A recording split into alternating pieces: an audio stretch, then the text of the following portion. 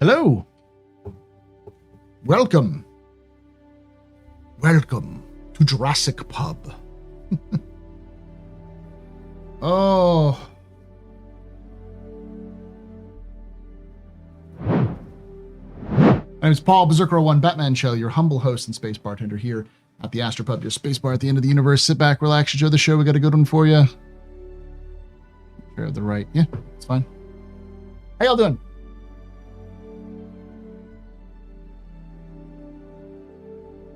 So I've got good news and I have bad news. I'm going to actually have to do two separate videos, two capsules.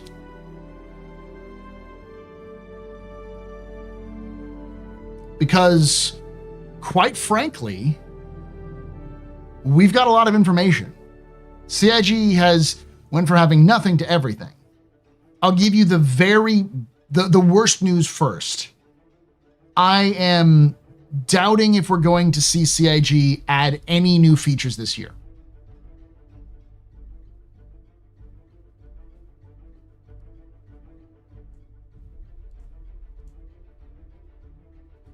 Yeah. So I don't think we'll see engineering this year at all. We might see it at the very, very end of the year. And we're probably not going to see Nix this year.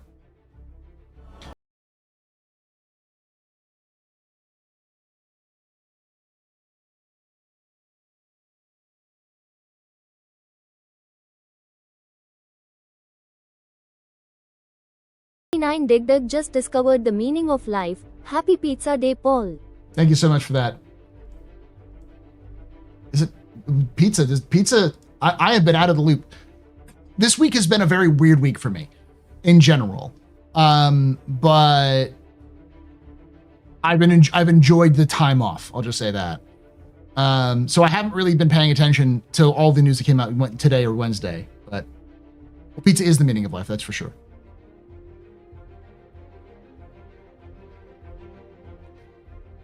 Why did I say this thing to me? Because I want to set expectations properly. Because I have been one of those people that's like, hey, CIG seems to be on that track based off the monthly reports and how they've been talking. Like 4.3 seems to be the patch that they want to add a bunch of stuff into, because 4.3 is not going to come out until like at the earliest August, but probably more like September. But looking at the roadmap roundup, 4.3, they already laid out the 4.3 stuff that's coming in 4.3, and it's not much.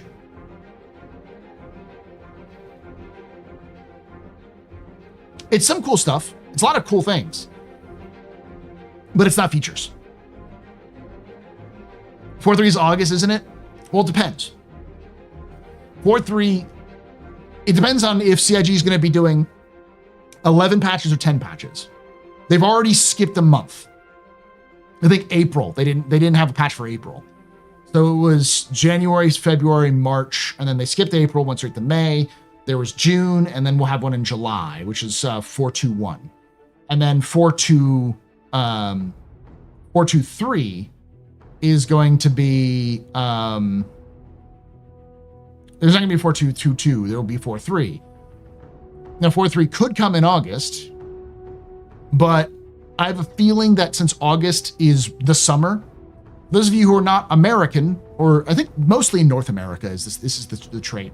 Pretty much everywhere else around the world, summer is the month of August. Most places I know in Europe have that's like kind of their summer period. I know a lot of places in Asia have August as just the month off, maybe 2 to 3 weeks or a month off for school. For a lot of places, just for like work, they just take that month off entirely. So I'm assuming that Manchester and especially Frankfurt will probably have most of August kind of booked with people not working. So with that being said, I don't think we'll see 4.3 in August simply because it's a summer month. The cope zones are CIG trying to get people to cooperate with likely dubious results. That's why I call them cope zones. We'll talk about the cope zones here in a moment. I thought it was a good name.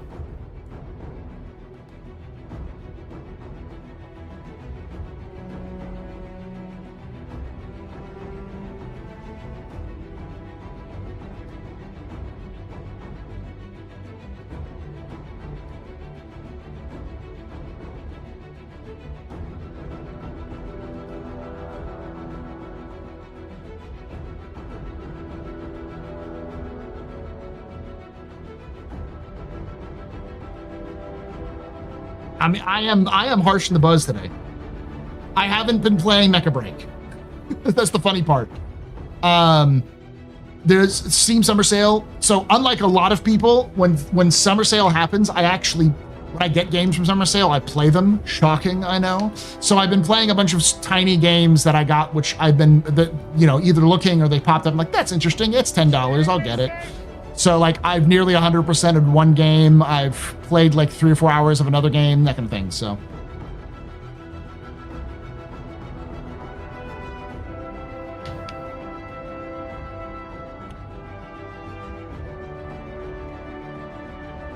Darsh, I know you're here and on Discord. I'm seeing this conversation. The reason why cope zones are going to be easy to fuck up with is if it requires 7 people to complete an action, it only takes 1 person to shoot one of those 7, and now you can't complete the obstacle. It just requires 1 person pooping in people's soup to make everyone eat poop soup. No, not Drive. It was Parcel Simulator, Our Adventure Guild, Lightyear Frontier, which was good. It's a mecha farming game, which is interesting. I'll play it at some point just to show it off.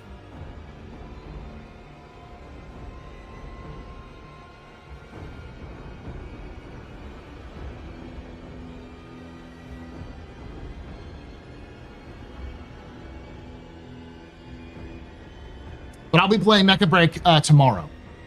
I'll be starting at noon. I know Loken starts a little bit later than that, but I'll be starting at noon, and when Loken starts up, and if Loken wants to jump right into Mecha Break, we can do that. So, hey, Yubi.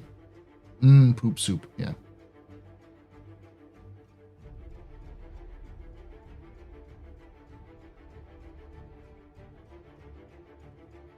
There were 7 heroes, but little did they know that one of them was a traitor all along. It's red. Red is always sus.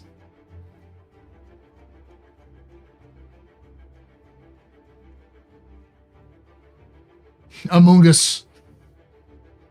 The fundamental truth is that it will always take a disproportionately smaller amount of people to fuck up the complicated tasks being performed by a larger group. This is a tale as old as survival games onset. Noobs farm resources, veterans farm noobs.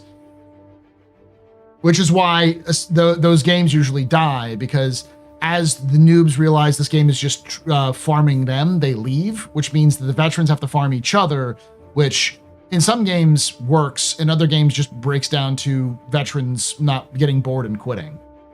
And so usually you end up with a small cadre of hardcores, but only if the game is good enough. I'm doing great. Mentally, I'm a lot better than I have been because I'm doing relaxing and stuff like that. And I got to play 40K for the first time in a long time. It's been like 2 weeks since I played it, and Cam and I played. It was fun. I spent all day watching Lore Citizen, spent all day listening. I'm glad to hear that. I need to start doing Lore Citizen again.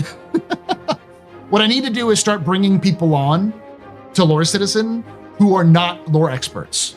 So the way that I'm going to start doing Lore Citizen in the future is I'm going to sit down with someone during the week who wants to know about lore of Star Citizen, but doesn't know it.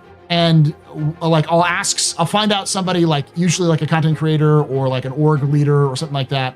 I'll ask them for a topic that they want to know about, and I'll sit down and I'll have a conversation with them, telling them what's going on.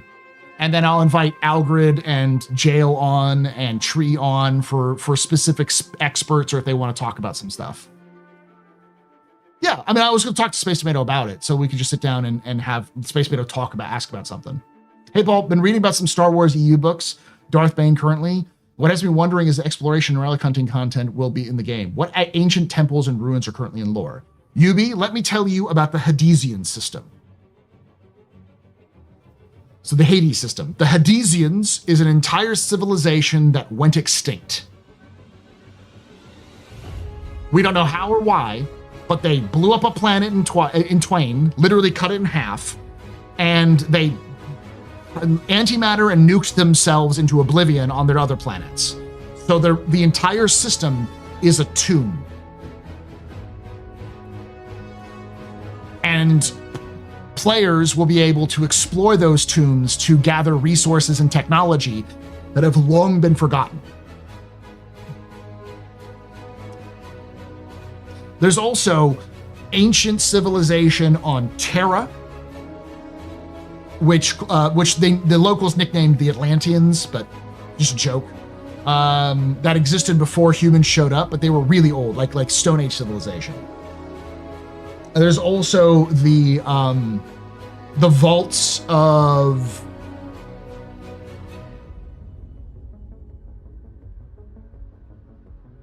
it starts with a K, and I'm blanking on it. It's like cartel. Cabal. The vaults of Cabal, which are the ruined like locations where the Tavarans set up old like bunkers, which stored all their technology. So there's other places like that. There's also like the Caliph has old temples and old structures, probably hidden in the hills from the times of the Tavaran Wars. There's the UNE and UPE facilities, as well as other abandoned facilities, which are located all over places like Nexus and Pyro, which will be kind of like temples and stuff like that, but they're going to be more like laboratory dungeons. They even talked about it in 4.3. They're adding them. So, where is Fiona Messer, Paul? Where is she? My theory is that Fiona Messer is in Pyro. My theory is that Fiona Messer is in cryogenic stasis somewhere in Pyro, and the Xeno threat has her. And Xeno threat is her like SS, her, you know, what are they called? Praetorian Guard, like the loyalist of the loyals.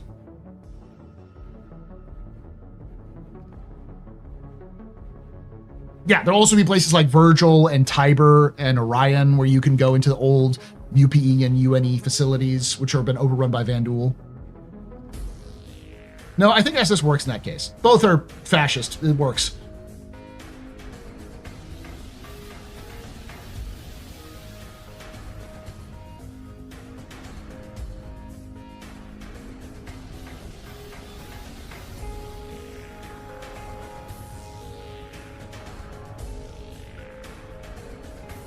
I imagine those places will be visitable in terms of like high danger raids.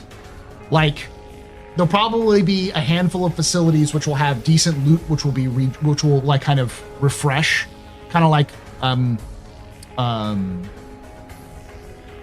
conflict zones or contested zones, where you'll be able to go there, but you'll have to fight like Vanduul, like really high level, high difficulty Vanduul, and or like other bandits or raids and stuff like that. Yeah, like kingships, but also like just hordes, waves.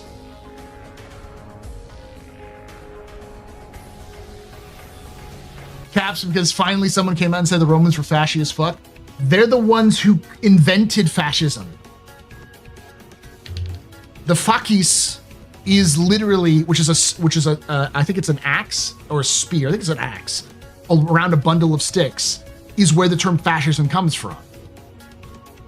And the idea was that the Romans had that in times of war and in times of great hardship, they would give the fakis to a dictator, or like dictator or something like that. It's literally a title in the Roman government, which was basically a king who would control all of Rome for a period of time that the Senate would give them total emergency powers. And then they would then use that power to solve the problem and then retire and go into the countryside to go live as a farmer. And the reason why we associate dictators with not giving up that power is because of Julius Caesar, who became a dictator for life and never gave up his emergency powers. If that sounds like Star Wars, it's because Star Wars is based off of the rise of Julius Caesar.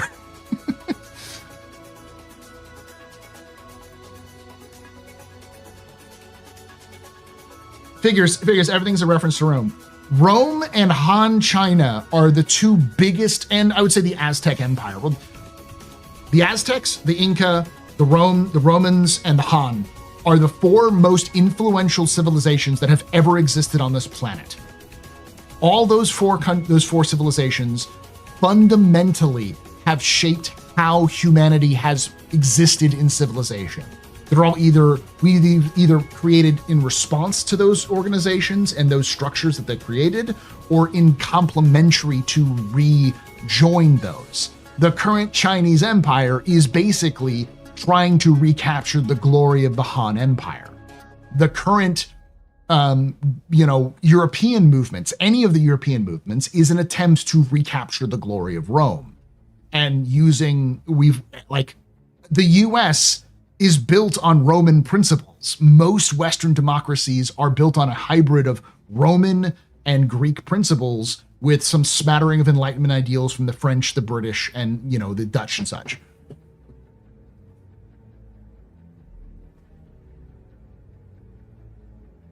Because the Aztec or the Mexica are so important because they basically came in as from northern Mexico, aka Arizona region, came down to the modern day region of Mexico City, fucked everyone up, and forced them to pay attention to them. Built the largest city on the planet, completely self-sufficient, and ruled through terror and cooperation.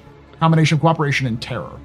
So pretty much everyone in the region either dealt with them or fought them. And that was sort of the entire relationship from there all the way down to the Yucatan. And the Inca had the similar situation where, because the Inca weren't as strong as their neighbors, but they were really smart, they knew how to cooperate with each other. So every time they conquered a nation, they would basically bring that nation in completely intact and simply made them join the Incan Empire as sort of a satellite state, and gave them the advantage of their trade routes and their technology, while they gave them some advantage back. So over time, the Incan basically confederacy grew to encompass most of Peru because of cooperation. And it was the central authority of the Incan state, which maintained the roads, which maintained the trade, which meant that people who lived in the mountains could get good food from the valleys, and people in the valleys could get resources like minerals and other resources from the mountains. So both sides would benefit, and allowed for them to grow their populations in regions which were very difficult to live in, even today, to massive numbers. And when you have a large number of people, all who are intermeshed with each other, anyone who tries to stop you is going to get stomped into the curve. And that's what they did. They just were really good negotiators. So they wove this society together of these different patchwork of civilizations. And when anyone grew big enough to fight them, they just took their confederacy and punched them in the face until they stopped moving. And then either offered them to join the confederacy or destroyed them. So basically all of South America is some sort of response to the Incan Empire.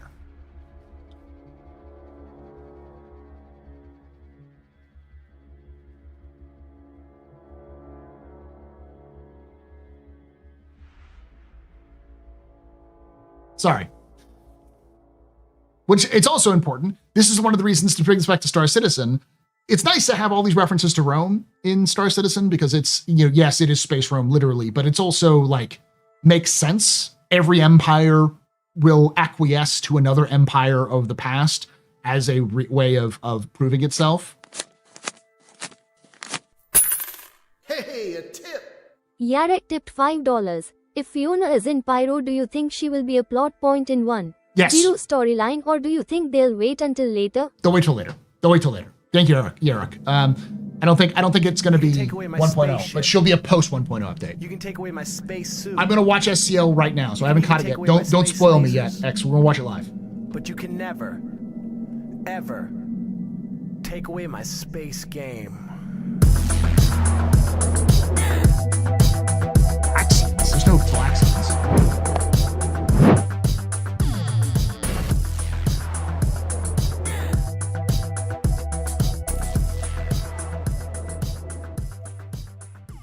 Valicid just resubscribed for 15 months. Thank you so Valicid for that 15 months of support. You're very important, however, very precipice, or very pedestrian. That's your fault. You're drinking night. Shots and cheers to chat, y'all. Shots and cheers.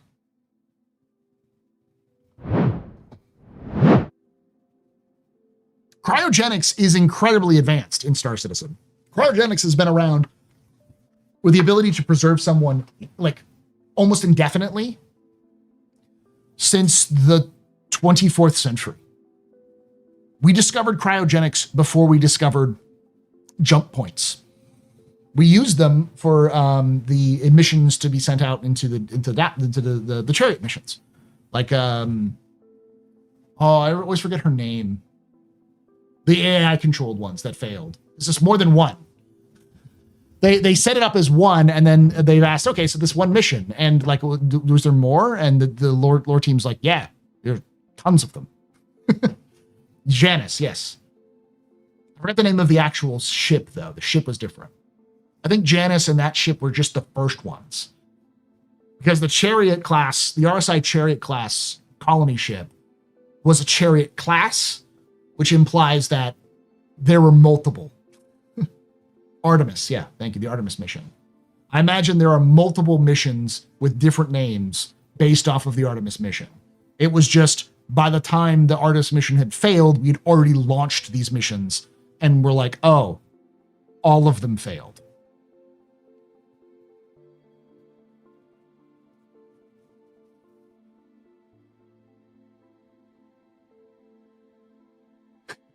No, I'm mixing and merging several challenging names from across fiction and reality.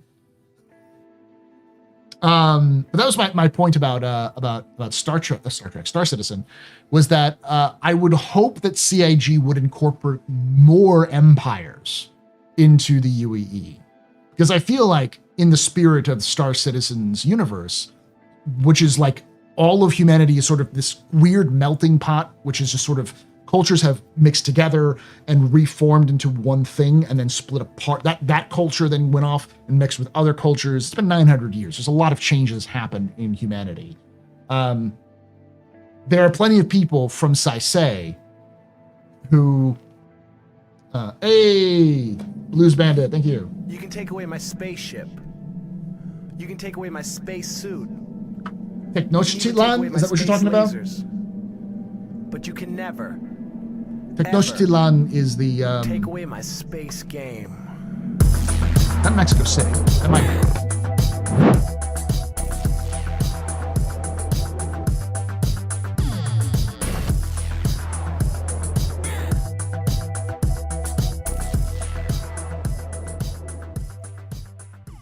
Blues Bandit has subscribed. Thank you so much, Blues Bandit, for that becoming a subscriber. You're a VIP, a very important pupper, a very precipicer, very needed pedestrian. This is your fault. You're drinking night. Shots and cheers in chat, y'all. Shots and cheers.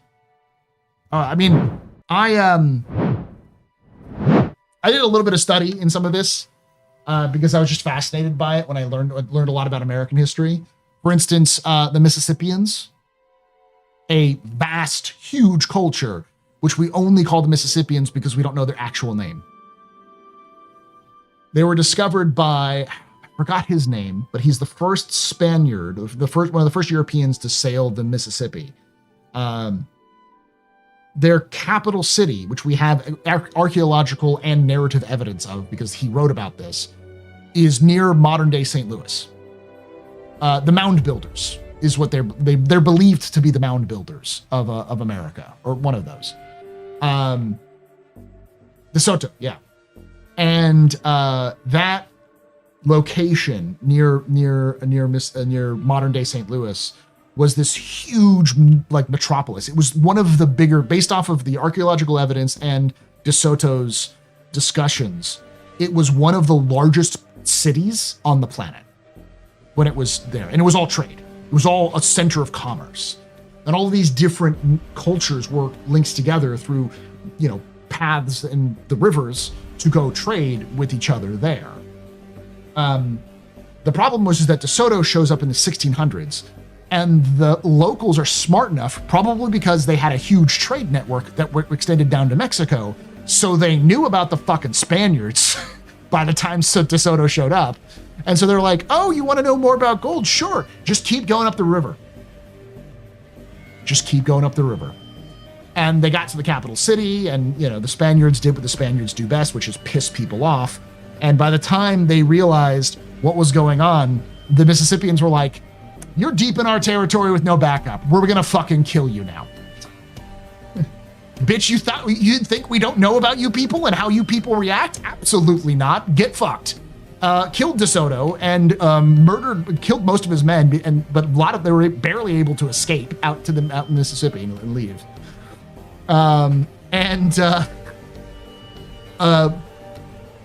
The thing was that people thought DeSoto was lying about all of this. We only know today that it was true because we found archaeological evidence of a lot of the stuff DeSoto said for sure. We only know it because DeSoto didn't survive, but he wrote it down in his journals, which survived.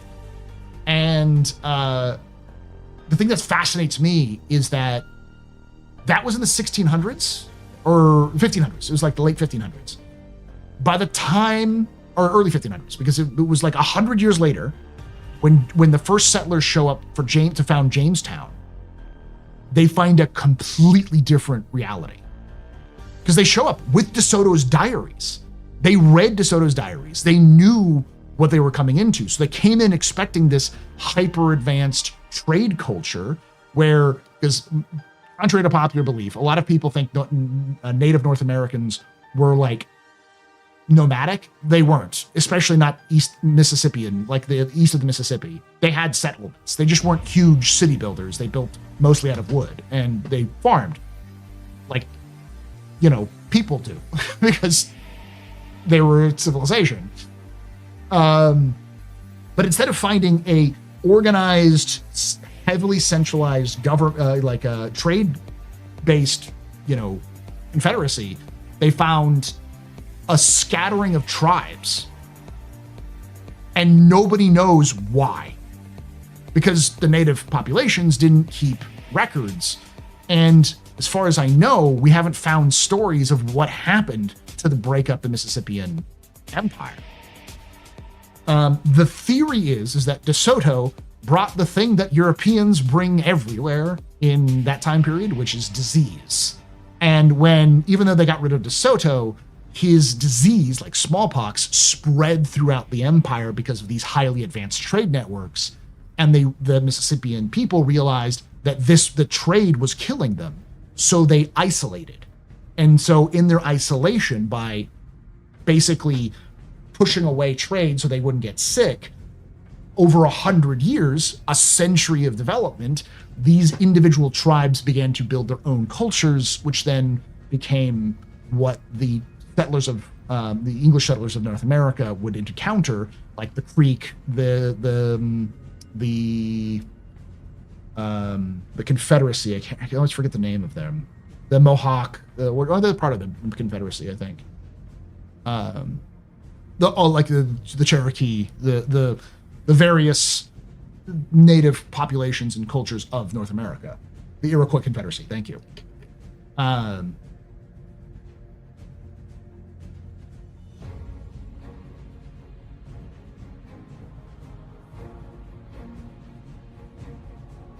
Yeah, the main thought is disease, but we don't know, because it was like, why would disease didn't destroy nations in Europe.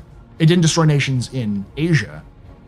Like, countries still existed, even in places which were more nomadic or less, not advanced, but less settled in like Central Asia, didn't like disappear. The Kazakh culture didn't disappear because the Black Plague went through. So it's weird to see a culture completely just disappear after over 100 years. 100 years is a long time, but it's not that long. Even when your average population's living to their 40s or 50s, that's 2 to 3 generations. Like, there should have been generational memory. Like, the grandparents of the people who were alive in the early 1600s would have remembered these, or at least they would have been around to have heard stories of it. But I don't think we have native stories from those cultures. I am ignorant of that, but in my brief study of that, I didn't hear any of that. So.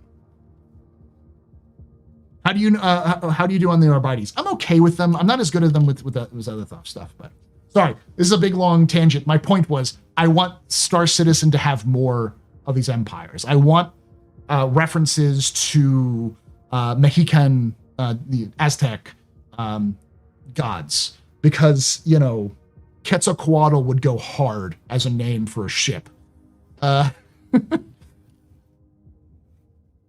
Same with like, you know, references to the Han Dynasty of China.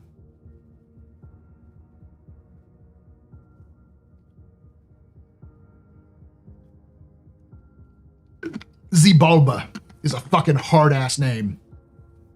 That name just absolutely, it's such a fun thing to say too. Xibalba. It's the underworld. It's the Mexican underworld, which doesn't exist anymore because the first emperor went to Xibalba and killed the devil. I think it was the god. Yeah, the gods went to Xibalba and killed the devil. It's the afterlife.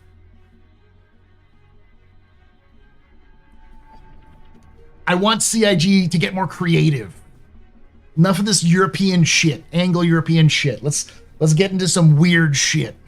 It's also about, like, you know, respecting those cultures. It's a lot easier for somebody from, you know, Germany to be pulling names out from, like, Anglo-German history.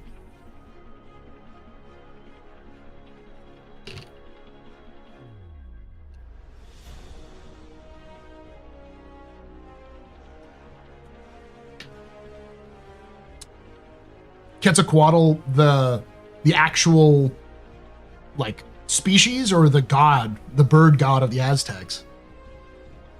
Is it the pod racer guy? Yes.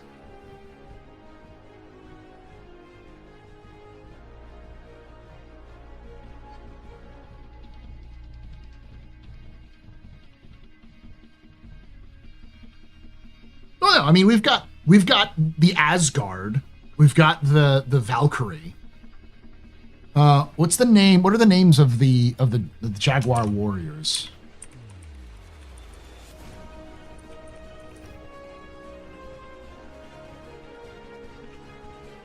Ocelotl, or Nahuatl. The Crusader Ocelotl, the Crusader Nahuatl, heavy fighter, medium fighter. Well, it's what we call the or Coatl.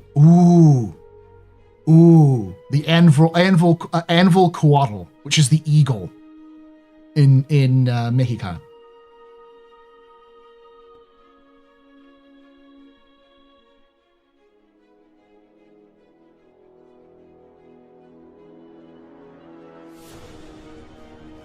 I mean, I can see Crusader doing that. Crusader takes a lot of mythological creatures, but I mean, as Anvil does too.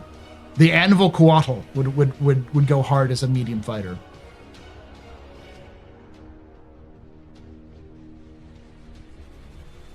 I could also see Drake doing it, because that's also something that Drake would do.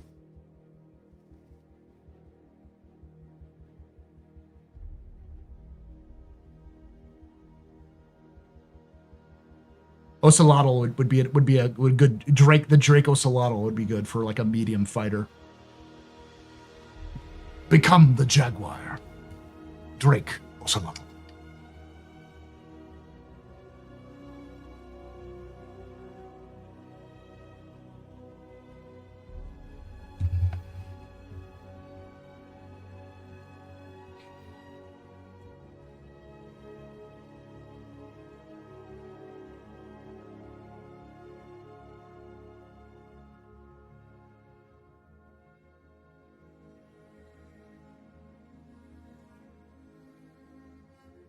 I can see Tavarin doing that. I can also see a Drake bounty hunting ship. Ooh, yeah, like a consolidated Outland. Consolidated Outland bounty hunting ship called the Ocelotl. The Ocelotl, not the Ocelotl. Ocelotl would go hard. Because, for those of you who don't know, the Jaguar warriors were basically Aztec special forces. They were the most elite of the warrior class, and they would they would not. They were very good at sneaking up on enemies, dispatching them, but not killing them, capturing them, and then bringing them back to sell as slaves or to sacrifice.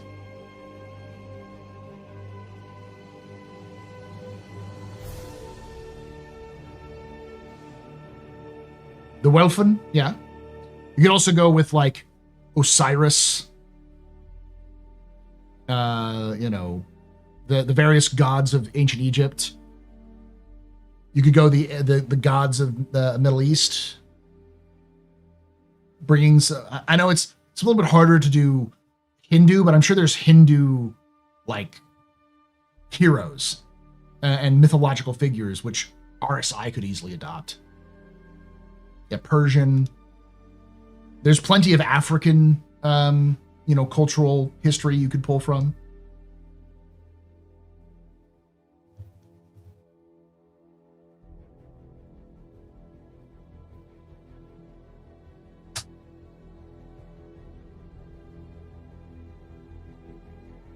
A capital ship called the Teotihuacan. Ah.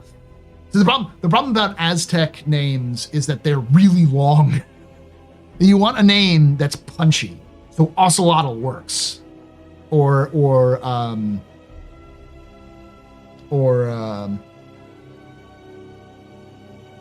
Kiwatl. Kiwatl is the eagle warrior. So Welsh names are the same problem. The Teotiti. Or just Teo. They call it the Teo.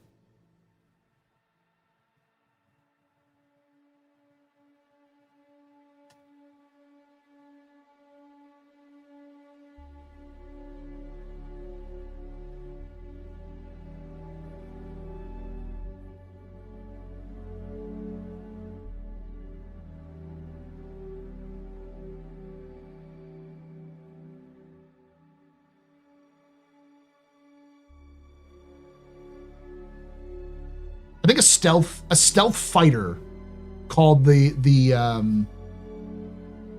Ocelotl would be good,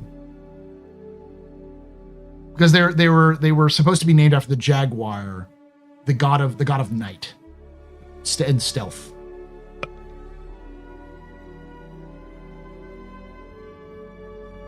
Cahokia was the trade metropolis Paul was describing earlier. Thank you. Gilgamesh. Why don't we have a ship called the Gilgamesh? The first hero? God. I mean, like that's an RSI easy get. That's an easy get for RSI. That'd be a cool name for like the battle cruiser class, the Gilgamesh class battle cruiser.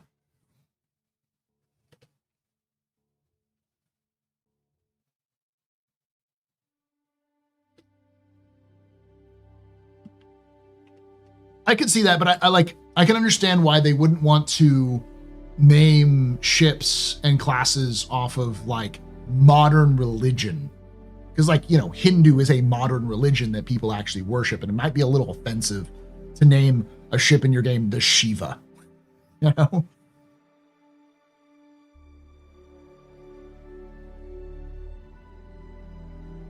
That would actually work, Iris. I think if they called the Gilgamesh and the Enkidu, because you have Gilgamesh would be the name of the, you know, those two ships that we have right now, the that look like they're the copies of the Bengal. If you had the Gilgamesh, called one the Gilgamesh and one the Enkidu, whereas like Gilgamesh is like the battle cruiser and the Enkidu is the carrier. The Jesus 4000, yeah. They kind of a little bit. That Crusader does that a little bit. They tread on a little bit on that. Is there a Leviathan ship in lore? No, the closest we have is the Retribution class. Ooh, I like the Sobek. The Sobek I don't think would be a heavy fighter. I think that's a gunship. A Drake gunship called the Sobek, or Consolidated Outland gunship called the Sobek. the name also rolls off the tongue. I don't know. Final Fantasy's done it for a very long time. Yeah, they kind of get a pass for it though, because they also sort of like they don't fully go hard on it. They sort of, it's not based off of actual Christianity. Like they also use oh god, the dragon, which I know is based off of an actual dragon in mythology. Bahamut, you know, which is also a satanic well, not a satanic, it is satanic, but it's also, Bahamut is also used as a pagan name. So they're a bit more respectful, but they definitely, they embellish it, you know, like Bahamut is not the goat god, it's a dragon, which is based off of Dungeons and Dragons' use of Bahamut and stuff like that. I do like that too. Galahad, Lancelot. I do think that a lot of those names would probably be used for the Perseus class. So like, I wouldn't be surprised if there was the UES Galahad and Lancelot and Arthur and Gilgamesh and Mbuku and that sort of stuff like that.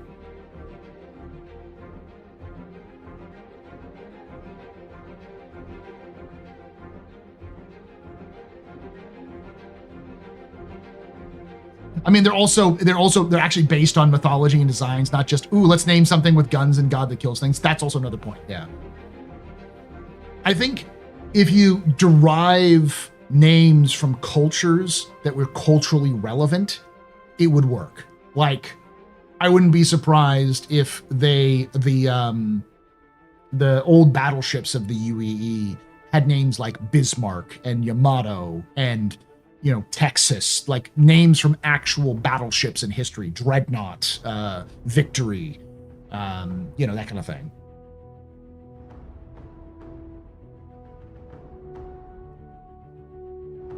That would be perfect for Kruger. Kruger would go really hard with medieval stuff.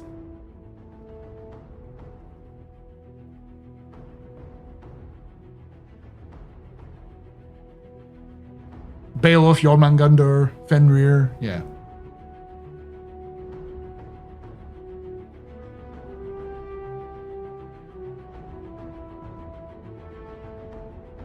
There's that one myth that constantly gets brought up in a lot of like, in a lot of, not just Japanese, but especially in China and Southeast Asia, because it's from a Buddhist myth about the Monkey King. Wukong, I think, is the name, because it's like they have that, basically they constantly, Journey to the West is the name of the myth, but like it's constantly brought up. It's kind of like King Arthur is constantly brought up in the West. Or, hey Paul, any 4th of July plans? Yeah, I'm not gonna really celebrate much, TK, for a lot of reasons, but we're just, Cam and I are gonna we have burgers and stuff like that we'll cook. They'll most take us a day off. They already have the Merlin though. You can take away my Kruger spaceship. Merlin is literally the name of the space stub ship.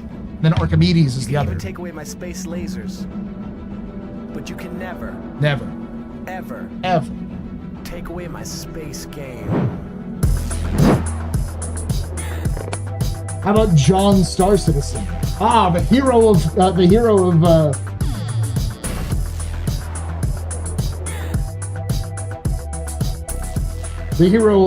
Vega, John Star Citizen. Monstratus just resubscribed for 39 months. Ah, yes, something nice to listen to so I don't have to read. Thanks, Paul. No problem, Monstrous. You've had 9 months of support. You're a very important pub, a very impressive pisser, very neat pedestrian. This is your fault. You shouldn't drink it bad. Shots and cheers in chat, y'all. Shots and cheers. He wouldn't be called John Star Citizen. He should be called John S. Citizen. I am tempted to name my first character in Squadron 42 John S. Citizen.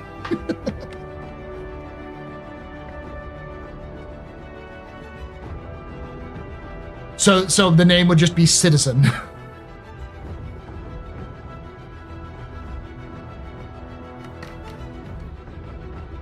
Tim. If Kruger's naming after wizards, how about we go Kruger Tim? Maybe.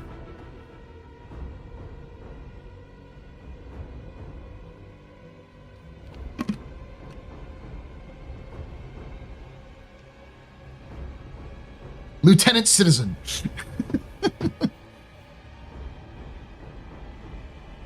The hero of Vega. He joined UEN to avoid going to prison. I could see the Kruger starship name being the Arthur or the Excalibur. If they name the, do we know the name of the Kruger light fighter? Excalibur makes sense.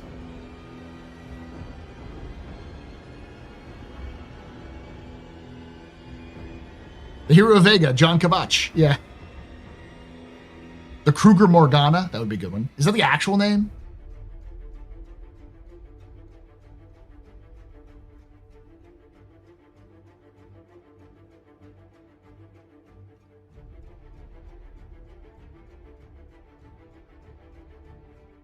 Imagine the family line is important to Star Citizen. The long, heroic S-Citizen family tree.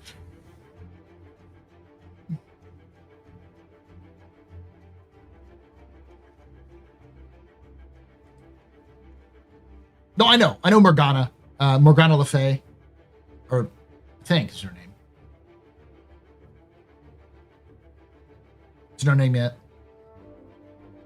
Excalibur makes sense because they already have Archimedes. They have Merlin. Now, I believe both of those names are in reference to Wing Commander, because those were also the names of the AI in Wing Commander.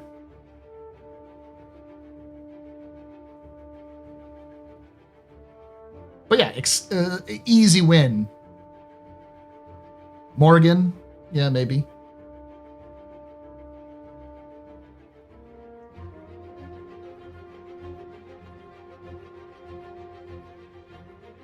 I could see Kruger doing those names.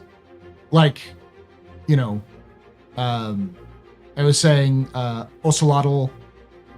You can go with like the like mythological names, because they already have sort of the like myths. Artur, yeah. Knowing them, they'd go Arturius or something like that. The Kruger Pendragon. That goes hard. Holy shit. That would be a badass name for like the Kruger version of the Constellation. Like a large combat ship. The Pendragon. Fuck me. That would go hard. Celtic goddess Morrigan was the goddess of war and death. So yeah. You could also go for famous Germanic medieval groups. You'd have to go really like light, because a lot of that shit was absolutely ruined by the Nazis, like the Teutonic Knights and stuff like that. But I'd love an Amos class, but it's a little on the nose. Yeah, because they're Kruger, so like it's German. You'd expect some Germanic stuff in there too. The Siegfried.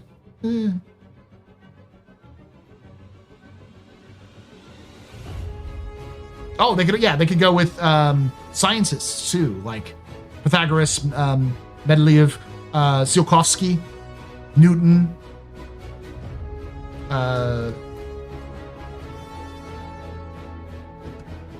von Braun.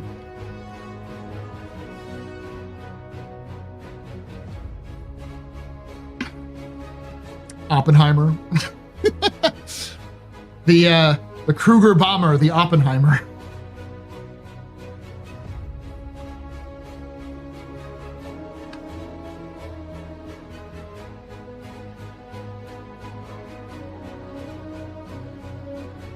After you're talking about DeSoto, I find myself going down the rabbit hole of historical disagreements between the proportion of death caused by disease and or other factors like colonialism. They kind of go hand in hand, but we know that disease ripped through the continent pretty quickly, because all of the early evidence we have from various sources across European documents all prove that there was a lot more people in North America before the colonies first started getting set up. And then when they showed up, a lot of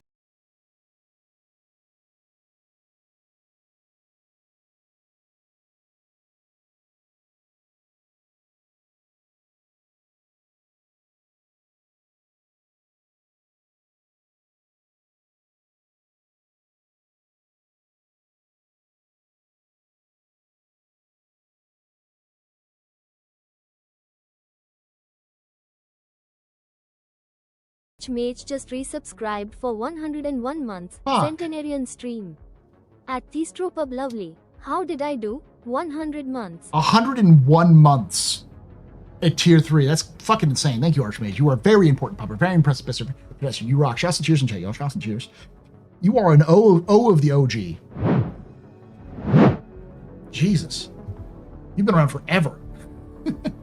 We were just talking about how Star Citizen should be taking more inspiration from the various empires and cultures of Earth beyond just Rome and Europe in general. Because right now it's like Norse mythology, Rome, and a lot of European stuff. You don't really see a lot of... You see a little bit in MISC ships with Mirai, you know, and some of its naming conventions. But you're missing out on like African cultures, Middle Eastern cultures, a lot of Southeast Asian stuff, North American, South American native names.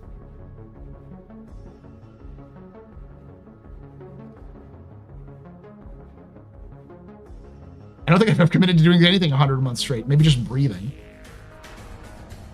I'm drunk now, anyways. Thank you so much, Cat March Mage.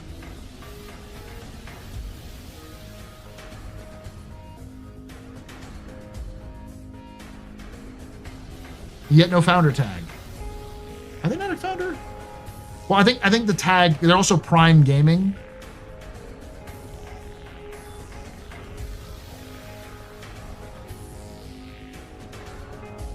China from Xi'an. Yeah, but I mean, I would think that human culture from China should still show up. It's the largest country in the world. It's the largest population in the world.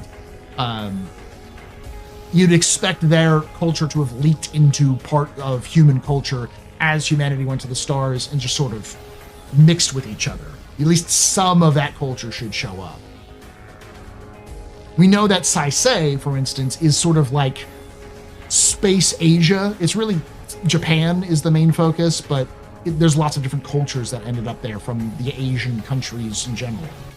But you expect more. I'm of the opinion that there should be a lot more unique cultures in space. There should be a lot more combo cultures. Like, I would be entirely okay if what are they called? The Cyrenians, the people from Virgil, were like North African, because Cyrene is a goddess from North Africa. So that would make sense why they ended up naming it Cyrene, because people from like Egypt and Libya and those regions just settled it. So you'd have a lot more of those influences there. Twitch Pacheco? I mean, yeah, Tizia Pacheco exists, but you don't want to know, Jin. Do you know where the Scots ended up? Hurston.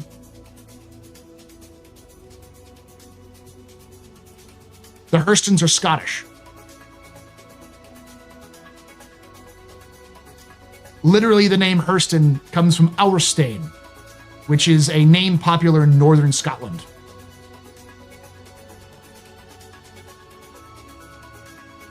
India, you're right, yeah. India has more people than China does now. That would also make sense. Where are the Indian populations as well?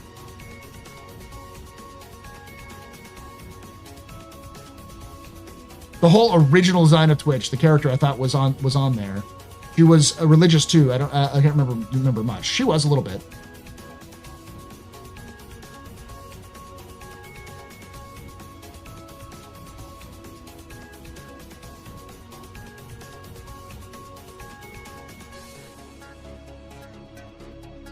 How are the UE ship classes named after battles? Normandy, Agincourt, Somme, Kursk, Kenai. Yeah.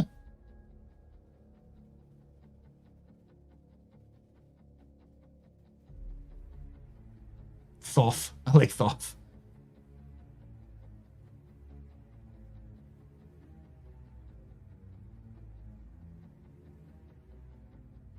You know, my main criticism is that science fiction don't do universal healthcare as standard. With Star Citizen, it makes sense, because Star Citizen's universe is not a proper utopia. It's a dystopia. Now, that doesn't mean that there wasn't universal healthcare at some point, or there are cultures and like planets that do universal healthcare, but as a whole, it doesn't, because it's a dystopia. it's cyberpunk mixed with tape futurism and military science fiction. It's Starship Troopers meets Blade Runner meets Aliens. Alien and Aliens.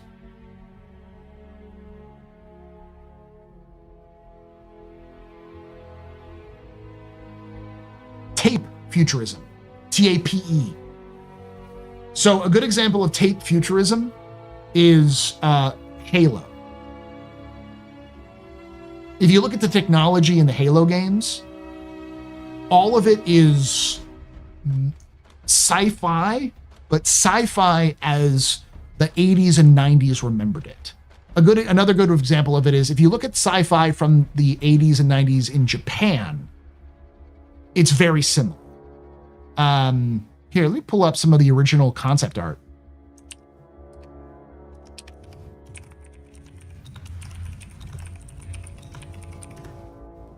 So, like, here are some of the original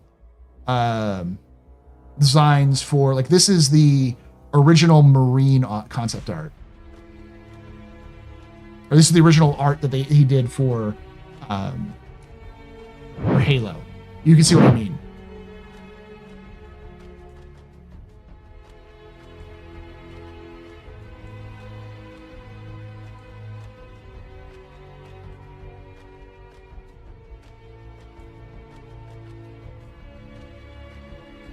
Some of it was one-to-one transfer over.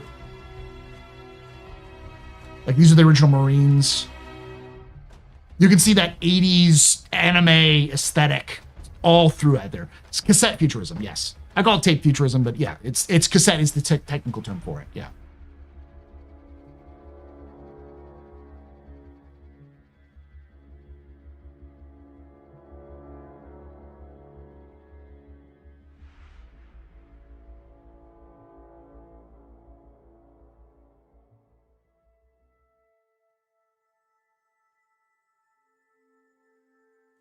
No, it's Gothic. 40K is Gothic futurism. It's Gothic because it's like cathedrals and everything like that. Big chunky levers and stuff like that, but that's the Gothic sort of style. Everything is done that looks like a medieval art piece, which is intentional. Yeah. It's the cassette futurism is the technical name for the 80s and 90s retrofuturism. What did they refer Starfield as? NASA punk was the term they used.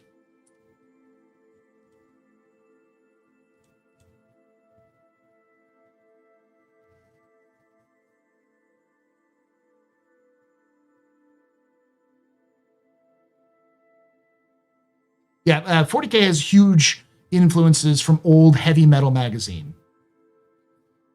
and like heavy metal and rock from that time period, which is why like there's lots of sort of sex, drugs, and rock and roll in the 40K universe.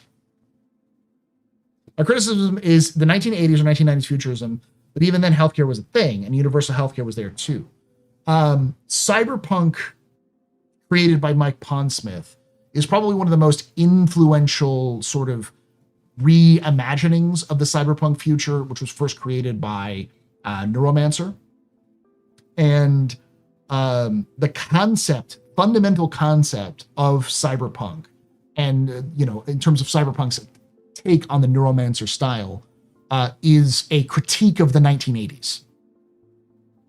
It's a political critique of Reaganomics and Reagan in the United States.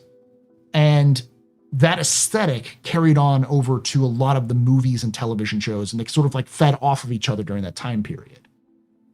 And non-universal healthcare is a fundamental ideal in cyberpunk universes, because the idea of cyberpunk is that corporations no longer trust the markets. So instead of investing in the markets, they invest in technology, but technology as a form of human control. And what's the easiest way to control people? Control their health. So you can live forever, but you have to literally replace your body with mechanical replacements, which are technologies created by corporations, which will constantly update it. So you constantly have to go in and get the new shiny from that corporation. It's always US because it's the worst. Because the American empire is also super influential. And as much as, people shit on the US for being a small population, it's still the third largest country in the world. It's like 300 million. It has about the same population as all of Europe combined, but it's got a lot more influence than all of Europe combined. Yeah, it's cultural hegemony. But for Star Citizen specifically, and for Cyberpunk, they are fundamental critiques of American society. They're sort of, what are they called?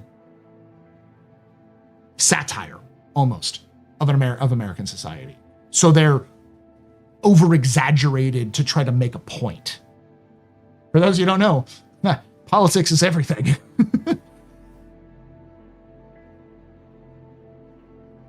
So, as a result, anything that's inspired by cyberpunk dystopia will have that sort of non-universal healthcare attached to it.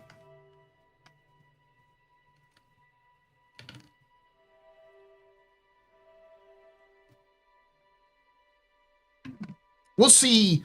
Cyberpunk will probably evolve. We'll probably see some version of cyberpunk evolve in the modern era as a critique of the modern era. We've already seen that a little bit. We've got things like solar punk, which is sort of like a inverse of the cyberpunk. It's sort of a hopeful vision of the future, where instead of seeing technology as this thing that will replace everything, it's seeing technology as a way to heal the earth. I take it that they haven't had the take in dystopia where the state with universal utopian systems comes with takes over, but it's still extremely elitist and so on. With Star Citizen specifically, it's also a game mechanic. It's designed, non-universal healthcare is specifically designed as a means of forcing you to pay for things that otherwise you wouldn't have to in Star Citizen. Deus Ex has had a huge influence on that, but that was in the 90s, yeah. Hope punk is what I've heard the overall genre would be called, yeah. It's still got that punk aesthetic in terms of like anti-authoritarian, anti-imperialist sort of mindset that you'd see in the 80s and 90s punk scenes, but it's a little less burn the system down and more let's build a community garden and fight the system. I like Solarpunk too. Afrofuturism is a response to cyberpunk as well, but like Solarpunk is a lot more disheveled. It's more ad hoc. It's kind of like you see what are they called? The tenement buildings that are sort of built out of scrap in places like South Africa and in Brazil. It's that aesthetic, but with lots of like solar panels and modern technology, but a lot of more like greenery and being blown back to Earth sort of thing.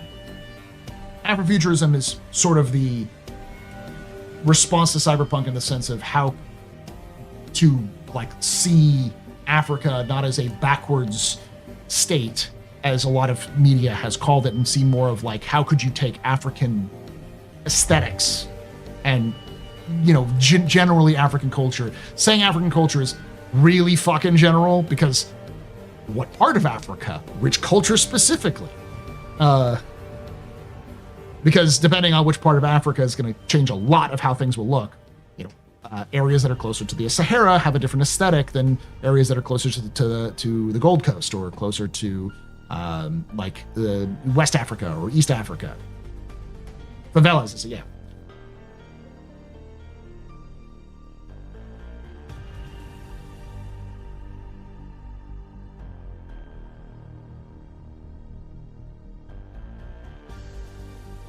Yeah, the thing about bad stuff happening is it's also good for conflict. Everyone can relate to bad stuff happening because we've all had it in our lives, either politically, economically, socially, whatever. So those conflicts, when you bring them into a video game and you can punch it to death, makes you feel better.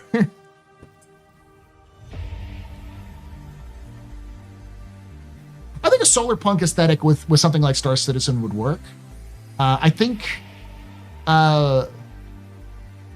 you'd have to change a lot about Star Citizen. A solar punk version of Star Citizen wouldn't be fighter based, for instance. It'd probably be larger ships.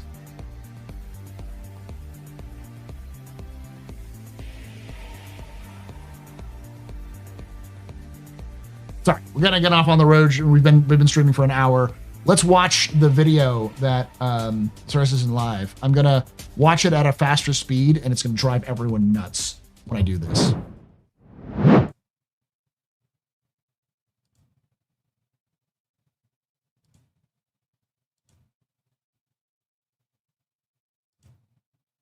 usually do it at 1.25.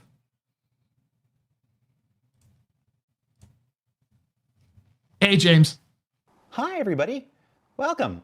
I'm Jared, and I'm the host of Star Citizen Live, a show that... He's lost a lot of weight. I know it's been like a month since we've seen him, but he looks a lot more fit than he has. Even, like, I know people said it last time. It's like, yeah, he does look, he looks lost a lot of weight. We used to do every week, and I've only done like 4 times this year because a bunch of the people who I work with changed the very nature of our project. For the better. It's been a good year. If you've never seen Star Citizen Live before, and you're so lucky if you haven't. Astro stream off topic, just as uncommon as short. Welcome to the office hours. This is what we do. To be fair, everything we've been talking about does relate back to Star Citizen, because you have to understand the themes of Star Citizen to understand what Star Citizen is trying to do.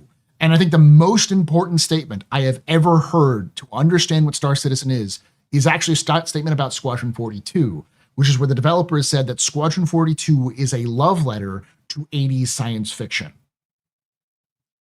And the second I heard that, and I knew that the influences of Alien and Blade Runner were everywhere. Hurston's Central Business District, or Business District, or Central. It's not Business District, it's called Central. The building that's there, it's just called Central. It's called Hurston Central, which is a clear reference to the Blade Runner, I forgot the name of the company, that building, which is like a giant Aztec temple. And, you know, the fact that the Reclaimer is literally the Nostromo, you know, Tyrell Corporation, yeah. Wayland Yutani is referenced everywhere. Like, then it's clear. I'm sure we'll see Running Man references. We'll see, what's the other big one? The one that was where they went to Mars. It's all about, like, you know, it was like Arnold was got his memories back. It's based off of the we can remember it for you wholesale. Total Recall. Thank you. I know this is the problem, is that there's a lot of things I'll remember all of the details. I'll just forget the fucking name. Santa Claus versus the Martians. I would love to see Star Citizen take some influence from Santa Claus versus the Martians. That shit fucking rocks. That would require CIG to take inspiration from kaiju films and 80s mecha anime, which they will never do, sadly from my perspective, because 80s sci-fi, like Patlabor and Ghost in the Shell, done by the same guy, by the way. The same director did both of those. Goes fucking hard.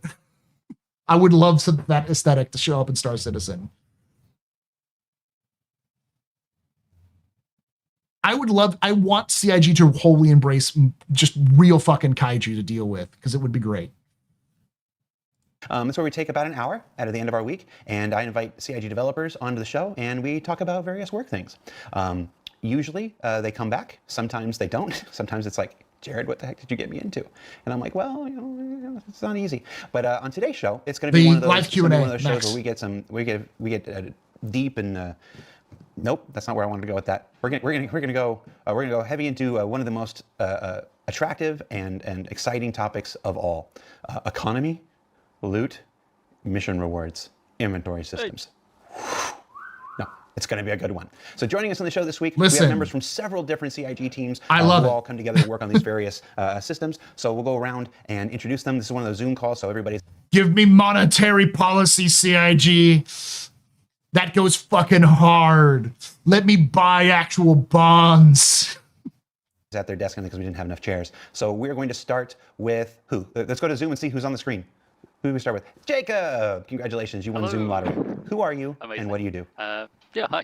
I'm Jacob. I'm a senior gameplay programmer, and I'm here this time because I have been programming a lot of these stuff for loot and harvestables, which is what all of these wonderful designers will be talking about for the rest of the show. Yeah. Okay. Randomizer here. Declan, who are you and what do you do for Star Citizen? Hello. Yeah, my name's Deck, system designer. I work on crafting, which we'll talk a little bit about, and inventory reworks, which is very exciting. Immediately next to you, Luke, who are you and what do you do?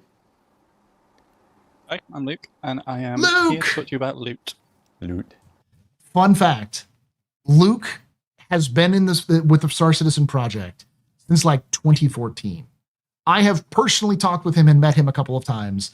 He is very, very chill. He is the reason why we had content in the 2.0 branch. He's the one who came up with the booze that you could collect at he's the architect behind the Security Post Korea. He's the one who made Security Post Korea fun for us early in the day. So, and he actively worked with and talked with the community about it. The fact that he's been sort of in the background with missions and a lot of these other teams for a long time, especially with loot, makes sense. Him being in charge of loot means that loot's gonna fucking be good. He actually listens to the community and like does a lot of feedback from that. So the musical instrument, you mean? Yeah, I'm gonna play the loot. Okay. Wouldn't be the weirdest thing we've ever done on SEO. Andre, who are you and what do you do for Star Citizen? Hi, I'm Andre. I'm the economy designer. And what does an economy designer do? We take care of almost everything that has to do with the shops, value of items, rewards. Yeah, so almost everything. And you're the reason everybody's unhappy. Yes. And across from you, Nick, who are you and what do you do? I am Nick. I'm also an economy designer and also involved in everything, but not the reason that any of you are unhappy. Okay. We all hate you, Nick. So if we have Andre, why do we need you? We have 4 economy people. We have 3 economy designers and an incredible technical person who I'm not even sure what his job title is because he knows so much stuff. So Andre is lead and oversees everything. I mostly focus on missions and rewards and item prices. Yeah, he's the guy behind the risk reward mission stuff. Team, so and the world famous Elliot Maltby. And Connor is commodities and trade routes and new systems and all the free trading and all that kind of stuff. He's the pretty face of economy. Connor is, yeah, Connor is. No, you. Come on, Luke. Come on. And you mentioned Elliot Maltby. He's a handsome man. Be here on the show with us this week. Yeah, it is. It's a real shame, but the terrible accident meant that. Accident completely his own fault and brought upon himself. Fucking too right. No, I've got people messing with my desk and I'm in a little bit SEL. Hi. Should I introduce myself? I'm Elliot Maltby, the lead mission designer. And I spend all my time on Twitch chat. Yeah, spend all my time on Twitch chat or making you all shoot each other, according to Reddit. I saw a post that said you were one of the masterminds of the entire persistent universe the other day because you listen to Imagine Dragons. Yeah. Listen, I'm going to give Elliot his roses.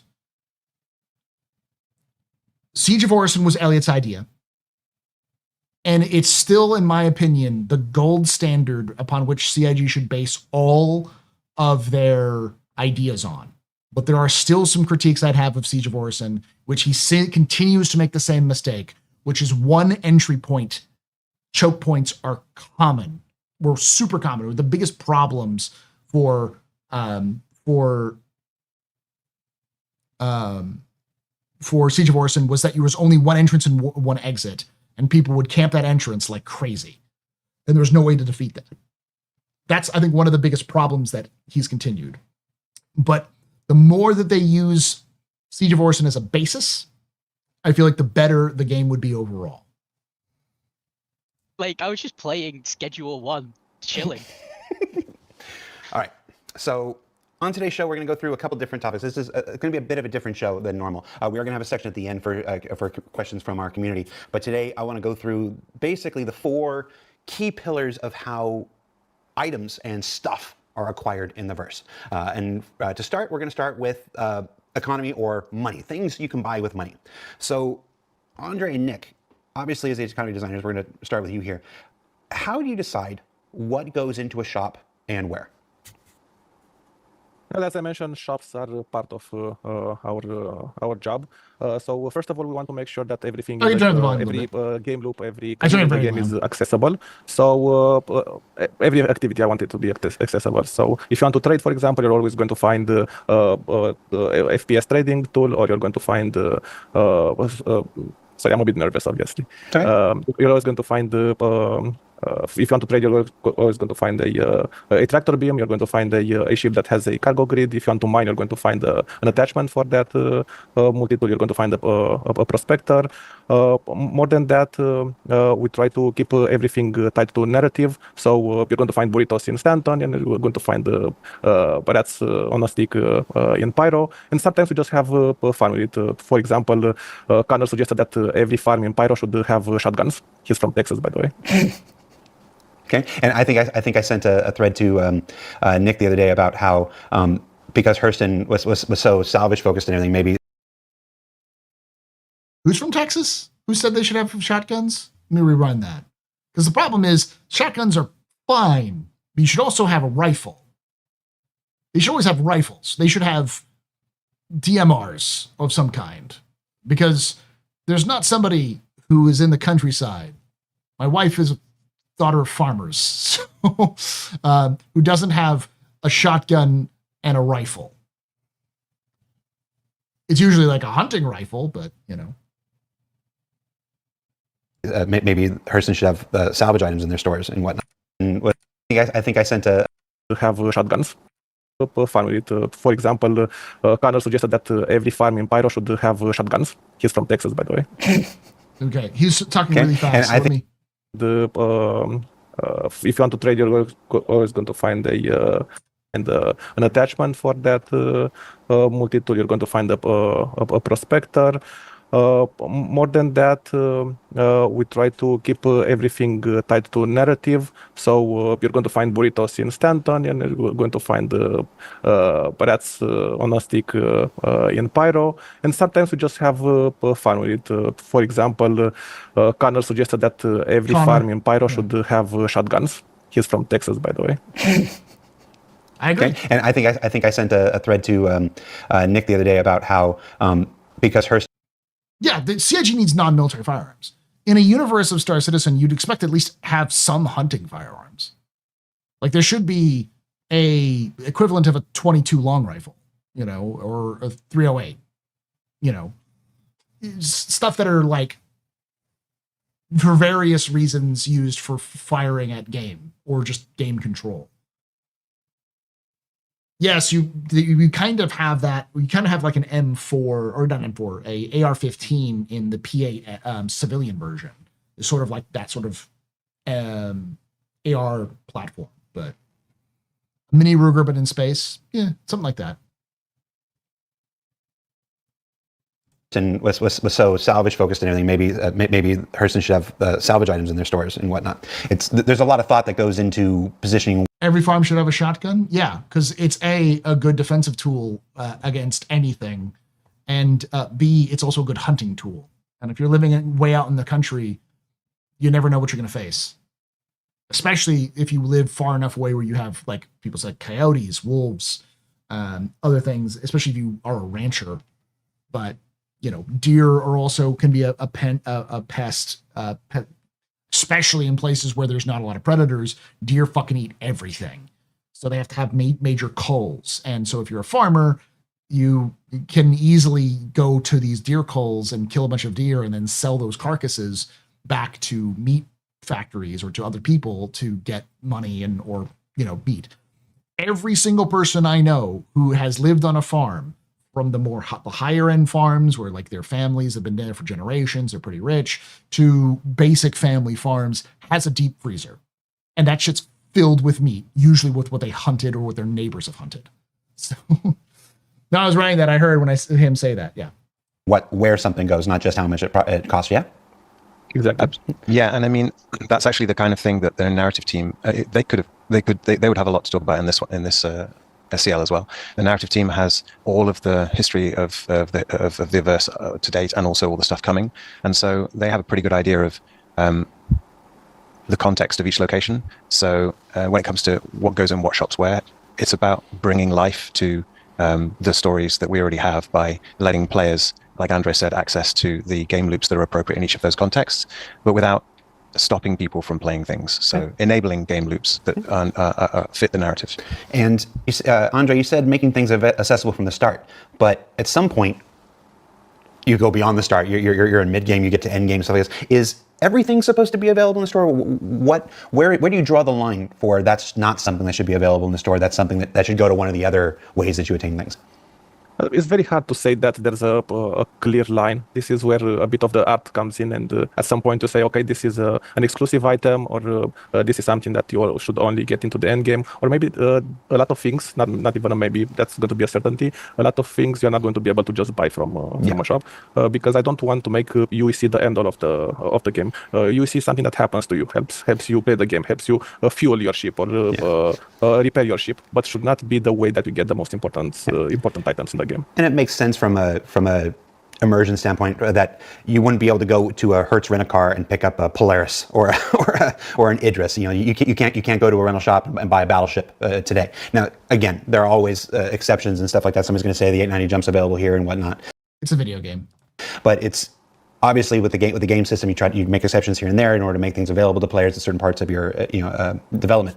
But on the whole, we don't want to put everything in one place because we want. Our deep freezer is full of veggies and fruit. We have fruit trees and big garden.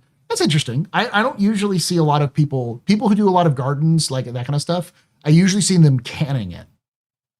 So like, preserving them in like mason jars, and pickle jars. They would take them and they'd can them and they'd store them canned canned. They bottle it. We call it canning it, but I don't think they actually can as much as I've seen. I've never seen people actually put them in cans and tins, more like mason jars and stuff like that. But yeah. We have to encourage players and money is something that just happens to you is a crazy statement. I mean, is it wrong though?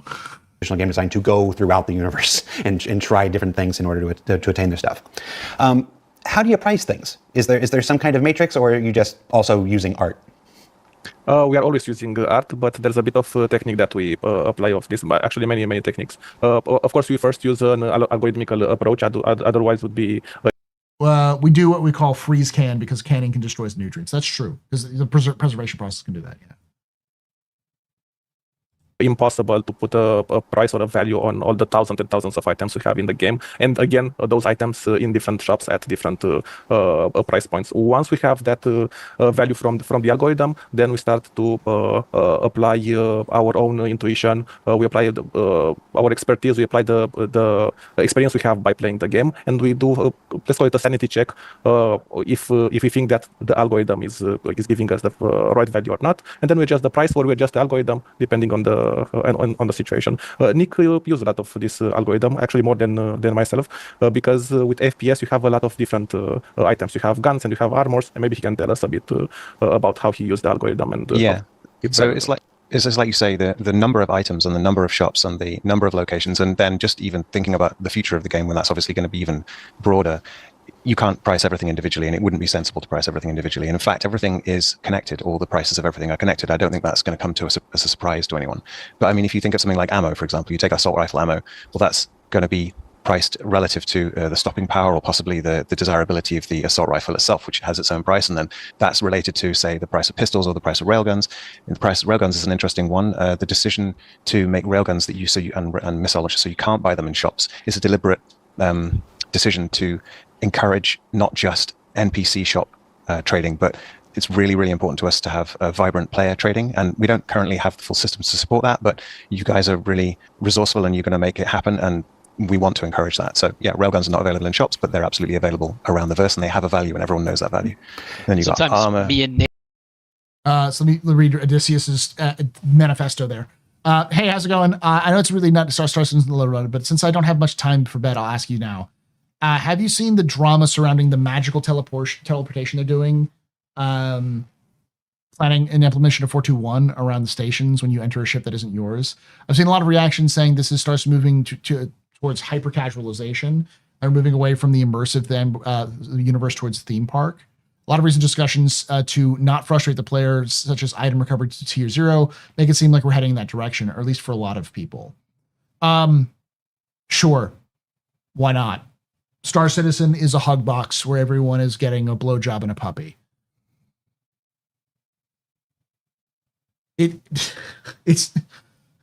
I don't want to sound flippant, but like this is a conversation that I've heard in the community since like 1.8, since like the earliest days, where everyone's like, it's not a sim anymore, it's an arcade game, it might as well be Star Fox, you know. Am I muted? No, I'm not muted.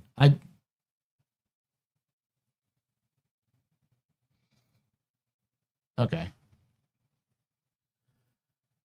Yeah, we already had teleportation out of hangars. It's a temporary fix, but I also fully expect it to be like tier 0 is a step towards what they're going to do with tier 1 and tier 2. A lot of it is simply quality of life changes. It's just some of the quality of life changes haven't been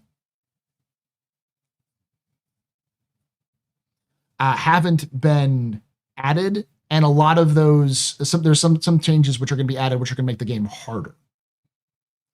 Like, there's important to remember intent and design versus application.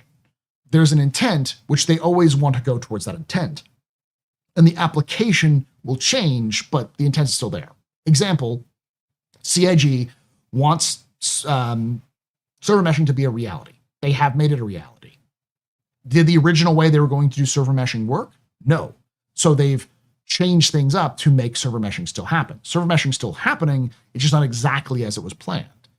And CIG's intent, and when it comes to design, is, for instance, to make space dangerous. They want your resources on your suit to matter. So you won't be able to have infinite EVA fuel. Eventually, you'll have to have use your tractor beams or the push-pull system to make sure you can navigate around space.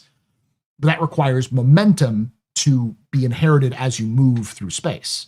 So that requires a physics system that works like that. And currently, they sort of have it, but it's not fully implemented. And there's certain things that exist but don't, and it's other things that don't. And those systems will eventually mature. Will they be the exact systems we have or we've seen them talk about? No. Like, for instance, they've removed mag boots because it would break the physics system, and it just doesn't look right, or work properly. Will some of it change simply because of player use? Yes. But will it change the intent to make space dangerous and make it something you have to plan for? No. We just don't know exactly how it is. It's just one of those things where when you see people go, this is becoming too hyper casual, it's usually just a knee-jerk response to something before they've even tried it. And I don't know how this affects gameplay in such a dramatic way that people are going to lose their minds. It's like you can't go into someone's private hangar and steal their ship. Okay. Or you can't go into someone's Idris and steal their ship from the docking bay. Okay. Like, this is a fix until they can get locks working. And when locks work, you wouldn't be able to get in anyways because you couldn't get through the lock. There's just no way of locking the doors right now.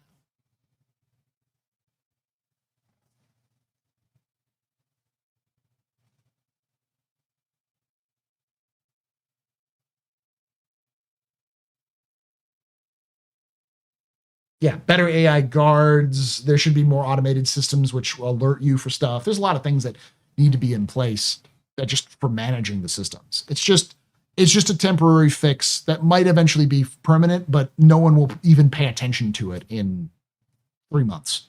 Most people will forget. And they'll move on to whatever new thing is pissing people off. This is why I don't envy CIG, because CIG's has to take people who are mad about this stuff, which, in my personal opinion, only mine, and you can direct your hatred at me, is just noise. It's people are frustrated about something, maybe something else in their life, and they see this and they get mad. They haven't even tried the implementation 90% of the time. They're just looking to get mad and argue on the internet. Fine. But that's not constructive feedback. Like, I don't see a constructive feedback that goes, hey, don't do this. Like, why? What are you taking away by preventing people from sneaking on board ships at dock? Oh, well, it means that I can't steal a ship. You can't keep a ship that you steal either. Not yet. So why does it matter? Oh, because I want to be a shit ass. Okay, so you just want to be a jerk? That's not really gameplay that we need to support in dock. There's enough opportunities to be a shit ass outside of a docking zone that you don't need more opportunities to be a shit ass.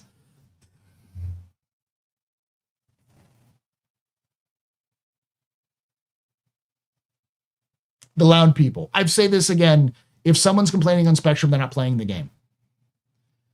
So it's hard to get feedback from people who are complaining on Spectrum who don't seem to be playing the video game. And the people who are the most content are the people who won't go onto Spectrum because they just play the game. Yeah. We'll talk about, we'll look at the black market. Absolutely. The org that I'm in, we do gun running and we sell. And not that I've infiltrated, but we use those data points that like we do in our org and how we do gun running to also influence, because obviously we put our worth on it based on the effort that we put up front for you to get it. Mike's org? I know Mike's org is a huge gun running org. So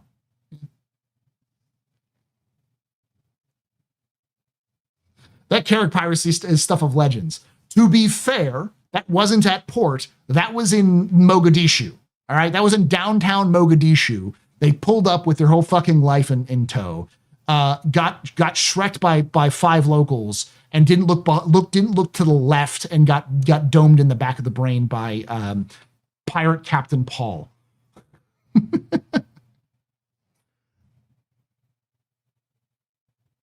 But then you put your own worth on it for you guys to get profit, and we take that sort of stuff into account as well. It's super important. I mean, if you take something like the anti-armor set, for example, like that has a value. It fits in with the algorithm. It makes sense. But the anti-armor set has a completely separate value to the people in the game because of its rarity, because of its availability and content. And that's why it's all related to it. So certain items are only available through content. No, the best was taking that cutter before riding off into the sunset. Listen, there's a theme where if CIG has a sandbox, CIG has not invented a sandbox event that I haven't been able to dome someone in the brain and steal their ship to fly away. So every time you land at a sandbox event, just always assume I'm outside your door as you're landing with a heavy caliber rifle about to dome you to take your ship.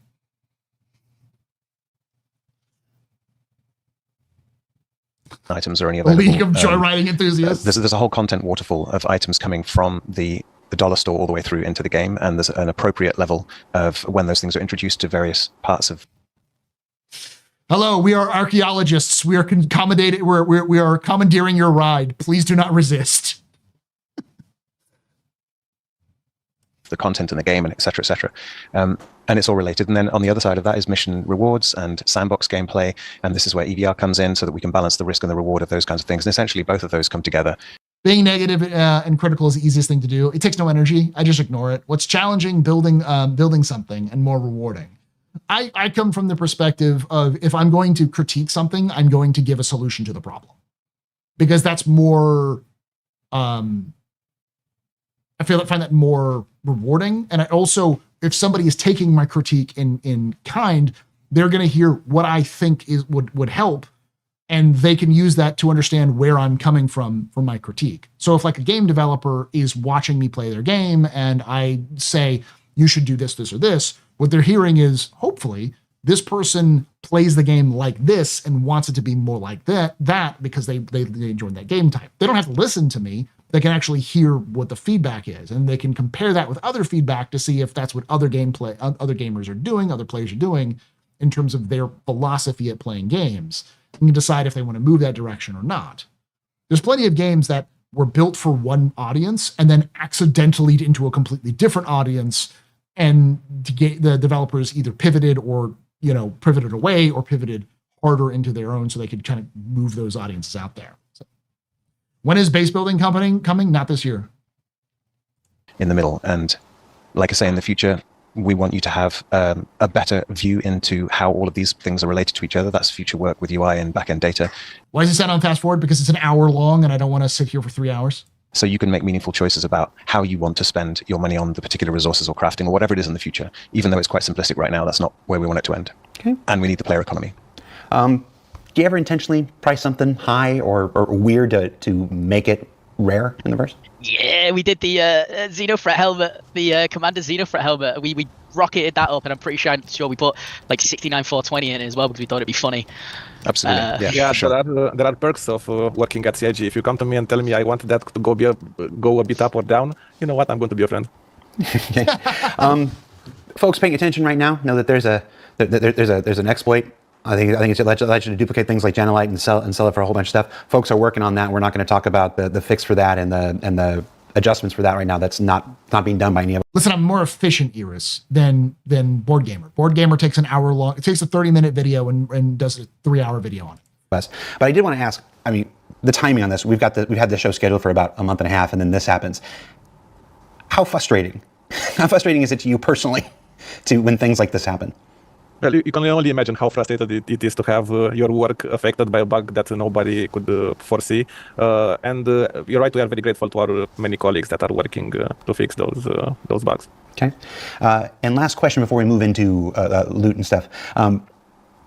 Sorry, I took this one from Reddit here. Does Star Citizen even have an economy? Wow, that's a multi-layered question. It's such a short and simple question. But yeah, there are many layers. It's not the comprehensive economy we'd like to have in the future, but I think we're step by step getting there. I can give you the big picture how we laid the foundation. So, for example, we started in 2024 by doing a full. We're at the whims of madmen. So CIG is creating the most realistic game ever. If we're at the whims of madmen, that sounds like history 101. Balance of as many systems and items as we could. So probably you saw different prices for ships, for FPS items, for armors, for components, for fuel, for the rewards for the missions, change commodities, trade routes, and many more that I cannot even remember from the top of my head.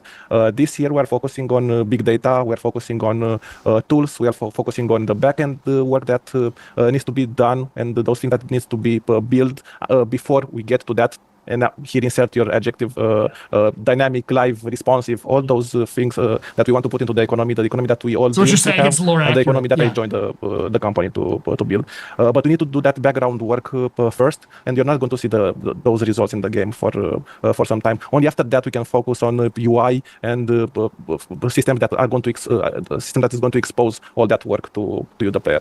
So until then, we are doing stuff like you could see still this year, trade routes being adjusted. You're going to see commodities changing price according to narrative and according to the events that we put in the game. We're going to offer more ways for you to extract value from all the content that we introduce to the game. So yes, you're going to always see changes. We have an economy, but step by step, we are going to go to that economy that we all dream to have in the future. I hope that answers the question. Yeah, no, I appreciate not just that you answered the question, but that you allowed me to ask such a pointed question. And yes, I think you acquitted yourself very well. Thank you so much for your answer. Let's move into things you find out in the universe. Luke, talk on loot here. What are the rules? How do we decide what goes into loot and where? Okay. Well, I think anyone who plays games enough kind of knows what to expect from loot, and we're not going to reinvent the wheel there. But for a long time, loot was owned by individual content designers, so it got a little bit inconsistent. And an initiative at the start of this year, I've taken it over as a systems designer to try and get things back to consistent again. And hopefully you'll notice that in it was was it Mine to Align and the most recent Stormbreaker locations. Align to Mine. How could you forget? Well, we called it Orbageddon, right? Like, it's an internal name. You're not supposed to. That's literally the name of the. Oh no, it was Orbital Salt was the name of the patch, but Yeah. All right. That makes sense. So I have to yell at Luke for the problems with Wicklo. Share internal names. Oh for wait, this stuff. no. We have some real. Wicklo is different. That's loot economy. Yeah.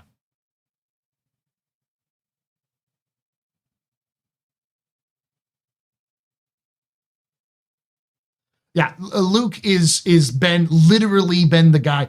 Luke is the guy who gave us Security Post Korea as a gameplay location into the 2.0 branch. If there's one guy at the company I trust to try to balance the loot economy, it's the man who invented loot in Star Citizen. Really terrible internal names for things. Yep. Hex penetrator. Yeah, like less said about that, the better. Okay, so basically we just take a few things like into account category of the item, rarity and size, because we all have to fit in a box. So we have 4 main categories, which are weapons and ammo, armor, medical, and then miscellaneous. And those ones are distinguished visually by different boxes. Miscellaneous can then be broken down into more specifics like food, mining, repair, so that if the level designers have like a cafeteria or a garage, they can place things that make more sense in there. And then we have 5 rarities, common, uncommon, rare, epic, and legendary. You'll find the first 4 of those in loot boxes.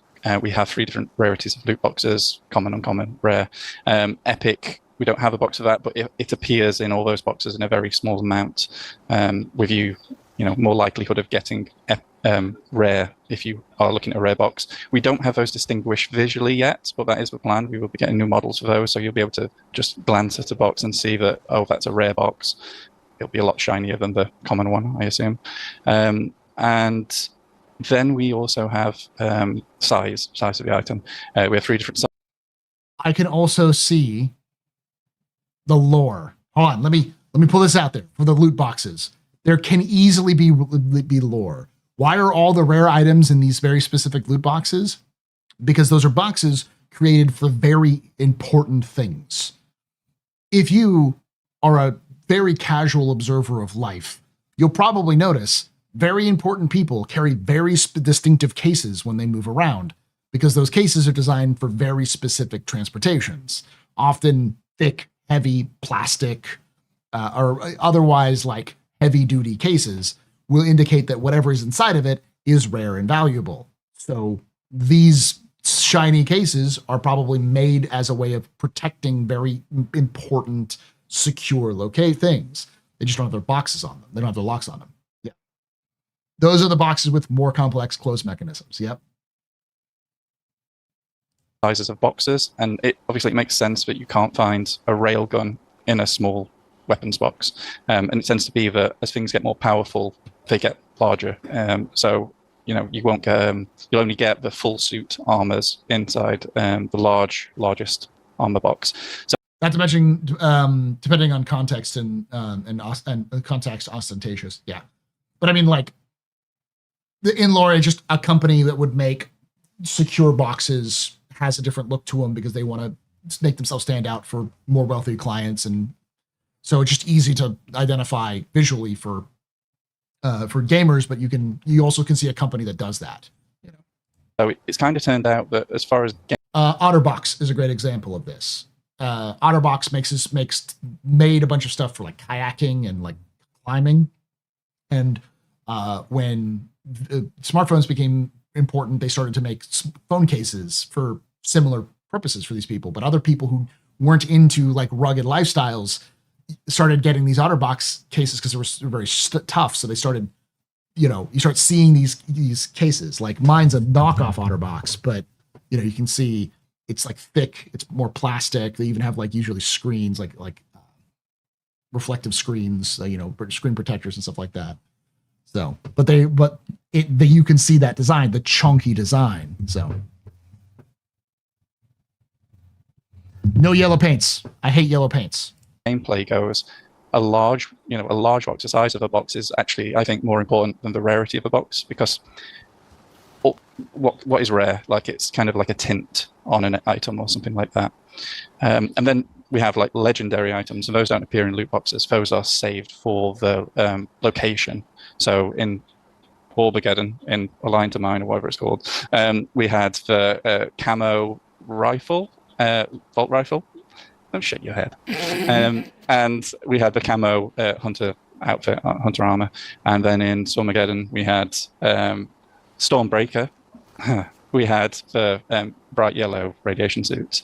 And like those will never be found anywhere else. They'll be found in those locations. Whereas all the other stuff that's kind of like, it's kind of unique to those locations, it's only... I didn't realize transporting prototype guns was a business. There's a lot of guns. unique right now. As they get older, they'll kind of spill out into other locations as well. And how we decide where they go, so those individual boxes or the loot, we draw a map of the location, and then we decide how difficult it is to get into all those rooms, and then assign them a loot value, and that determines whether they can have like uncommon or common loot inside them. And then maybe good to mention, we are also making like an active effort to go back through some of our old locations and update them sort of to snuff. Obviously, there's no date on when that is or when that's going to finish, but it's something we are trying to do to make sure we be consistent. Like, and that will be done using the new kind of extension to the system that Jacob's currently working on, which makes it easier for us just generally to set up loot, to place loot, but also to define locations. So you'll start seeing like differences between Stanton and Pyro through loot. Yeah, so a lot of what Luke has said is things that we're already doing. We're trying to make each location have its own themed loot in some way. But this goes out to every single member of CIG. Maybe you are watching this CIG. Maybe a member of the CIG is watching this live stream after the fact. If you know this team, I want you to do two things. One, tell them to not change the pickles. If they don't understand, just tell them, don't worry about it. Leave the pickles as they are. Two, if they start looking into it and want to change it, tell them to never change it because it's funny. And if you are watching me and you currently find a pickle in a loot table, which you can, eat the pickle. Don't think, don't do anything, just eat the pickle. Don't ask why, just eat it. You'll find out real quickly after you eat a pickle what it does. It doesn't do what you think it does. It doesn't kill you, I'll say that. It's not instant death or anything like that. It's just a really funny effect. Make sure that you keep the pickles as they are, and maybe just update the description so that people are not surprised by them. It currently takes quite a lot of manual intervention to make that happen. A lot of inefficiencies in the workflow. So I've been working on some extensions to the system to improve our tools around that and make it easier for designers to set up things in such a way that it can scale to all of our different locations, all our different systems, and grow for the future as well. Yeah, when I first started on this, I remember you saying this system was made to place rocks and trees. And one part of the system was made to place rocks and trees, and now it's grown, and it's even placing Atlas geosuits, I think, in certain You didn't places. say I couldn't, Jacob. If you don't tell me I can't do something, I'm gonna do it. All right. Yeah. God, that might be the truest words ever spoken in SEO. I'm a designer. My goal is to get stuff done by any means necessarily, and if it means I'm using something called a harvestable to place down an atlas, I'm gonna goddamn do it. Yeah. No, I understand that. I respect that. But then I still gotta. Yeah. That is ghetto game dev 101, baby. I have heard the story of getting that fucking mansion to explode in the Fallout 3 expansion, Point Lookout expansion. To get that mansion to explode is some jank shit that the Bethesda designers had to do to get it to do. It's fucking great. There's a GDC on it, on how they got it done. They did a GDC the presentation on it, I believe. It was it's fantastic. It's like the hat tram in New Vegas. Like, devs will use whatever the fuck tool is in their toolbox to do some crazy shit. I got it. Okay. What I do is I will try to adapt to the changing needs that the designers have as we're making new content. And what might not have been supported at one particular time will be supported later. So we keep growing our technology as the needs of our content and gameplay grow as well. Yeah, that's actually where I want to take this. I want to ask you now. So obviously we're now using we've now taken the harvestable system and adapted it to better place loot and stuff. There are technical limitations that we just got done talking about. Luke, at the beginning of this, you mentioned that there was an organizational limitation before this year where all the individual content designers were responsible for this, and there wasn't any kind of global overarching theme or process to this. No shit. With I couldn't tell. The growing technical aspects of the harvestable system, or whatever we're going to end up renaming it now that when we start using it for other things, and with this new organizational change, Luke, for trying to build a new kind of philosophy over everything, with the efforts Elliot mentioned to go back and revisit old places. Folks in chat are mentioning certain pyro locations that were built with the old. Abuse. But you can never, ever take away my space game.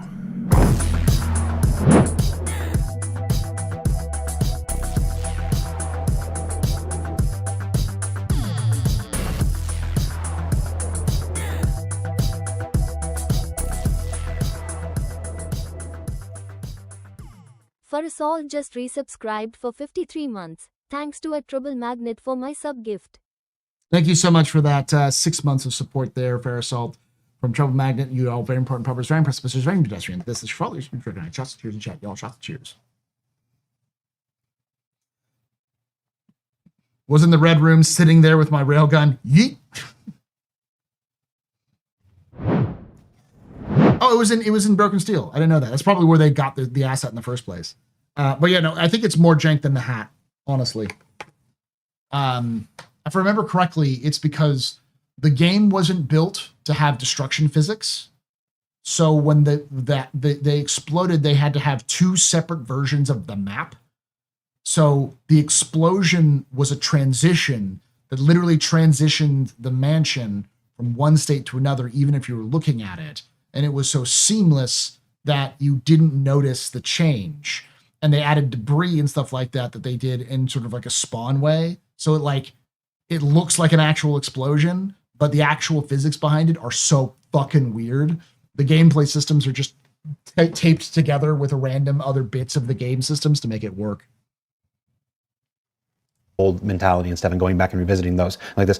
What is the future of this look like? We're not giving any dates or anything. Where do we go from here? Does it just keep doing what we're doing, or are there more things we want to push for?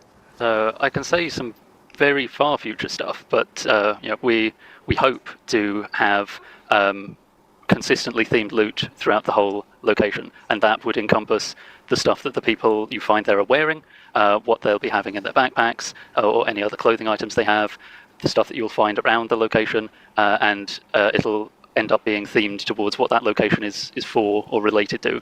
So if you find a mining outpost, there'll be more mining related stuff. It's all about just being able to fine-tune the experience to be what you would expect to find there in the verse. And we have various initiatives on the go that are building us piece by piece towards that. And because everybody gets a question that it's gonna be a little harder to answer, Andre, still sorry for the economy one. I'm not really. You did great. It's all right. One of the things that separates us from other MMOs is that one of the many things anyway is we physicalize everything. All of this loot has to be physicalized. You can't we don't have a system where you can just throw something into somebody's bag and it's there and they wear it and it's there. It's all got to take up space. It's all got to be physically manipulatable and stuff. Does this? I'm pretty sure I know the answer, but I'm going to ask. Does this make your job easier or harder? Fuck ton harder. Very hard. That's your second bomb this call. You got to be careful there. I'm sorry. Elliot is a gamer, all right? He's a gamer of ancient lineage of gamers. He has a right to use our sacred words on stream, YouTube. But yes, it makes it a lot harder for sure. There's like different layers to the physicalization as well. So just saying it takes up space, that means even within an inventory, we are measuring the dimensions of the item and the volume that it will take up, so that you can't fit a super long thing in a really small box, even if its volume would technically fit. So that gives more work for me to do in terms of the maths. internally. But then there's more level design and system design kind of perspectives on this as well, which Luke might be able to say more about, of how we choose between when we're going to present the item to you physically in the world, or when we're going to present you with a loot box that you have to look inside. Yeah, you asked, does it make it harder? I think it makes it harder for everyone, even the players, but especially the devs, because we have been physicalizing certain items. It's always the items that are particularly rare or useful. Like if we want to draw your attention to this, we'll put it in the world. We do that in like an eye-catching way within the level. So a line of mine we place for vault weapons and gun racks. Recently those got lit consistently to really show off what's inside there.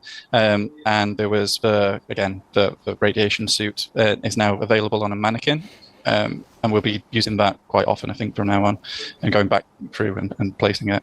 But halfway through chat. The other reasons, other than technical reasons, we don't want physicalized loot everywhere is because loot boxes solve all the downsides of that. So you can group items together and they're in an easily recognizable package, whereas he's not talking about loot boxes in the way that Farasalt's talking about CEOs who love that stuff. We're talking about like boxes filled with loot. A big red box, whatever. Physicalized items, you can easily mistake those for static props on tables and maybe miss them. It massively speeds up the jobs of level designers and artists to kind of place these things around. You imagine placing individual pieces all over tables, making sure you've got room for them. And then it makes my job easier because if anything changes in loot, we don't have to go back through every level and delete individual bits and pieces. I just change what's going to spawn in the box that's there. And then finally, like, it just hides respawning, the respawning of bits and pieces. Nothing pops in on tables. It just, we refresh inside the box. It's a difficult thing to balance because you're going to have, like, as Luke says, it does make our life harder, and it can make sometimes, as Luke said, the player's life harder, but it can also make the experience better.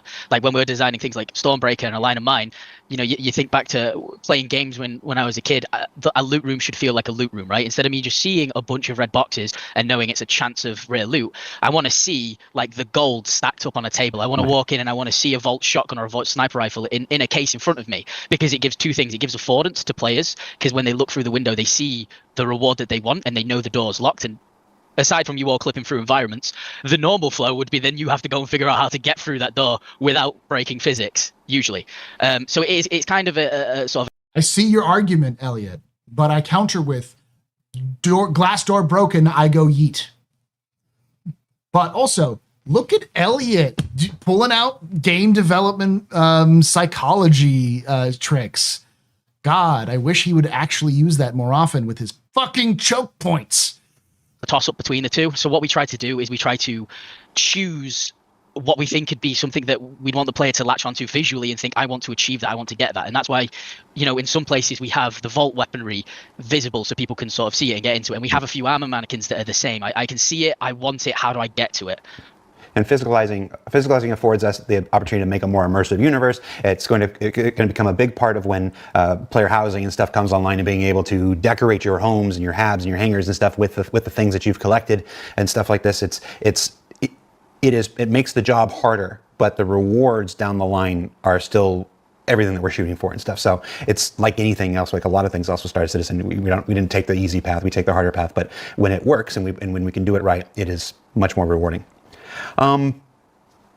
Let's move to rewards for specific efforts and basically mission rewards and stuff. Elliot, the first question actually comes from somebody who just got banned in chat. Mulix the Real asked, Elliot seems incredibly immature. Is he right to be a lead designer for important missions? He doesn't even have situational awareness right now. So I guess that wasn't a question. No, but I can answer it anyway. Are we sure that was from chat, not just from you? Genuinely, it could have been from anyone in this office. My personal philosophy is games are meant to be fun. You got to have fun to make fun. So I might seem a little childish, but that's because I'm having fun at what I do, and it just enables me to do a better job. God. Elliot's actually 65. He just looks young. Listen, I will go to defend Elliot because of Siege of Orison, all right? It's clear Elliot knows how to make a fucking mission and understands narrative flow, understands gameplay flow, even understands how sandbox environments should be designed. He has some flaws, which is Elliot choke point Kawaku.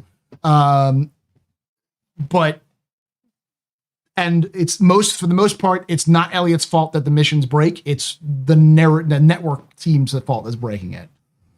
But yeah, you want someone like Elliot to design things because he actually talks to the fucking community and actually listens to what people say. He'll show up in my chat every so often.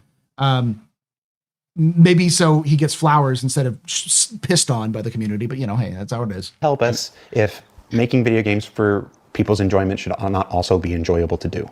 Can't help. Sure, Siege of Orson was great, but since then, that's the thing, is that I think like playing Stormbreaker, it's great. It's fun. I mean, there's definitely things we learned by doing it. So if we did it again, we'd do a little bit better. But there are some points, the major point being fucking choke points. This man loves his choke points. Like, I get that you might be into some BDSM there, Elliot, but none of us want to be like bottled up in a tiny place and punched in the face repeatedly.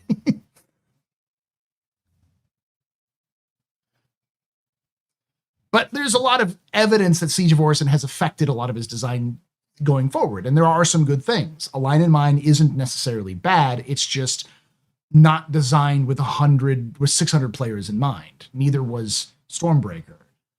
But Elliot doesn't have experience designing missions for thousands of players at once, or in this case, 600 players all able to be doing things at once.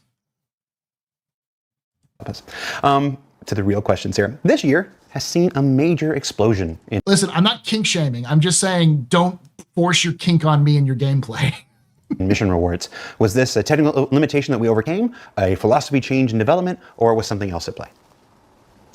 There was a few things that kind of came into this. We needed freight elevators. That was the big thing, because it's either we do a bunch of temporary throwaway work to get your rewards, or we wait and we do it properly the first time. And the big thing for this was we needed the freight elevator system.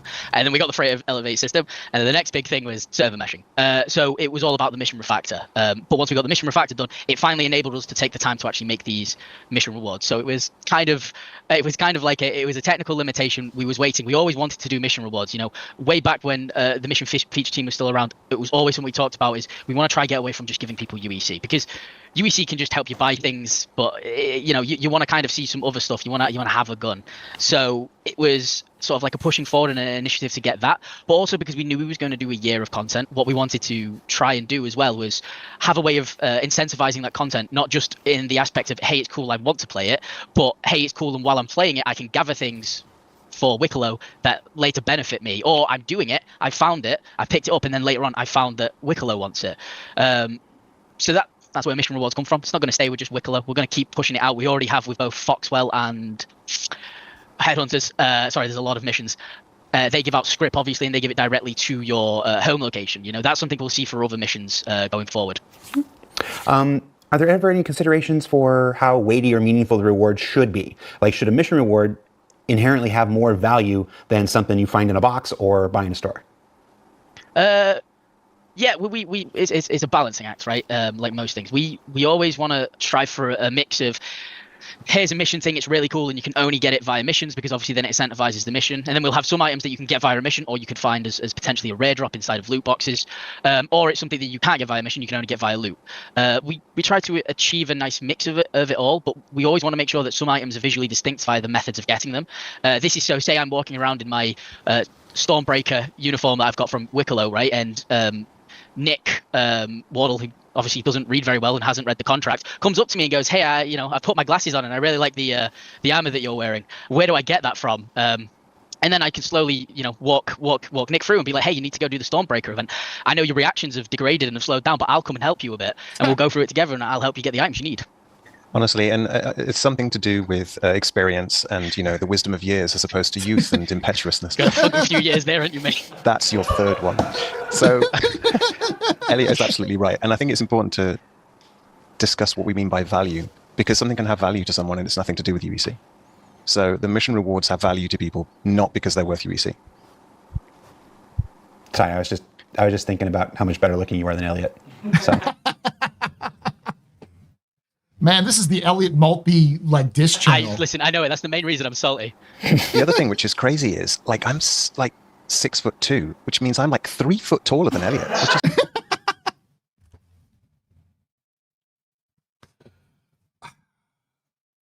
Why do they have a perfume model working for CIG? Go ahead. Fuck off, Go that's a over there lie. and stand next to him right now, No. Nick. Go stand next to him right now. I swear to God, I'll break your knee.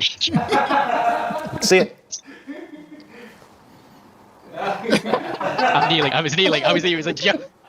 You weren't kneeling that much.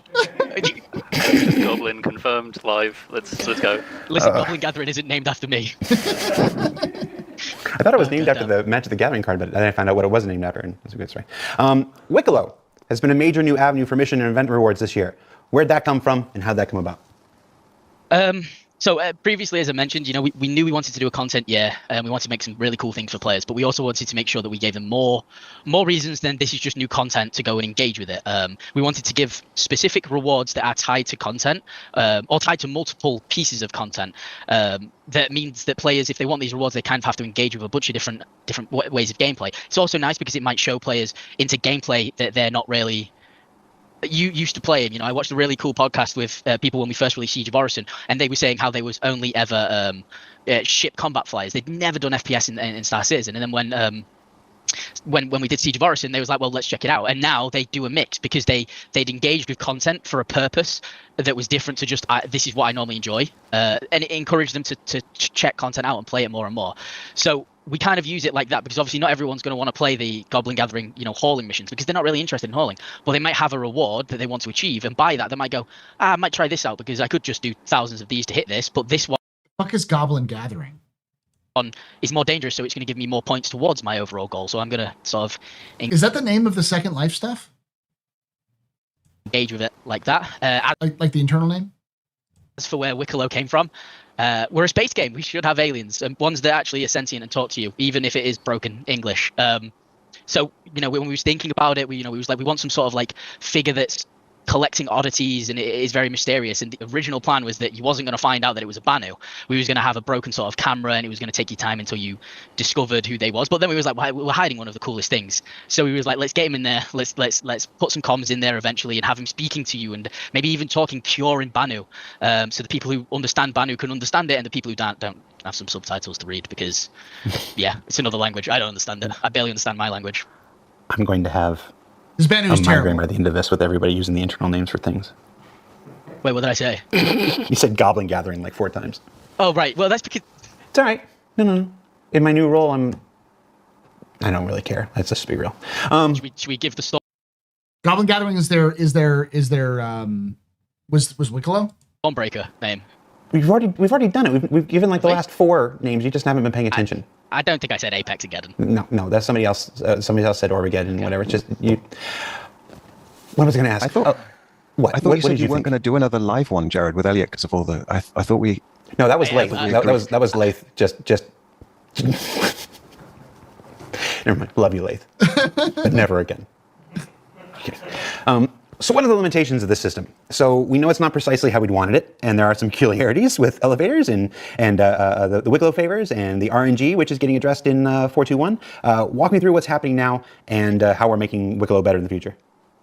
I'll break that down into 3 little bits because you mentioned a bunch. Mm-hmm. Freight elevators obviously have their issues. We're not blind to it. We know about it. It is an incredibly complex system because it touches so much kinds of things. It's got the whole thing that Jacob was on about before with the volumes and the fitting. You can have so much stuff on that, and they're all different dimensions. Like, it's a lot of stuff to figure out. So they're actively working on it every single patch to try and make it as good of an experience as can be. But we're working on stuff as well for the Wicklo experience to make it better. So one of the big things that I know is going to help a hell of a lot is what we call, because we don't know what the fuck they're talking about. That's why it matters. It's like Goblin Gathering. Like, you're like, what the fuck is that? I've never heard of that before. My guess is that's what they're named for their current event that's happening in 4.2.1, the like trade event. They call it Goblin Gathering. Those internal names are internal for a reason. Every dev team that I've ever read about, or any member of a dev team I've talked to, they all have their own internal code. They use different language because when you're working on a project, you want to name something so everyone knows what the fuck you're talking about, but you don't want to make it so it's so obvious. It's like why a lot of movies use different names for the production so they don't give away what they're actually doing. Like Star Wars famously had multiple names for the different ones, so they didn't actually leak the names and such. So Okay, thank you, C-Daddy, for confirming that. Yeah. Yeah, and the other thing is you just don't know what the final name is going to be. So you want to use, like, I guarantee you, while I know Elliot knows the lore, he probably doesn't know the lore as well as the internal lore teams do. And they probably want to see how the gameplay functions and what it really looks like before they start adding lore to it. So whatever they do, they're going to want to name it based off of whatever the lore thing is, and also what works with marketing, because there is certain things about marketing for, like, Orbital Assault is a much better name than Orbit-Geddon. That says, oh, I'm going to assault something from orbit. I'm going to drop from orbit to do something. Oh, there's a laser coming down from orbit. I get it. But saying Orbit-Geddon is like asteroids, Armageddon. But they get the idea of, like, Orbit-Geddon is there seems to be their, like, sandbox, their sandbox suffix or whatever it's called, How often do they do behind the ships episode? Every time there's a new ship. All, like, nested item turn-ins. So essentially, if you had a 1SU box and you put everything in that 1SU.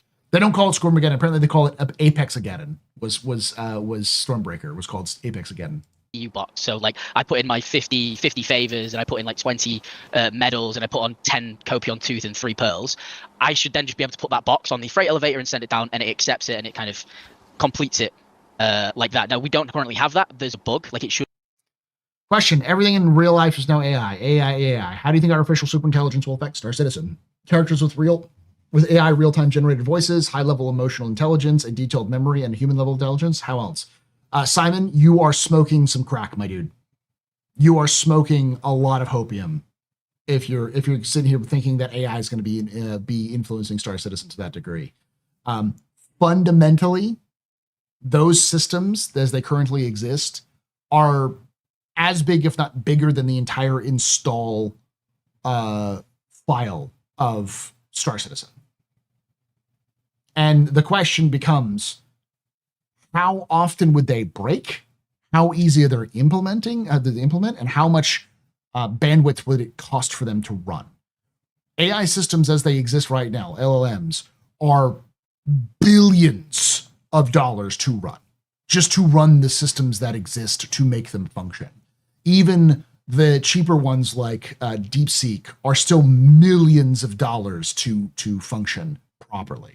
And at a scale like Star Citizen, there's just no excuse for using it. I've seen systems that people have used for, like, Skyrim, but I've also seen the install requirement to use those systems in Skyrim, and they're like 17 to 100 times. They're like 100 to 200 gigs of memory just to run those systems, when Skyrim's base install file is like a couple of gigs. So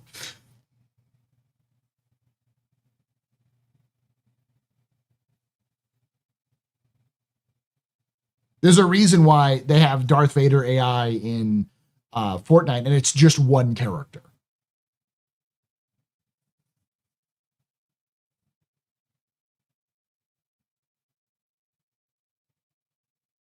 There's no way we're going to see AI systems in Star Citizen to that extent.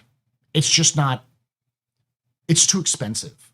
Star Citizen is basically breaking even, if maybe a little bit of profit year to year, or as we saw in some cases, losing a little bit of money. But,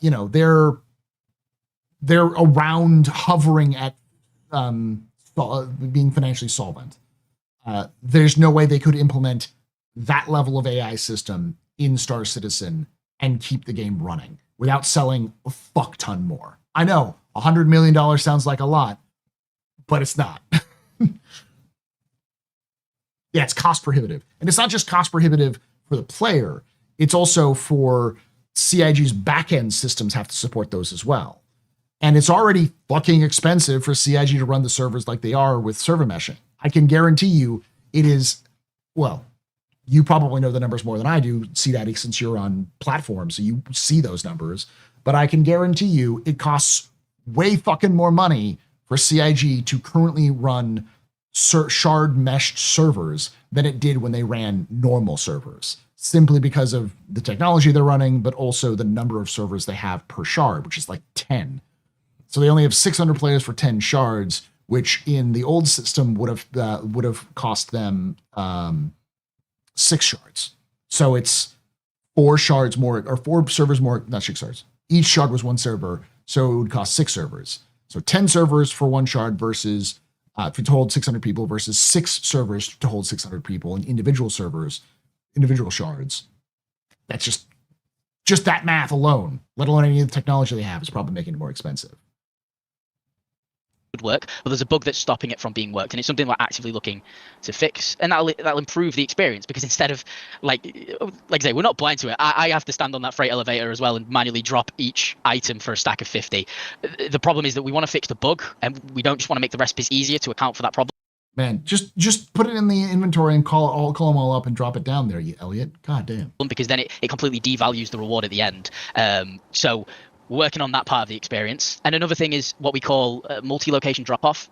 This is essentially, instead of having to go to a certain Wicklo emporium to do the mission when it's generated, we're going to be having it so that you can accept it and turn it in at any Wicklo location. So say I need to get like 10 pearls, 10 irradiated apex pearls, and I need to get 4 quasi grazer eggs, and I need to turn them in, and station thing is closer to the pyro jump point, so I want to turn the pearls in there, and then the quasis spawn over here, and that's close to this station, so I want to turn it there. We're going to enable it eventually so you can do that. And what will happen is if you've deposited the pearls here and then you finish the eggs off in this other location, it doesn't matter where you put. That's what I do.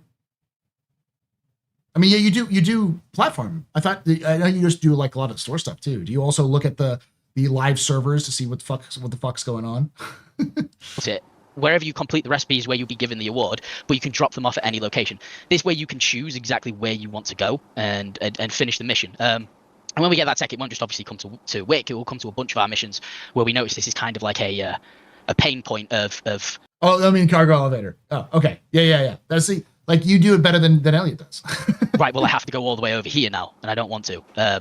But that should help. That'll be the freight stuff. Favors. Favors are something we want to keep because they're in law, they're a representation of the Banu, because they don't write stuff down. They don't really have that history thing. If you do work for me, and I'm a Banu, I won't remember that. So a favor is like a token that says, yeah, if I give you this, it means that I've done substantial amount of work for you. And then me as a Banu, I'll go, okay, right, well, I can't remember it, but because you have my favor cube, I will honor the deal, honor the agreement. But favors also act as a purpose, which is stopping your items being deleted. We have some technical limitations, obviously, in the game where a certain amount of items in one zone can cause lag, frame drop, physics to freak out, all of these kinds of things.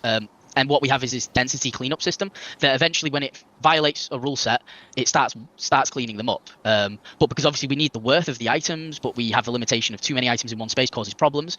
Favors are also used as a conversion method. So when we ask for you to trade in 50 Karanite for 1 favor, it like I say, it's conversion. Instead of asking you to put 500 Karanite down and...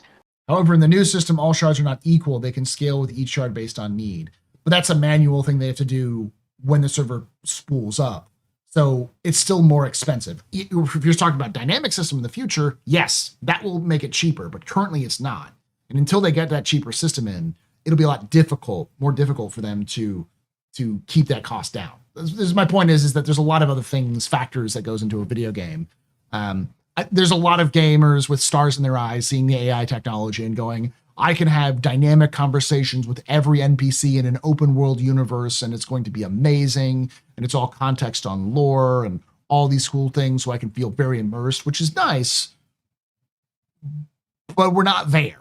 And we're not going to be there for a generation more for consumer grade levels for that, where a game developer can create an LLM, dump the dialogue and the lore into their LLMs, and build, NPC profiles for people to be able to have interesting conversations.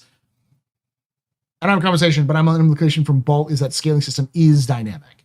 Yes, it is, but it's not in the game yet.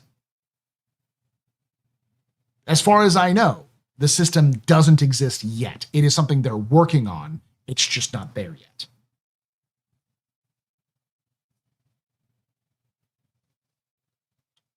450 of them be deleted, and you're like, oh, my hard work, no. If you don't get a crash or whatever else. That's why the favors exist, and they're going to continue existing because they're a really interesting piece of the law. But the idea is that we'd be able to have more items in bulk when we. They can make do that sense sort of in lore. So favors will stay, but they'll kind of morph a little bit for how. Banu would definitely use a favor system. That's just because you can trade favors then. So like somebody who this Banu has never met before can show up and say, "Here's a favor, do this job for me," and they'll be like, "You have a favor, sure." You obviously did something for somebody else. Even if you shot them, it means you're better than them. So yeah, sure. You're going to do a favor. You want to hand me a favor for having, turn in a literal favor. Yeah. That's such a Banu thing to do. You don't even have fucking like unknown favors. You literally have a piece of like item that is a favor because everything is transactional in Banu society. We use them. Gotcha. I evaluated an AI company for a glorified chatbot and asked about how they plan to be long-term viable, and the response was literally, "Trust us, bro." Yeah. They wouldn't need their own LLM per se either, though. They could just use an API into something like ChatGPT or Gemini, and then use the preset agents for the infobot that has to follow.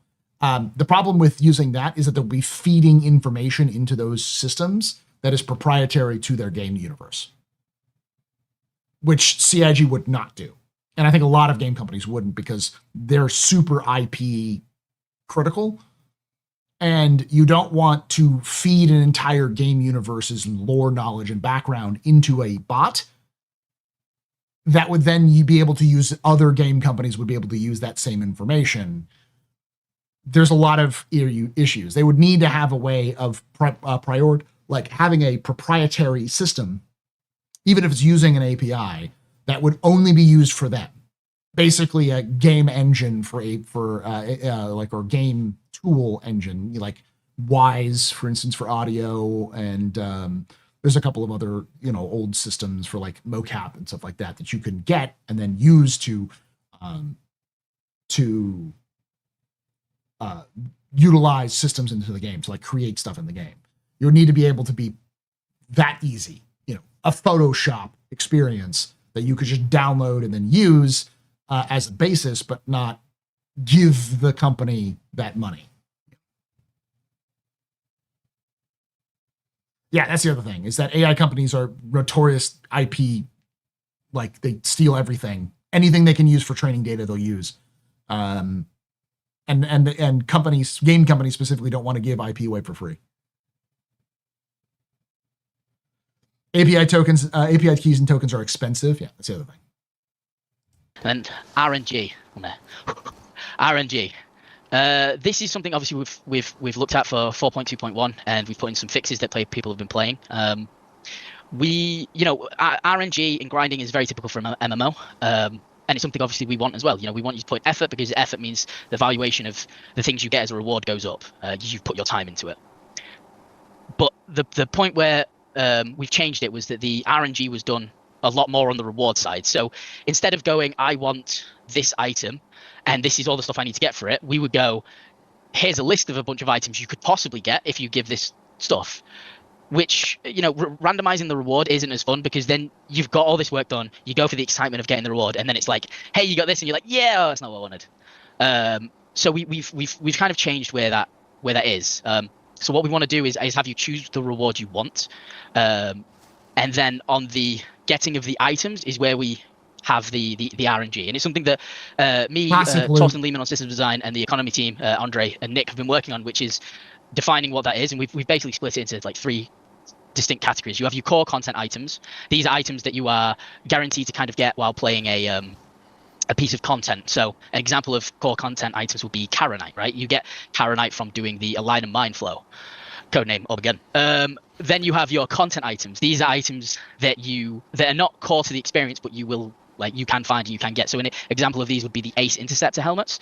And then the ones that help us with the RNG in a big way are the rare content items. These are things that you will find less likely to find. They still can be there, but they increase the time and help to add that sort of grind aspect to an MMO. So these are some new things or things that already exist that we're kind of like injecting. So for example, in 4.2.1, when you play and you do was going to say Armageddon, a line of mine, you will find pure Karenite now in the cave. It's a new type of resource, but you're going to find a hell of a lot less of them, and you're going to notice that some of the recipes now require that. You know, if you're doing the Stormbreaker, there's the grade AAA Radiate Pearl. Suit. That's going to be a rare content item. You can We've even got take away my space lasers, but you can never, Ever take away my space game.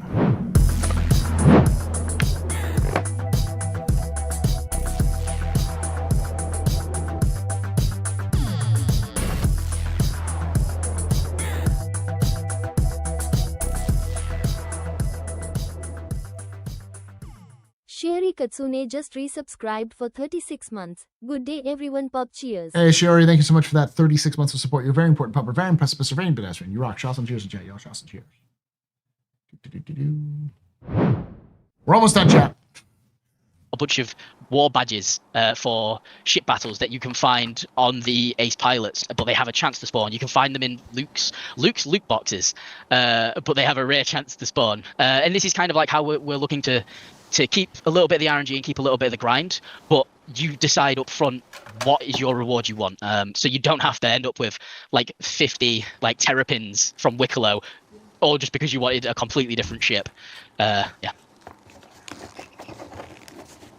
I'd love for them to be able to at least have different stats. Like right now, you have to complete Stormbreaker in order to get a ICT.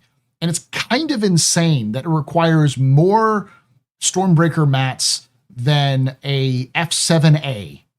A Wicklo F7A costs less Stormbreaker mats than one ICT does. And I get that's because it's the new shiny, but who the fuck balanced that? Like, it's a fucking vehicle. Oh, but more people will have it. People already have them. There's already tons of them because you can steal them from the locations and such like that. It's just, you know, come on. Listen, it was a long question. What do you want me to do? No, it was great answer, Elliot. You're playing with dolls. What are you doing? I want to read two comments from the chat. First was from Saint Deacon. This was caught by the auto mod, so I want to make sure this gets out there. 9 unicorn horns, my virginity, my eldest child, and 900 hairs from a tick's butt. What do you think, Nick? I'm good with that. You want to put that as a recipe? How does he have his virginity? I think that's reasonable. I'm not sure which one of those is. I'm not sure which one is the rare content on that one. Is it the butt ticks? I'm not sure. Definitely not the virginity for sure. No, he's definitely still got that one. But. And then another comment from Blues Minx. I love Elliot Maltby. I could listen to him for hours. Please continue talking about what you're talking about, Elliot Maltby, and don't change the topic at all. He's being very gracious and good in the chat. I'm serious. I'd sit there and listen to Elliot talk about mission design all day. That's an open invitation, Elliot. You ever want to come on the captain's table and talk about mission design? I'm fucking here for it. We don't have to talk about shit about Star Citizen. We can talk about your past experiences or anything else like that. Open invitation. I always like that with CIG developers. If you want to come on and talk about your life experiences and your philosophy when it comes to game development and your experiences in game development, I am down like a clown with that. All right. So our last pillar here, Declan, you've been waiting patiently and hanging out. It's your time, baby. It's your time. Stuff you make and storing it. Now, obviously, we're not going to go too far into crafting as we get closer to the sandbox. Go solve the sandbox. Actual implementation of crafting the PU. There'll be ISCs and there'll be SCLs and stuff like that. But because it is yet another way that people know we're going to get some stuff, I promise I only make one. Listen, I love to hear passionate people talk about what they love. Maybe I'm naive, but I love to hear passionate artists and creators talk about stuff they're passionate about. Shit's infectious. It's nice. I want to touch on it here. How does all these other avenues of item acquisition affect what you're doing on crafting? It's big. With crafting, God knows how many things we're going to inject as rewards. There's thousands of blueprints, hundreds of materials. So we really need all of this available to us so we can kind of dish it out into various parts of the game. Some places where it's more difficult, some places where it's easier, unique resources, different systems. So it's big because the I'm just saying, I will limit my meaning. Crafting is the foundation layer. So it's kind of like the biggest and the pyramid for finding, and then crafting at the very top. So it's big. Sorry. Yeah, so all of the pieces that we've talked about so far, all of the work that Luke, Nick, Andre, Elliot is doing, all of that content is things that we'll be able to add blueprints to, add crafting materials to, and in loot boxes, potentially even, you might find some pre-crafted loot, but we'll see about that. I know there's some conversation about separating gear and cosmetics. Deck, what can you tell us? Yes. So I suppose most people know right now the way we have to do cosmetics and gear at the moment, like your armors and your guns, is a bit annoying because it's like bound to the item rather than being like a ship paint where you can swap it around. So we are looking to separate out the cosmetics from the gear. You take it to a crafting terminal. Be like, I want my gun to be whatever skin I have available for it, and it won't be a physicalized item either. The paint won't be physicalized. The ships eventually transitioning to not be physicalized either. The paint aspect of them. Yeah. So that'll be a nice improvement. Yeah, and something we'll hear more about, obviously, when we get closer to the stuff. Because crafting is, still in ways in the future and whatnot. All of this stuff, and this is really the reason I've invited you here, in case I don't know if you know this or not. All of this stuff, all this way of getting stuff, all this way of acquiring stuff. I got to ask you about the inventory system. Yeah. Help, okay. Declan. Well, help. There is stuff done and stacked right. Stuff. I got to just help. What can you tell us? We can help fix it. Well, I'm personally not fixing it. However, the talented folks in Montreal are working on a rework at the moment, so I will share some concept UI of what being worked on, and we can. Hey, pretty pictures. Through it. Hang on. I don't use Zoom much, so here we go. So we're looking at some concept UI here. Look at that. Look at that. I love it. I saw a clip on this on Blue Sky before. I love it.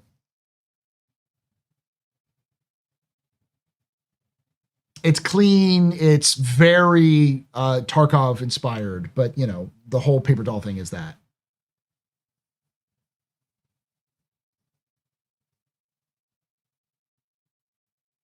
There's some colors that aren't blue. There's some green in there. Yeah.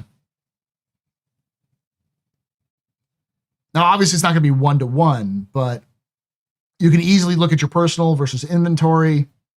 You can see what's on your character, because that's been the thing that's pissed me off, is I don't know what slot 1, 2, or 3 is for my ammo. I have to just guess.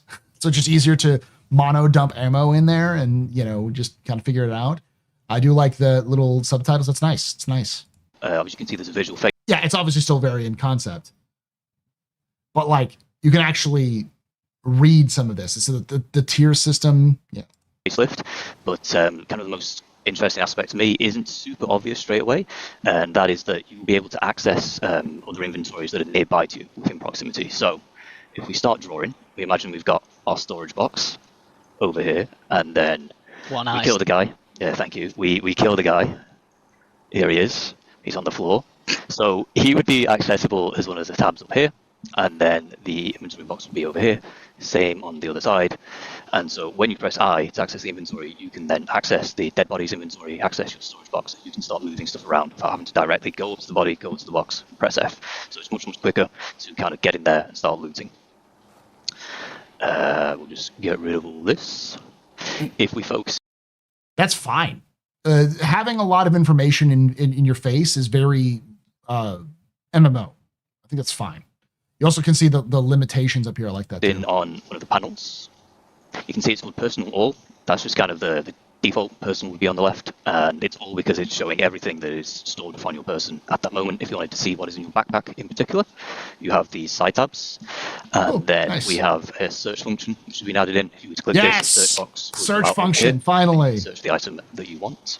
You have your select all, your opacity, you have your filters. These filters are kind of similar to Freight Elevator, where you have the drop down box with the subcategories here, and we're working on these filters being multi-purpose. What I mean by that is, at the moment, filters, you click them once and it means I want to see these items. If you were to click them twice, it would hide that category of item. And there's a lot of people with Freight Elevators full of decorations they don't really care about at the time, so they can just hide all the decorations if they want to. Clear filters, sorting options. When crafting comes in, this will be big because you want to sort by quality, items here, that kind of stuff. And then tucked away in the corner is stack all. So that's a nice quality of life addition as well.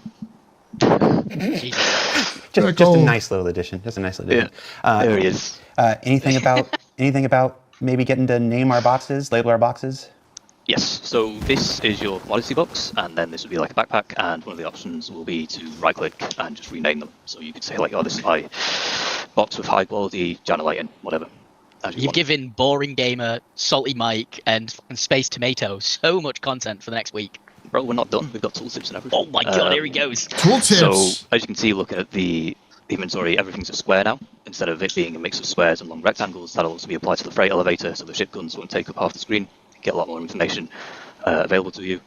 We have the equipment panel, where I know I just said they weren't rectangles. These ones are, but regular weapons aren't. So, I'm technically true, but also lying. You can equip your attachments super easy here. The 1, 2, 3 is basically like the slot they're in, and then again, if you were to look at your ammunition, you can see which weapon it's viable with. If we go over to the character, we have all the slots. The slots would be shown by default here, and they're contextual. So if you want to quickly see all the backpacks you have available to you, if you were to click the backpack slot, then the various inventories would filter to only show the backpacks. Yep, we have the new tooltips, which are very nice. Rather than being text, we have bars. You've got a bit of info here. When we have crafting, then the crafting, the person who made it would replace the manufacturer. So it's crafted by whoever it was crafted by. We have taken into consideration wear and tear with integrity and durability. And I suppose you know there's more than 3 stats on a weapon. So if you were to right click and details, you get the full view with the scroll bar, the attachments, description, which can be expanded. And then if you hover onto an item with the same MMO fucking information. This is what you get in an MMO. And even a description. same type, you'll see the comparison stats as well. You can make the icons bigger or smaller. If you've got bad eyes, you can make them a bit bigger. Elliot, don't make a joke about it. The thumbnails as well. Listen, senior citizen is still a thing in Star Citizen, all right? There's plenty of us who don't have good eyes. Well, obviously there's a problem where sometimes they don't load, or sometimes they appear as holograms. That's been worked on as well. We'll get that fixed. I think that's it. It's probably not everything. There's a lot of stuff that's going on. No, yeah, it's not everything. We haven't talked about the imprinting and the stuff with item recovery v2 and stuff like that. But again, we just wanted to share a bit about at least the concept for the upcoming inventory revamp for folks in the chats that are saying 2026, 2027. Possibly. I'm not gonna BS you here. It's not in active development right now. It's just in the concept phase and being specced out, and the work is being figured out, and then it will be scheduled and stuff like this. So I can't speak. None of us can speak about when it will be developed or be delivered rather. But that is the direction we want to go in this moment. Nice. And I thought it was super cool, and I thought it was super exciting. And at the end of a conversation about all the things you can get in the verse and how you get them, it just made sense to me to cap it off with a look at least how the future of managing that stuff will. It makes sense that they won't fully implement until they have crafting in, because you want to have crafting in before you can have a lot of that information. So maybe at the same time. Potentially look. So yeah, with that, folks, we made it. We're at the end. Andre, Nick, Declan, Elliot. Okay. Only an hour and a half for an hour video. This is a new record for me. It's good to think that he said that basically none of it is. It's in production, but it's not going to be anytime soon for releasing. So we all want this, yes, but it's clear that it's not going to be available yet. Speaking of which, I'm going to crush some dreams. I'm going to go use the restroom, grab something to drink. So if you're watching this on YouTube after the fact or currently, make sure that you mute until I come back, because Twitch chat's going to go insane. Finish the video? Okay, I'll finish the video. Stuff at the end, I'm guessing.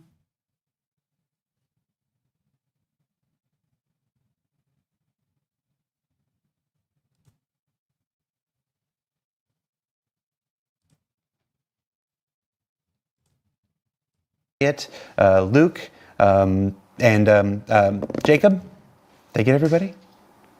Thank you, Jared. Thank you. Thank you for hanging out. And very much. Shout out to Connor, who wanted to be here, but because we changed the date on him, he couldn't be here. He wanted to be here, but he's there. Thank you so much. Also, I got a shout out. So there's a thing before I let the viewers go. I got to bring it up here because I didn't look at it ahead of time. There is a. Oh, what chat was it in? Is it in your chat or my chat? There's a thing called Quantum Vegas. It's happening on Saturday, July 12th. It's a big community organized Star Citizen event like other ones like BCon in Belgium or Con 42 in Germany. In attendance on July 12th is Sean Tracy, Sandy Roberts, Tyler Witkin, Galactica, our social media person. There's going to be panels and contests and a bunch of giveaways and a bunch of stuff that you can get. So if you're in the Vegas area or at least the Pacific Southwest and you can attend, that's on July 2nd, and you can check that July out. 12th. Just search for Quantum Vegas dot space. Yes. They had a space thing. And for details on that, and that's July 12th. As for me, that's it for this week's show. Come back next Thursday. It's a behind the ships episode dedicated to. I am not the guy for Quantum Vegas. I am simply there to help the community. There are so many people who are in charge of it that are not me, that are working on it. There's so many behind the scenes people doing it. It's insane. So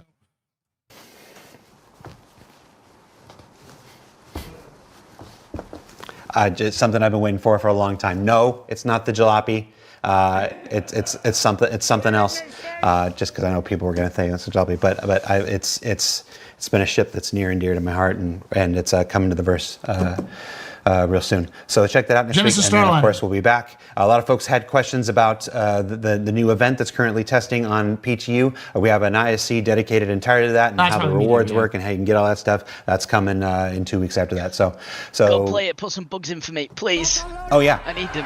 Yes, but if you're on PT now, play it. Elliot's work is terrible, and he needs as much knocking on the pipes as possible. Choke points, Elliot.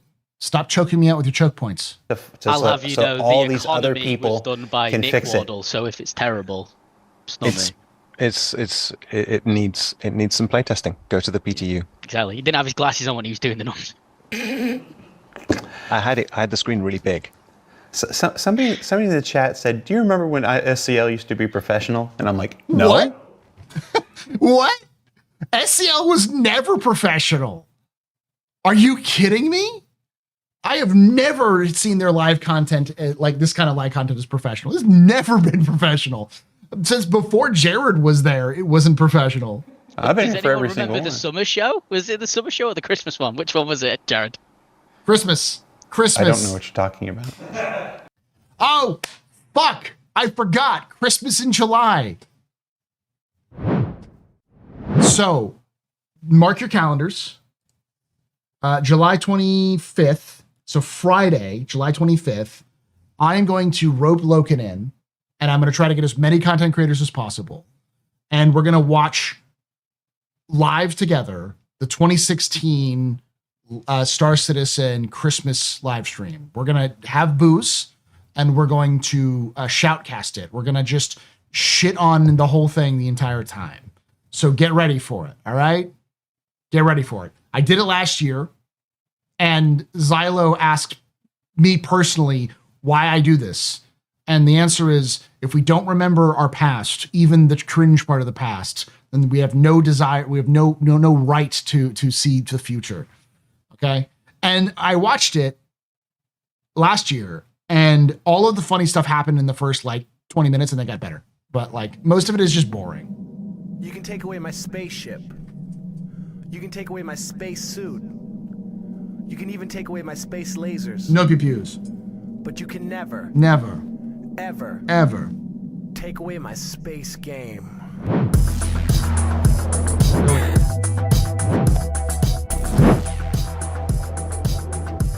I might have skipped last year. I might have done it in 2023.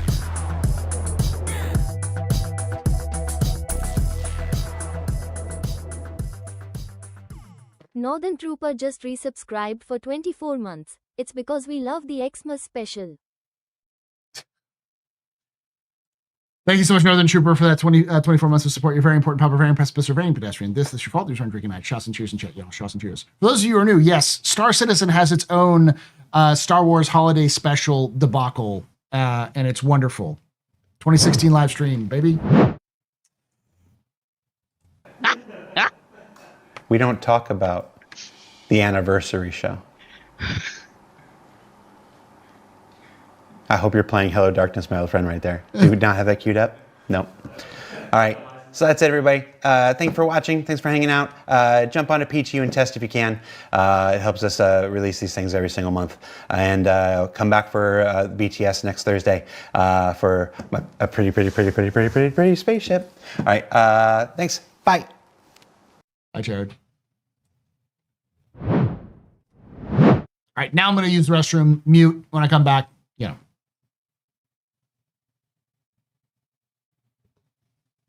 Be right back. It's not the Starliner. It's not. It's the meteor.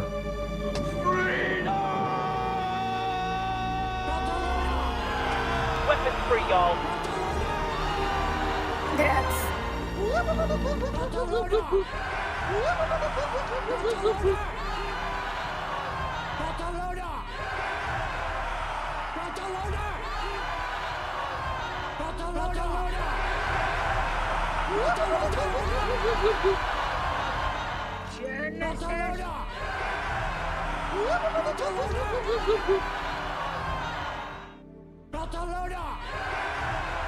Stand by for I'm just an old-fashioned cowboy.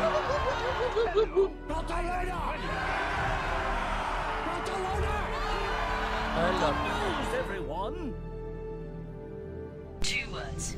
Distress bacon.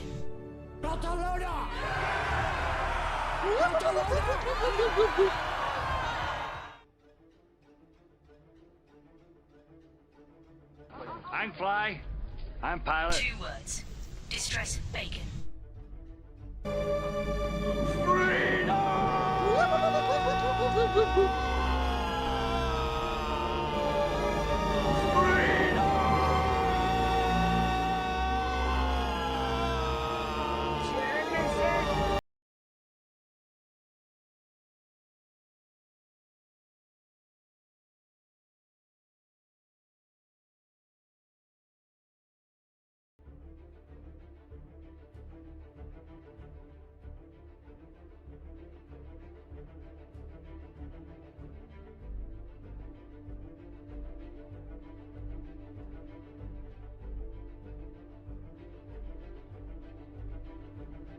I love democracy.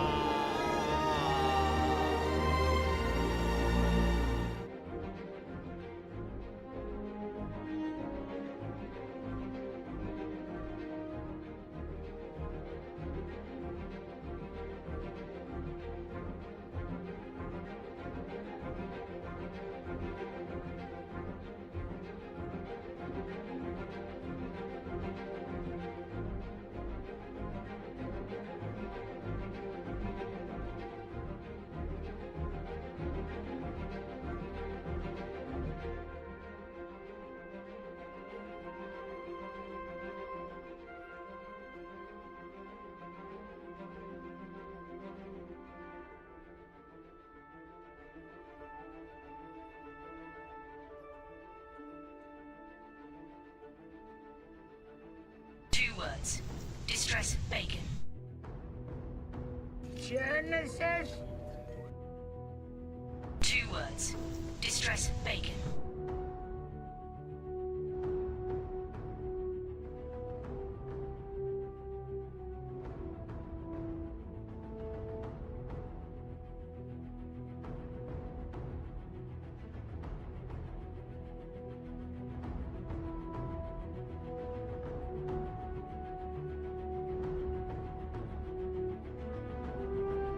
I'm Fly.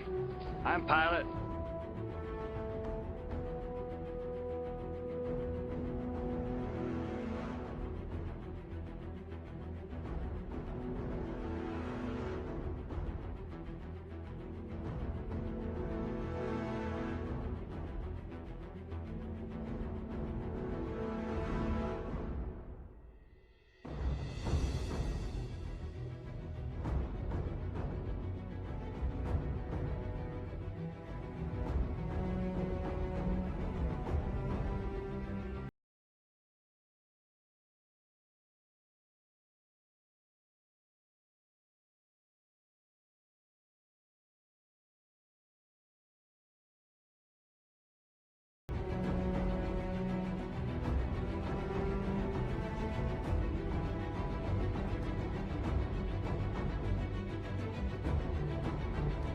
Drugs.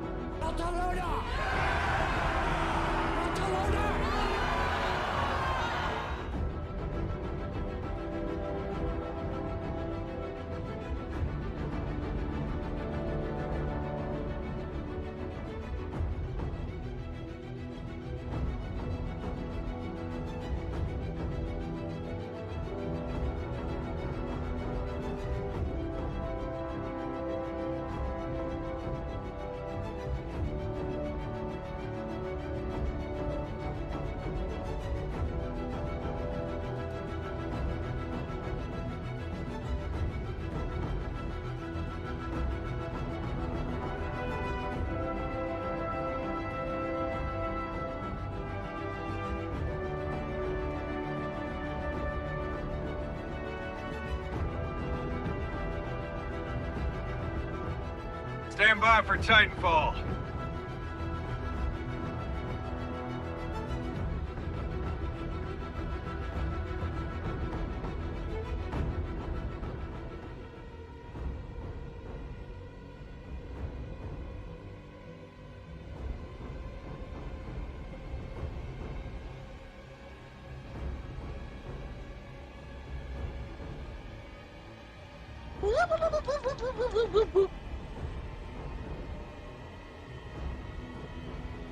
Everybody and his dog calls himself an outlaw.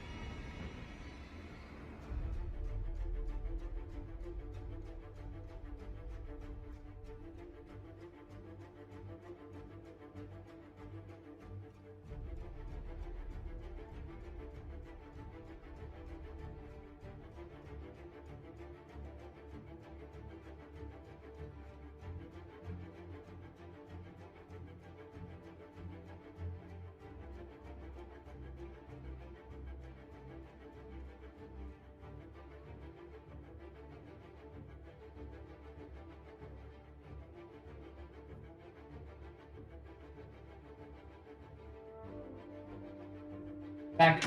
I like money. All right. Flood buttons away.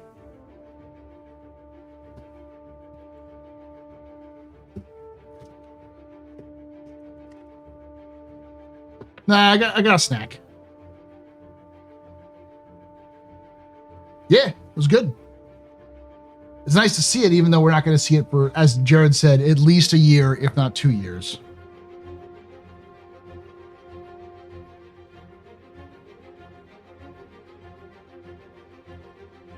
The Outlaw Star. Or no, yeah, Outlaw Star.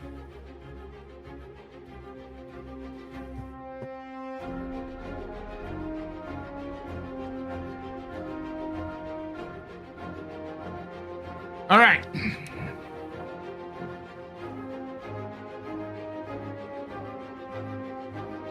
So, what I'm going to do is I'm going to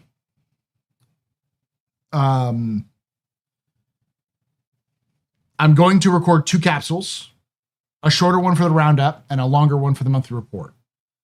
And the shorter one for the roundup is going to be more about how,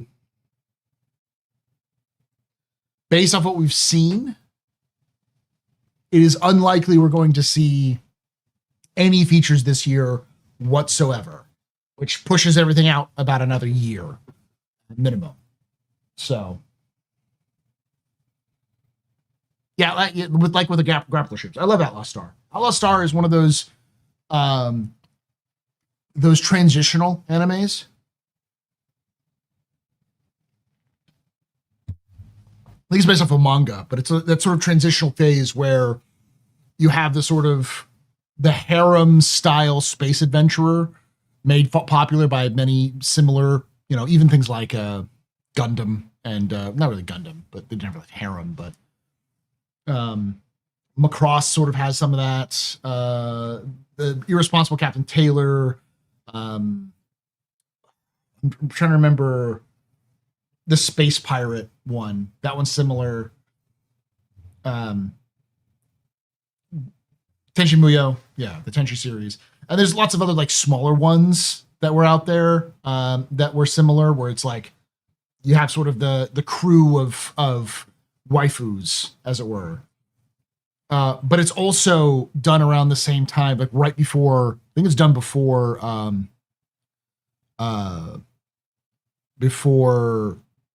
Bebop, but around the same time. So it still has a little bit of those aesthetics. It's very drenched in, why am I blanking on the name? Shonen eras of the like tropes of its time. In terms of like battle scores and like the ships themselves fucking like fist fight. It's not just like ranged fights. They also do fist fights, and they use like axes and shit like that. It has a lot of like DBZ enhancements where you have like magic, and then you have magic based like weapons, weapons based off the use of the Tau and stuff like that. So Spice Pirate Harlock, yeah.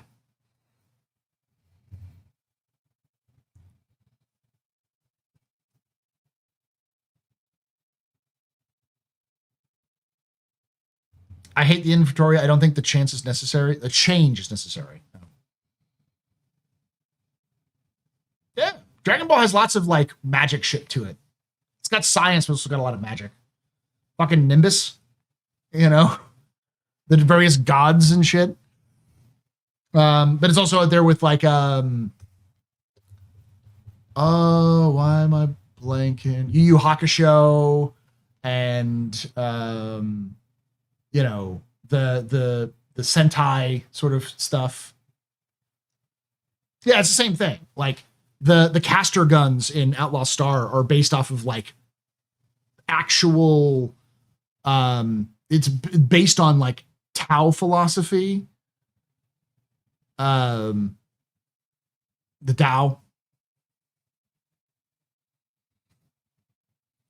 And if you watch Outlaw Star and Cowboy Bebop are clearly the inspirations for Firefly.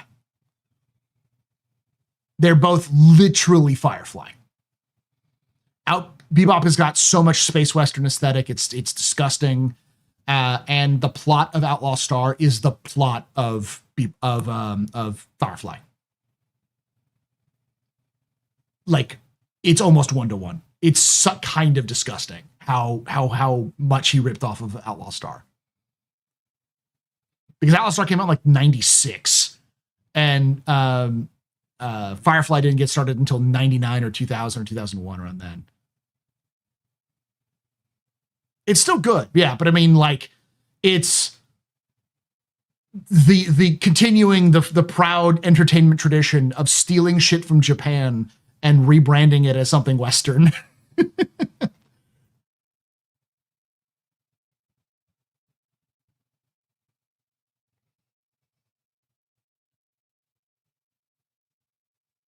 Space Bandy was made after Bebop, and it's made by the same people who made Bebop.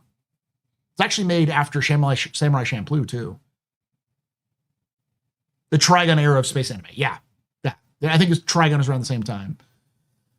But it was such a transitional period, because like the stuff they were doing was still, it wasn't like episodic. It was super drenched in narrative, whereas a lot of anime and manga at the time were still doing episodic content.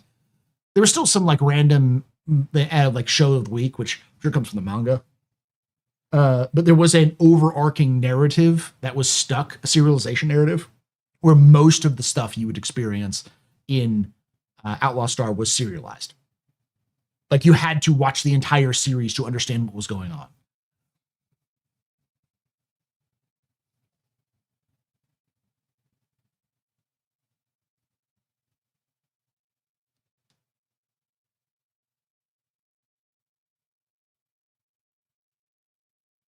Interstellar 555. Everyone loves Interstellar 555.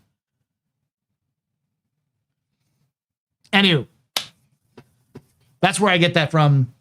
A lot of my early clips like that is kind of shows you where my space stuff comes from, like my space preference.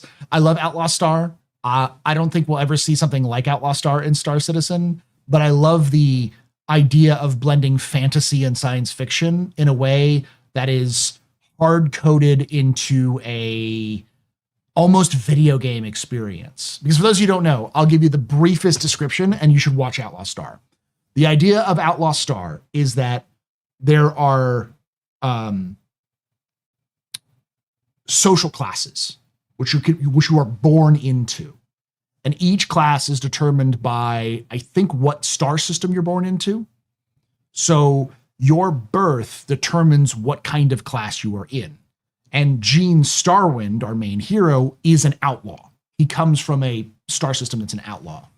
And there are pirates, outlaws. I forget what they're called. The Tau like magic users or have a different system and thing as well. And then there's like the Galactic Police. Just sort of like it's very. It feels like very very. Like even the anime feels very much like the interstellar shit from Marvel. Like I wouldn't be surprised if the mangaka who created it originally was super influenced by like the Nova Corps and the Guardians of the Galaxy. It has that sort of themes all over it.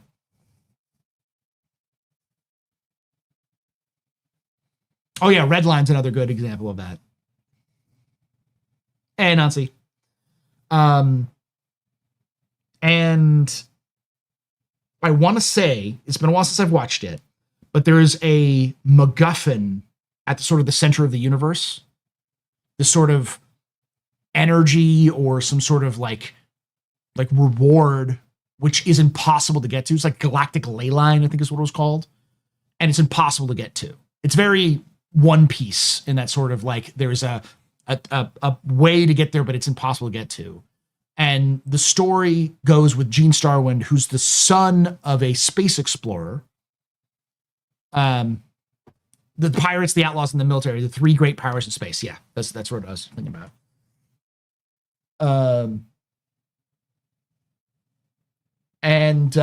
So he's actually got a fear of space because his father was killed in space by space pirates. But he has to go to space because he's a mercenary who gets a job and he uncovers a girl. Literally his like this I think it's like his mentor, it might be, but like this outlaw hires him to do a job and she's carrying a case and they get caught with some magic users and pirates who are trying to go after the case, and they open up the case and it's a naked girl.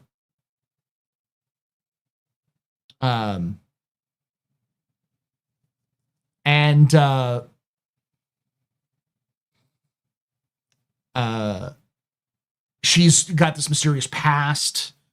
The ship that they eventually escape in was the outlaws. It was called the Outlaw Star, and it was the outlaw who hired him to help her. It was her ship. I want to say she dies. I'm sorry for spoiling a lot of the introduction, but like, it's from 1996. All of this is just sort of the setup for it. And it turns out that the girl is actually a living computer.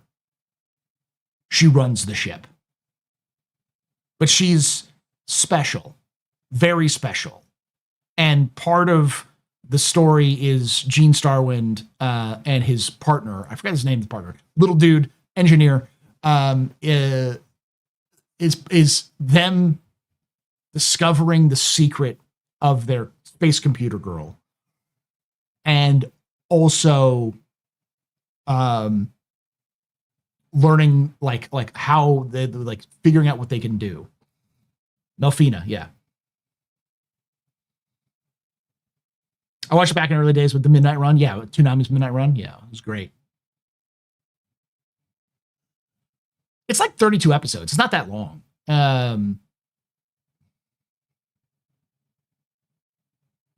Well, it was called the XGP 15A2. Yeah, okay, yeah. But specifically, the ship is not an outlaw ship. It's not an outlaw ship. He stole that ship. I'm not going to tell you from who or why it was built or why Melfina was created, but that's the whole conspiracy. The whole story is about who Melfina is, why the ship was created, and Gene gets caught up in all this. And one of the things that's unique and mysterious about him is that he's got a gun caster, which has these shells. And each of these shells are magic spells that he can literally fire out of his gun. And there are not many of them that are left. And when they're not really reliable, but they're like a one-shot kill. These will basically one-shot anybody. But they're super expensive to get the shells and all that kind of stuff. Yeah, it's a lot. It's a mystery box. So a lot of it is, what is the XGP? Who is Melfina? Why is Gene Starwin so important? And all these other creatures and characters show up, and like there's an assassin who tries to kill him, and he ends up getting her on a ship. And there's a maybe confusing this with Tenchi Muyo, but like a princess or like a powerful leader who's from like the military who shows up and gets at that. So yeah. It's got a lot of anime goofiness from the 90s, but yeah. Yeah, and they're one use. Caster shells are one use. It's like a bullet. It's basically a magic bullet. Ah, yes, but which Tenchi? I love that. I love that they're all different. They still make them too, apparently. But the thing about Tenchi is that all of the different Tenchi Muyo series, they all have the same characters. They're just done in different ways. The warrior cat girl, yeah. Again, it's very 90s. All right, so we're gonna do this capsule. We're gonna move on to then we're gonna move on to the monthly report. It's gonna take a little bit longer. This one's gonna be a bit of a downer capsule. So just be prepared, chat. 3, 2, 1.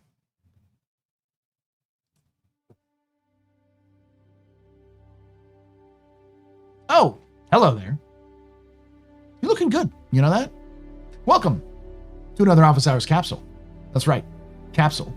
This is a small segment of my Office Hours live stream where you can join chat with me talking about Star Citizen and other things. We had a conversation about ancient empires and how they should be more influencing in Star Citizen's naming conventions. We've talked about, I just literally going on a rant about Outlaw Star, which is a good anime. You should go watch it. So we also talk about, we watched the Star Citizen live. We talked about, ship names and stuff like that. So join us for that. Twitch.tv/TheAstroPub, YouTube.com/TheAstroPub live on Thursdays at 9 p.m. Eastern, 5 p.m. Pacific. Would love to have you come join us live here. And with that, let's move on to our discussion today. You can already tell based off of whatever title I put on this, which is probably be a little negative, that this is a bit of a downer news. We're going to look at the roadmap roundup for July 2nd. And it's got some good news and some bad news. So let's take a look at the roadmap roundup itself, and then we'll kind of go over what this actually means for Star Citizen.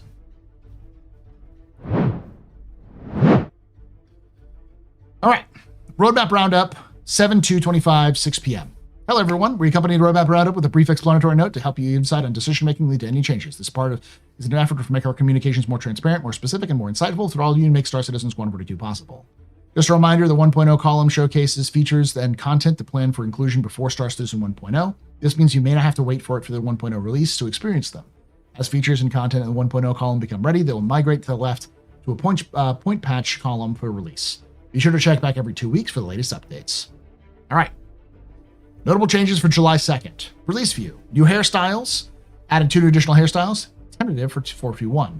Global event tracking services. Implementing a new system allowing for our systems to track players' progression across multiple shards. This will be first used in conjunction with our new global event coming in Alpha 4.2.1. It can be found in the Mobiglass Journal Second Life resource drive. I really hope they have their own... Move away from the journal, though. It's kind of weird, but set it to tentative. Mission collection. Improving Wicklo's missions, allowing for players to specify and focus on the ships and gear they want to unlock. Set to tentative. medium utility armor strata corporation liveries. The new medium utility armor strata corporation liveries is a result of participating in 421's global event. To tentative. So this is all good for 421. If you've been paying attention to it in 421, a lot of this stuff is there, so it's pretty cool. Now let's move on to a little bit different for 4.3, because I will start off by saying 4.3 is likely to release either in August or September. And we're likely going to get 4.4 in either November or December, which means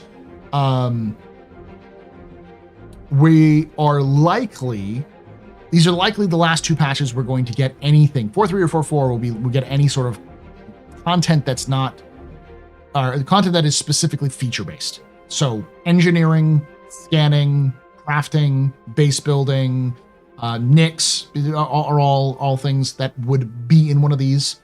But based off of what we've seen, what we're going to talk about in 4.3, I think it's likely that we're not going to see any new features whatsoever this year. But I'll go over my thoughts here. But first, let's see what's the good parts about 4.3. Cooperative zones. Not an event, not a sandbox, like contested zones, but opposite, where investigation, puzzle solving, and cooperation with players around will make competing the objectives easier. And then abandoned underground facilities. Located on every moon of the Stanton system, these enormous multi-level structures are used to create the new cooperative zones coming in Alpha 4.3. I don't mean to sound just derisive, but I've nicknamed these the cope zones, because they feel like CIG coping with players not liking cooperative or the other stuff they've been doing. I do have some critique of this, because one of the problems that CIG doesn't understand is that if you require an event to have multiple people, like 6-7 people to complete, all it's going to take is one person being a little punk to be able to throw a wrench in it to make everybody else's day worse. And people will 100% do that. So unless there's some sort of instancing or some sort of preventative measure to prevent people from shooting each other, like some sort of, safety zone or something like that, I don't know how well these are going to go. These may just turn into the same problem for every other PvP zone. That it's just PvP.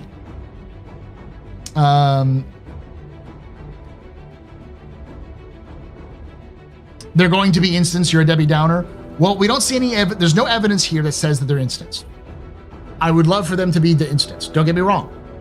And if you're a member of CIG and you have a different instrument, let me know.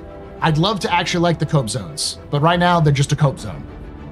But I am interested in the abandoned underground facilities, because this feels a lot like what they talked about with the depths, with the municipal works and the depths, which is the municipal works was the PvP VE experience under Area 18, and the depths was the sort of dungeon below that, which is instanced. The idea of having underground facilities on these moons does feel like at least sections of these depths gameplay. So we could see this as a testing ground for that zone that they talked about in the past.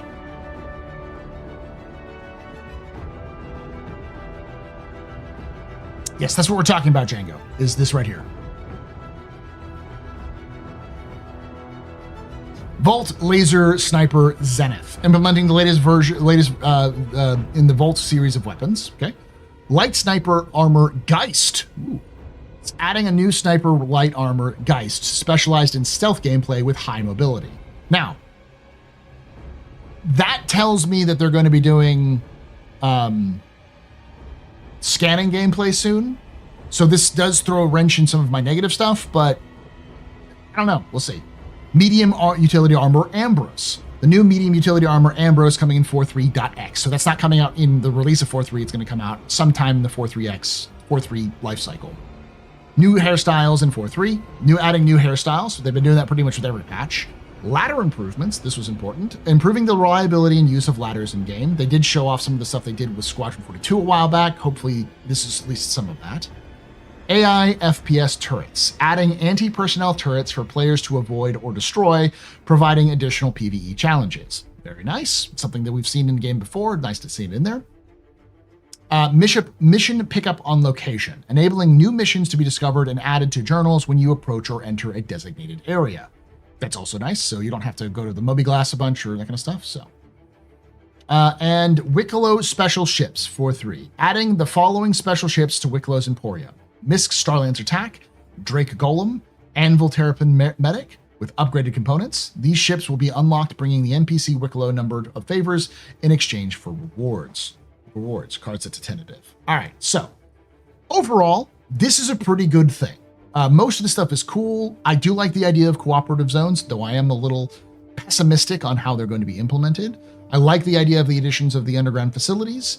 The stealth gameplay seems interesting because the stealth gameplay implies scanning, FPS scanning, and ladder improvements. The idea of these little turrets, automated turrets, always a good addition to video games as a sort of a environmental hazard. And of course, the new Wicklo stuff and new missions. All this is good. Now, let's go to the negative stuff. The problem with this is none of this won't be added. I want to add that. I'm not intentionally being a complete downer, but none of this includes the features that we would likely see in this patch. 4.3, like I said, is likely to release in August or September. My guess is probably more September than August, simply because August is a big month outside of the United States for summer.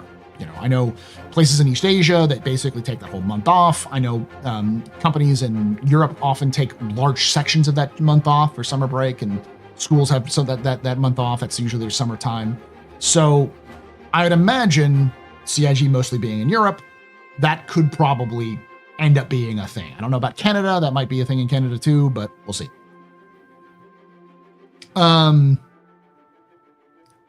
Thus, it's, in my opinion, based off the information I have at hand, it's likely going to be September. I'd love to be wrong, but we'll see.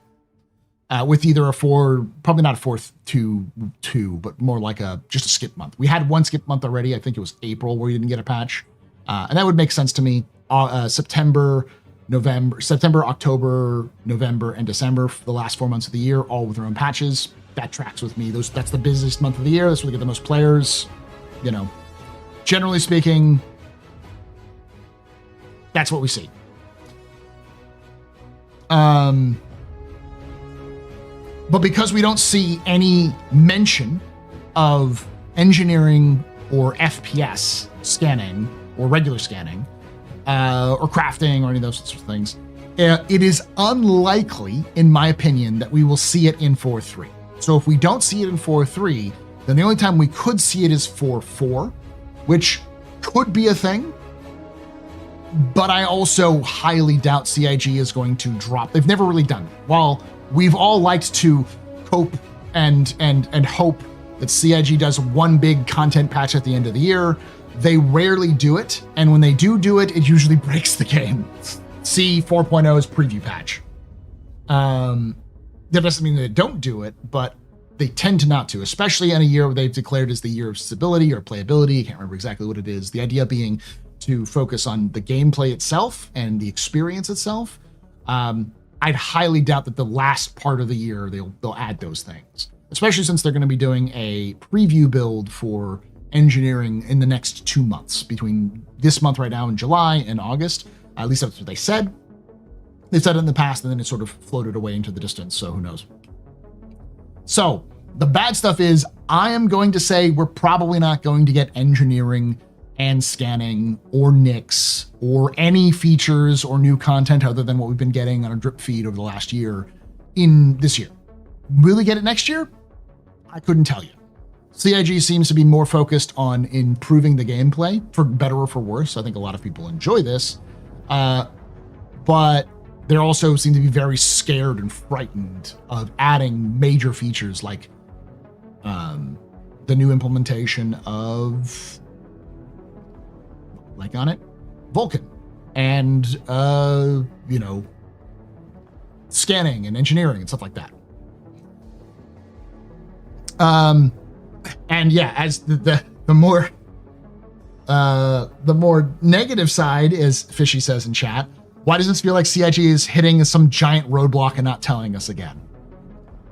Because it could happen. CIG is notorious for not telling us anything, because if you remember correctly, this they said, I think sometime in May, that they were going to do a engineering preview in June, and then afterwards they said, well, it's probably going to be more like a month later. That's why I'm not saying July, I'm saying July or August, because CIG could kick that can down the road even further. So there's something that's going wrong inside CIG, and when they're going wrong, CIG shuts up and doesn't say anything. So we probably won't know until they're either about to release it or start talking about it again. So who knows? I hope I'm wrong. I'm hoping that they add 4.3. They say, oh yeah, we're gonna do engineering and scanning. Because those are the two things I personally thought they'd be able to get done this year. It seemed like those are the things they had the most fleshed out. Though I did think that they were going to take engineering and break it up into 17 different pieces and then release them in 17 different versions, because that's what CIG does all the time, and they seem to have notified that they're going to do that. So, but as always, I want to hear your thoughts down below. Am I being a negative Nancy? Am I being too harsh on CIG?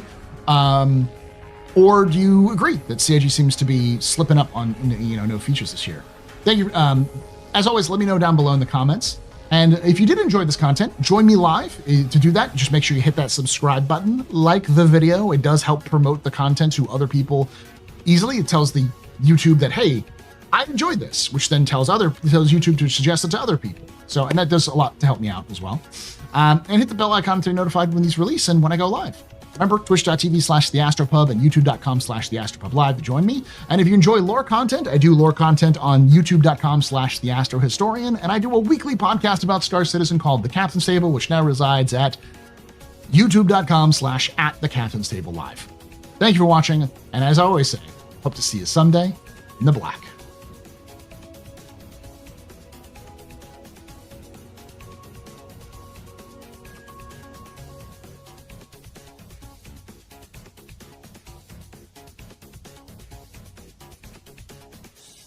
Ooh.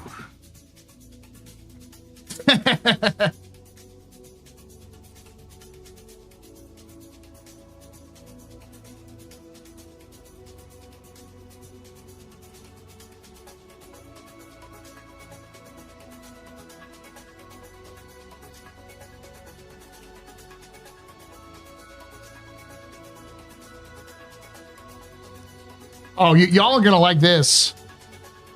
I also don't think we're going to see the Ironclad this year.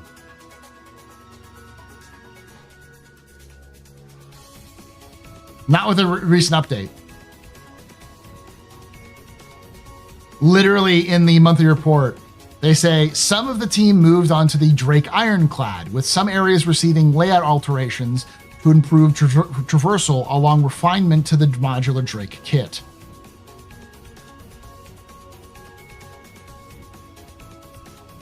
The fact that they're still fucking with the kit tells me we're probably not going to see the Ironclad this year. We will definitely see the Perseus, though. The Perseus is entering its gray box gate review, which means that it's finishing up gray box and entering Laud 0. And for you medevac, you Apollo fans, the medevac and triage are in Laud 0. Which means that's one step away from final art. Now, there's not an actual time frame between Laud 0 and release, but I could almost guarantee you that we're going to see the Apollo at CitizenCon or at Invicta or IAE, one of those two. So if you like the Apollo, it's coming soon. They've talked about it a lot, Fishy, but they're usually very vague, and this is the first time this is the second month in a row they've talked about working on the Drake kit with the Ironclad. You gotta step away for a second and hit you with the TLDR? For what?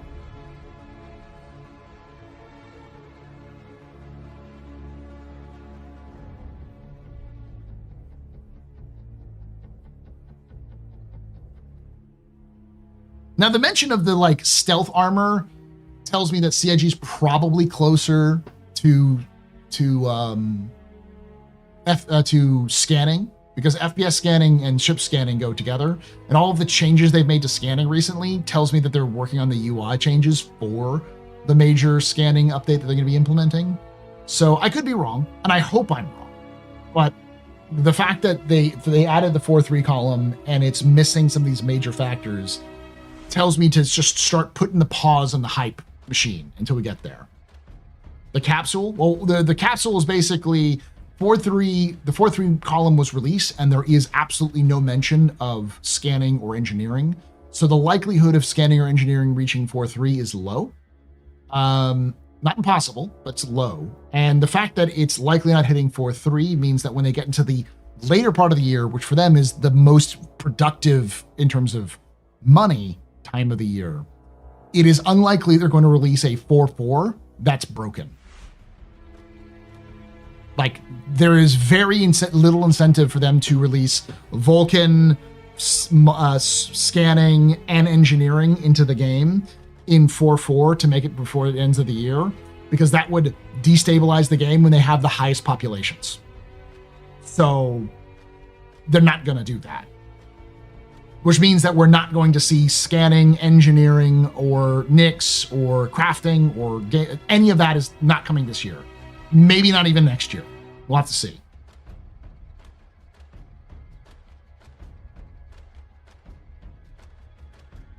Yeah. I don't want to be the bearer of bad news, but people have constantly asked me, they've constantly asked me, you know, do you think X, Y, or Z is coming in? I'm like, yeah.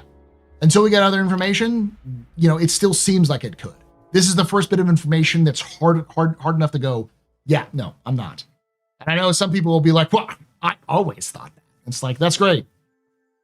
Good for you. I'm going to base my opinion based off of what I see, not the vibes of the universe.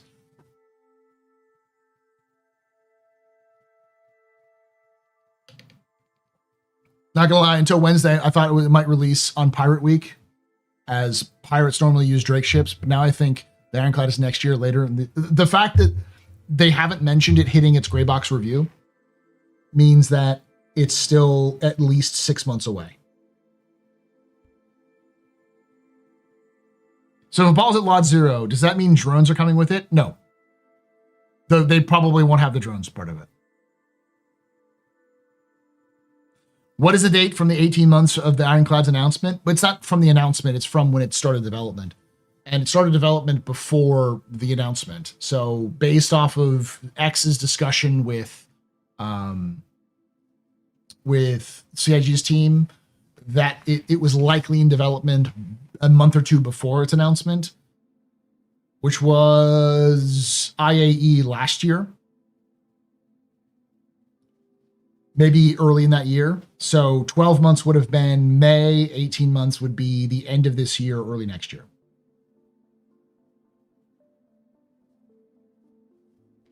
Lame, I thought CIG was done making ships that don't have their gameplay features. Django, do I need to remind you that CIG made that statement and then released the whole C? Literally the same week as they made that statement? They released a ship that didn't have its gameplay the same week.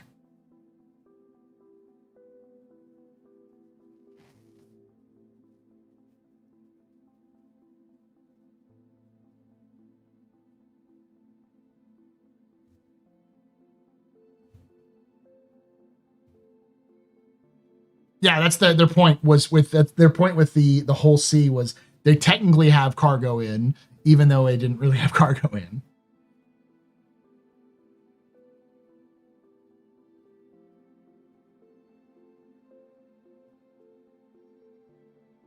CIG uses what I call weasel words, where they're not going to be very specific, or they will be very specific on what words they use because they know we pay attention. So if something goes wrong, they can always fall back on their very specific language to say, you just didn't understand. We never promised it. We said this, and you heard promise even though we said this. That's why it's always important to pay attention to how CIG words things, because they understand that the way they word things has an impact on the community.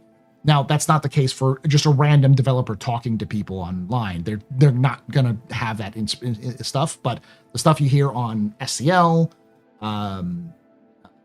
Sources Live, all that kind of stuff, there is a little bit more coaching, not necessarily coaching, but there probably a series of things like, how do we talk about this? Because we've even seen, and especially Star Citizen Live, them starting to talk, and Jared or other people going, wait, what do you just rewind what you just said? And they, oh, right. And they'll rewind and they'll say something slightly different to make sure they clarify, you know?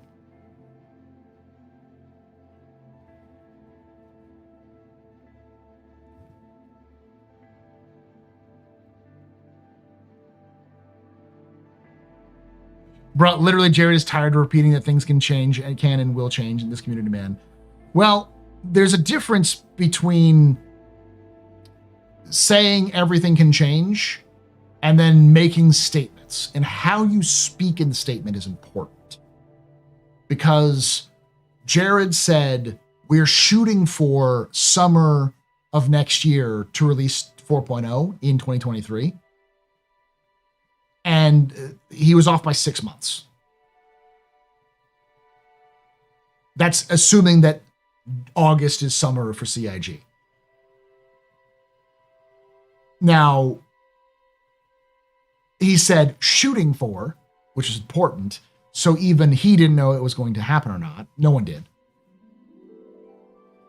But I knew that the second he said, we're shooting for summer, no one heard we're shooting for. They just heard summer next year. And when it didn't happen, people lost their fucking shit. And so there's something that I've been trying to get into my own head as well as everybody else's head, is that perception is reality. So how people perceive something to be, it is that for them. It doesn't matter if it's true or not. It matters what they feel like. If they feel like CIG is scamming them, they're scamming them, even if they're not actually scamming them.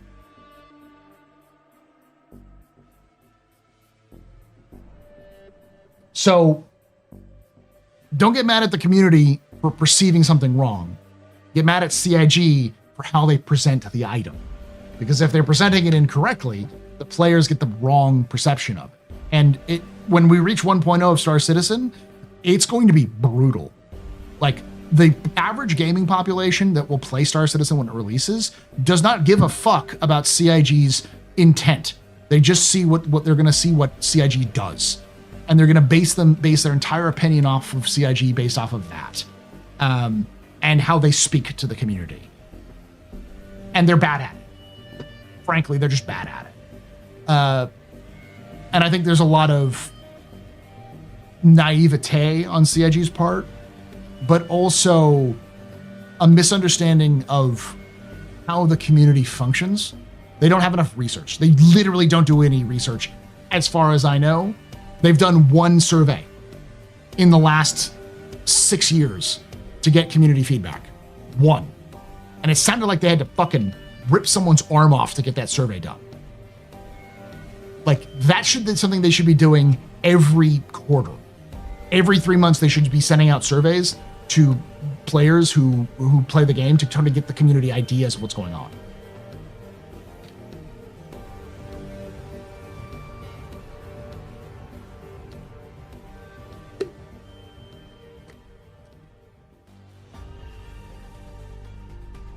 I don't know, Star Citizen is seen as a scam by the gaming population.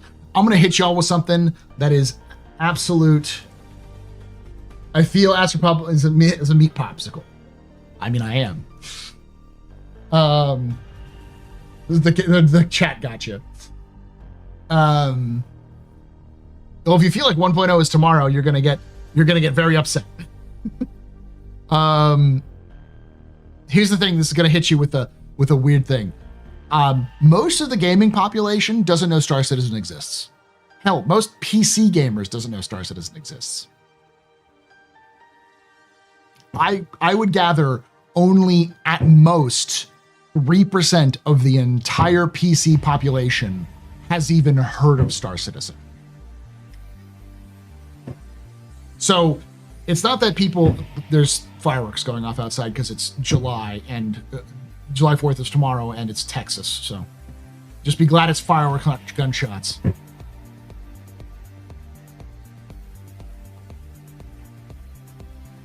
So it's not that the entire gaming community feels like Star Citizen is a scam. It's that I would say about 2% of the gaming population does.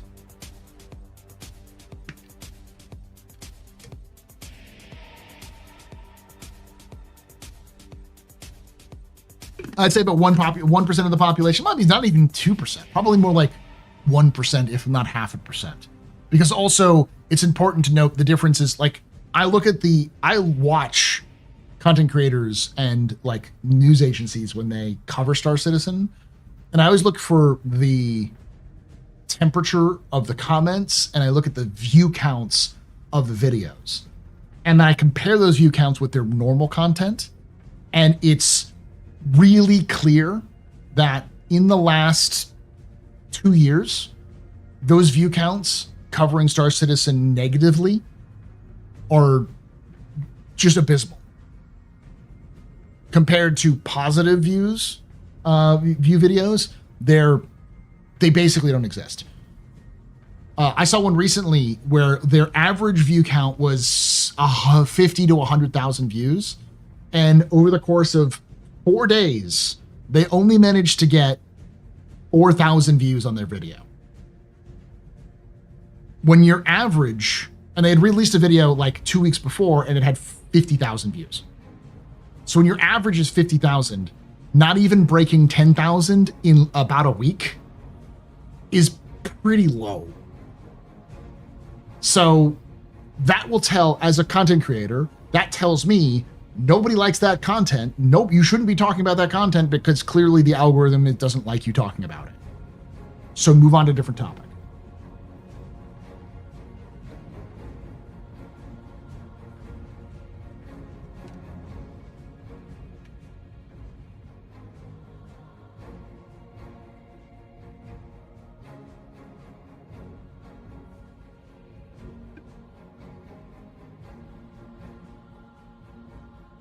People need to stop acting like real AAA companies aren't already scamming the fuck out of us.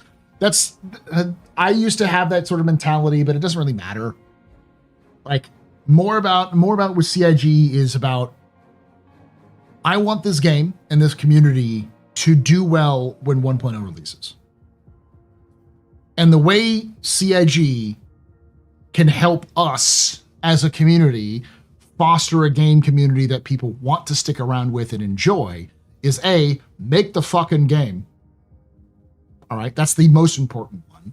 But B, learn how to talk to people who are not diehard fans of your game and how to communicate with them overall with store prices, sales pitches, social media, video content, all that sort of thing. They're getting better at it. But the problem is they learn through smashing their face on the floor and smashing their face against a wall multiple times. Like the flight blades. That was a learning experience by getting punched in the face repeatedly. And I think the community made it very clear, based off of that reaction, that they didn't like it. And the majority of opinion that I saw wasn't that flight blades were broken or that they were some sort of buying power, but it was setting the precedent of buying components, which meant that CIG would sell anything if they really wanted to, even possibly crafting materials and such. And people didn't like that. They wanted to see, people are still unsure about like the gaming packs they have, which is another problem, but especially if gaming packs are built around gatekeeping features. Bundling, I think, is another problem people don't like. They still do that. But I hope CIG has learned from some of this and moved forward with it. But if they don't, they're going to learn the hard way that it's going to happen again. And the next time, it won't be with just a bunch of nerds who already like you. Because it's one thing for EA to introduce loot boxes into a video game. it's another for CIG to do something like that. And I have more control and more care about Star Citizen as a community and the game itself than I give a shit about FIFA. And so I'm going to lay into CIG because there's no publisher telling CIG to do it. They're just doing it because they want to.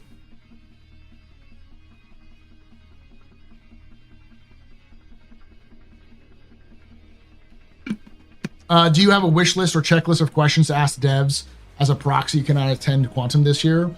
You can put it on my Discord, but I can't. I'm going to be interviewing Tyler Whitkin, aka Xylo. He has all the questions that I'm going to be asking Xylo. I didn't choose those questions. Those questions were chosen by other members of the Quantum Vegas team. And he has to have those questions in advance to be able to answer those questions in advance. That's very traditional. That's how interviews work.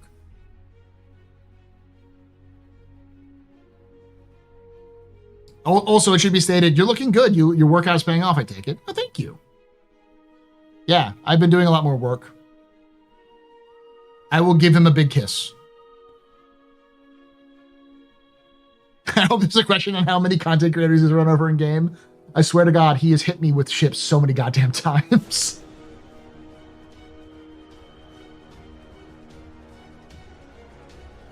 How do you gauge community opinion, popular opinions online, or increased profits of that month?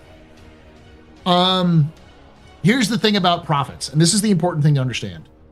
What CIG does will usually not relate in a short-term decrease or increase in profits. Profits are a lagging indicator.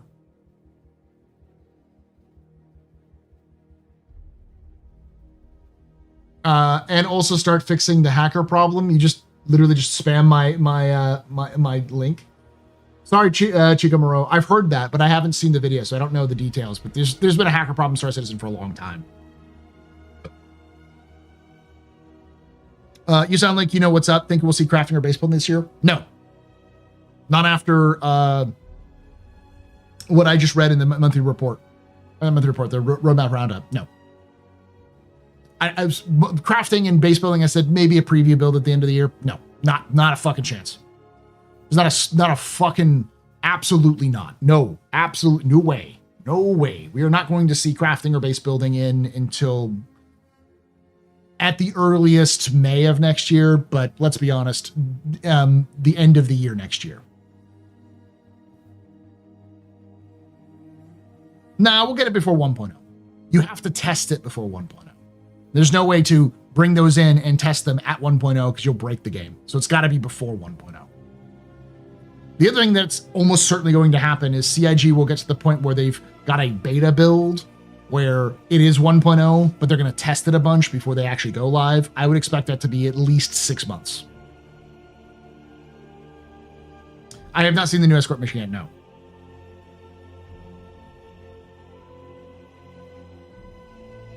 Night and day since we met at CitizenCon VIP LA. Thank you.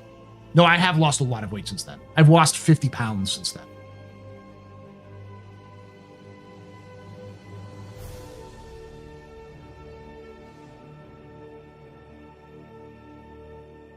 We're gonna read the monthly report next, so hold on there, chat. There's a lot of good stuff, a lot of updates for ships.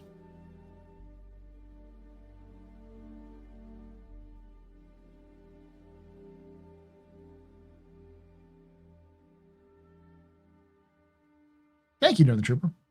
I'm sort of at a hang-up point where, like, I've lost 50 pounds, but I'm sort of drifting back and forth about 10 pounds. My goal is to get below a certain weight, and I need to start hitting it hard.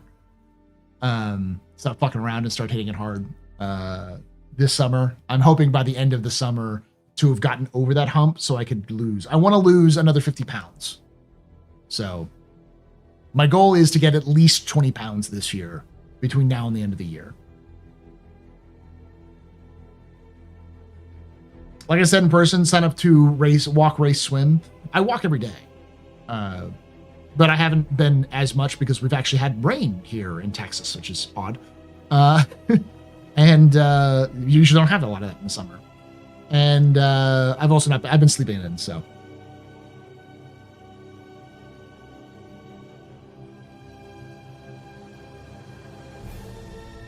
feel like base building T0 is going to be December 22nd patch. Nope.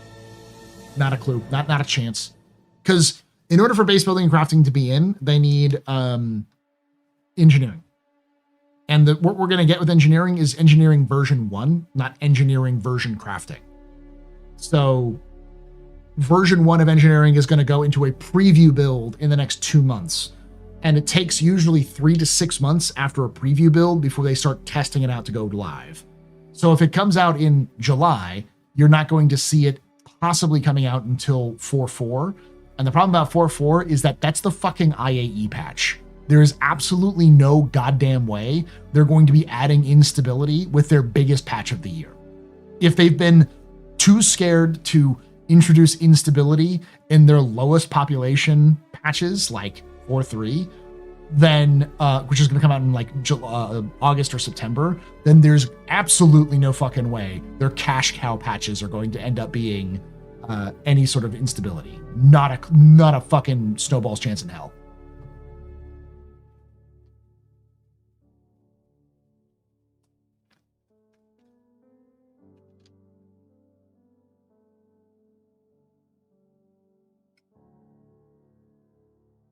I just want to go down to below a weight limit. I'm at I want to get below 280 because I've never been able to get below 280. I want to get to 279. I don't care if I lose 3 pounds beyond 279 over the course of a month. I just want to get to that fucking place. I feel like I'm hitting that limit and I'm not going below it. Still nothing from the delayed 4.0 items. It's clear that CIG's worked on it in the background, but they're also too frightened to add it because they've realized they sat down with server meshing, at least Benoit, who's taking a lot of the reins, clearly hit a fucking stop and said, nope, we are not moving any new features in until we get this shit stabilized. Because they're based on how Benoit talks about the ATC system, he wants to personally physicalize the current ATC system into some sort of physical object in the universe and then stab it and break it with a sledgehammer. He hates that thing. So until that system is implemented, the brand new transit system, the transport system is what they call it, and the mission system is stable, then I think the likelihood of anything else being added is 0. And I'm going to go on a limb and say possibly even until server meshing, dynamic server meshing is in, we're not going to see shit. I just don't know if it's stabilizing as fast as they wanted to, thought it would. It never goes as fast as they hope.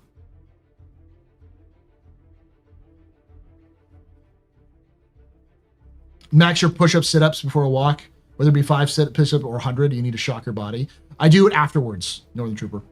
I go for a walk and then I sit down and I have a rowing machine. I do rowing machines on and I do weight lifts.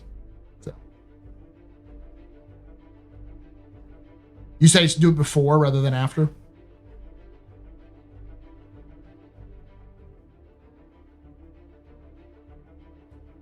Yeah, I just haven't done the rowing machines as much. Because rowing machine gets the full core. So.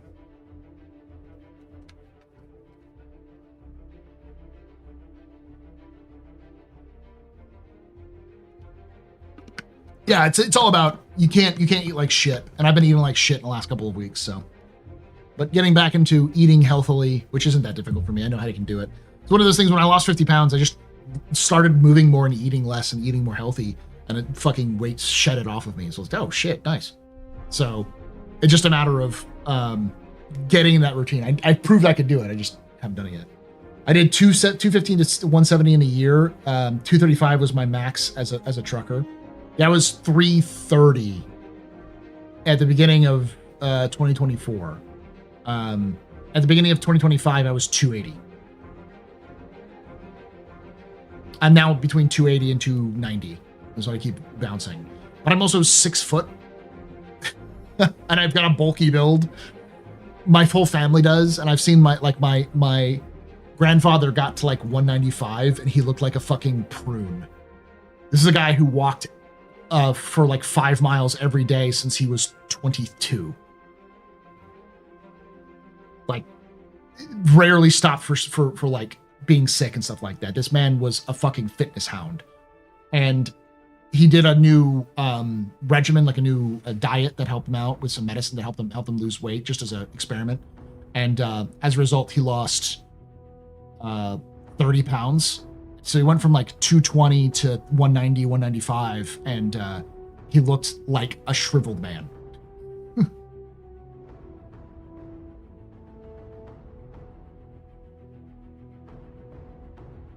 Yeah, I'm into more. Yeah. So my goal is to get to 230 and then stop and see how I look. Because I want to A, get into shape because I want to live longer. And B, I want to get into shape because I want to be able to be a thirst trap. If my body works well with 230, then I'll stay there.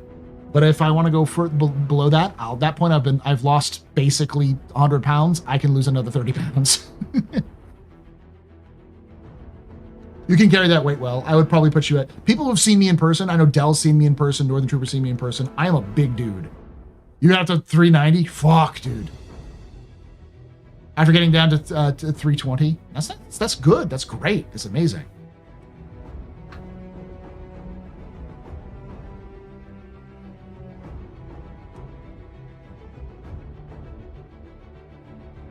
Lifting before cardio helps you with more energy for lifting more heavier muscle and eating calories faster than anything else.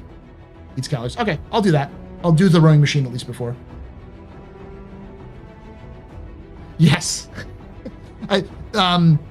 My Google alerts keeps telling me, you remember back in October? And it keeps showing that picture that you and Tree and I took together in LA. And I was just like, God damn, I feel fucking tall.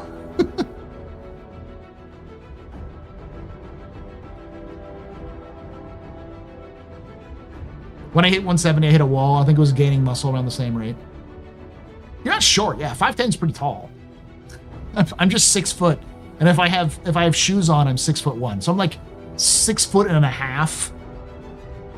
But, you know, wearing shoes puts me at that like 6'1".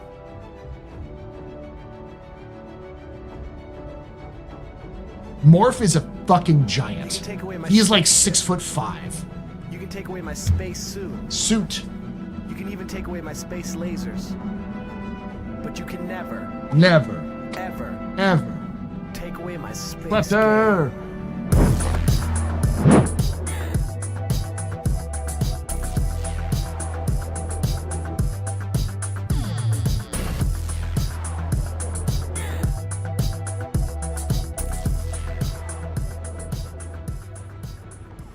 Klepter _ just resubscribed for 25 months. Another month, another bit of lore. 07 Paul. All right, you want a little bit of lore? There is actually a Little Benny's. There's both a Big Benny and a Little Benny. Little Benny is the son of Big Benny. Big Benny was a cargo hauler who retired to make noodles in a noodle stand at the side of the road in Croshaw. And when his father died, Little Benny took over the business and managed and then sold the name to Bremen Mills, then eventually Terra Mills, who then took the recipes and then monetized it.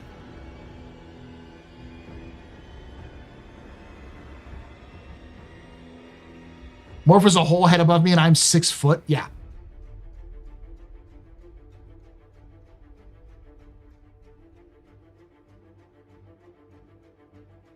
I got up to, I'm about 5'11" and 3/4. I lie and say I'm 6 foot. Yeah, you're about right. You're about 6 foot.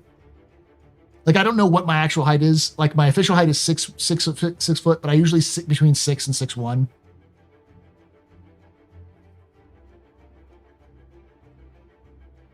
I forget the full name. It's like Benjamin something. Like, they have a full name for them. I'm going to do a lore video on the food of Star Citizen, and we'll talk about Big Benny's.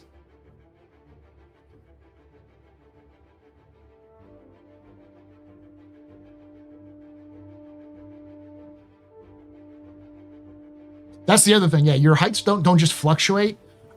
They fluctuate from between the morning and evening. Those of you know, when you lay down in bed, your body actually extends. So when you wake up, you're taller in the morning than you are in the evening. Because as you walk around, gravity is pushing you down.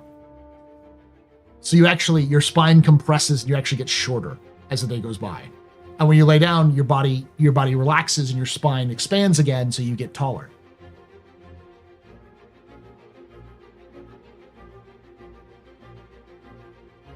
And it's so extreme, you can gain or lose 1 to 2 inches over the day, depending on your body structures. It's insane. When I saw the details, I was like, you gotta be kidding me. There's no way you lose that much in a day. It's like, fuck. It takes more than an hour, Citizen Ninja, for your spine to decompress. It can take hours to do so. So if you want to get to be registered as taller, get an early morning visit to the doctor.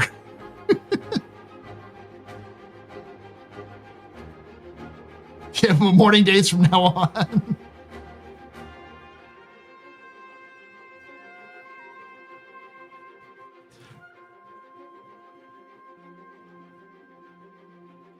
Get an inversion table. There was a kid I saw who posted online about how his routine for his daily routine for exercises was to hang upside down on monkey bars for at least like an hour or something like that. Like he did it for like a significant amount of time every day.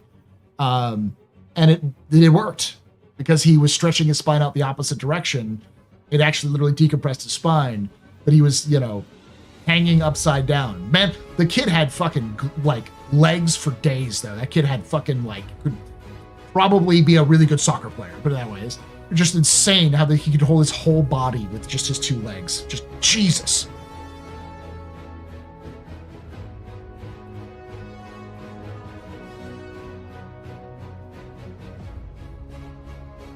The one thing that is also for some reason true is tall people live less. They live shorter. So the taller you are, the shorter your lifespan is going to be.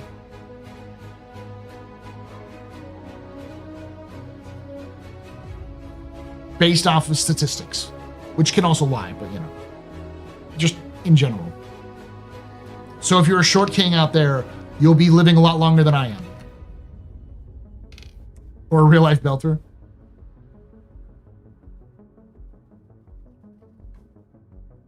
Yeah, I'm sure it's something about circulation. I also assume that it's because of limited data, because every generation has been taller than the last generation, at least a little bit. So as humans have been getting taller over the years, because we were really tall when we were hunter-gatherers, then we became farmers and we shrank like 7 inches, because the average Paleolithic person was between 5'10" and 6 foot. And then the Neolithic, when we hit the Neolithic, they drops 7 inches. And same with women.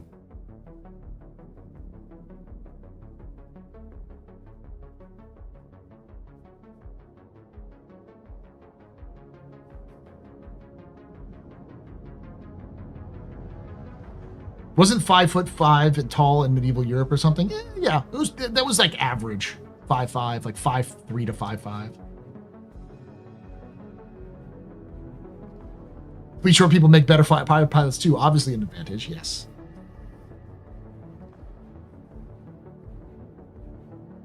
Huh. My dad is 89 and told me most of his side of the family would live to 100 plus. Yeah. So we're going to evolve to hobbit height one day. I think it's just evolutionary pressures and food has probably pushed us to taller heights over the years, because the people who have a genetic predisposition for higher heights probably had more kids in the 1800s.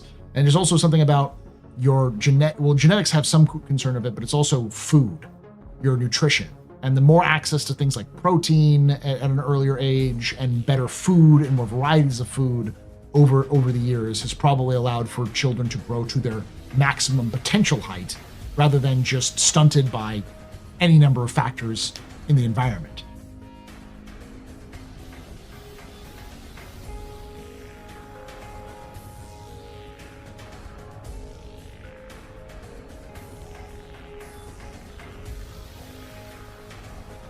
I think they did a study in China where height was growing as more protein was used. I think it's something like that. Yeah. It's like when I say that statistically speaking, every generation does better on an IQ test than the last generation. And if you took an IQ test when you were a kid, if you take an IQ test now, you will be dumber than you were when you were a kid. Which doesn't make any sense based off of what we understand as intelligence. You should be getting better as you age to a point, and then you go down. But you take an IQ test when you're 11, and then you take an IQ test when you're 20, you're going to have very different numbers. Even though with 20, your brain should be at its peak of development. Because IQ tests are bullshit.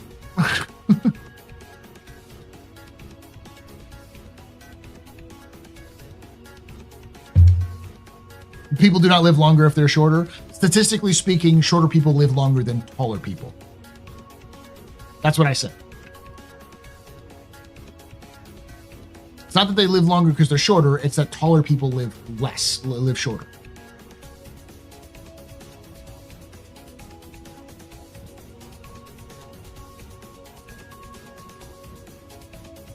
So look, average height in China. Someone beat me to it, yeah.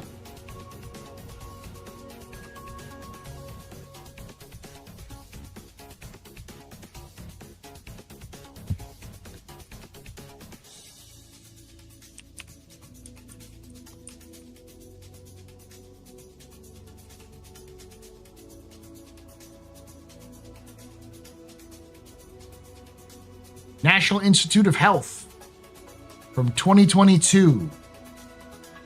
Height, body size, and longevity is small and better for the human body.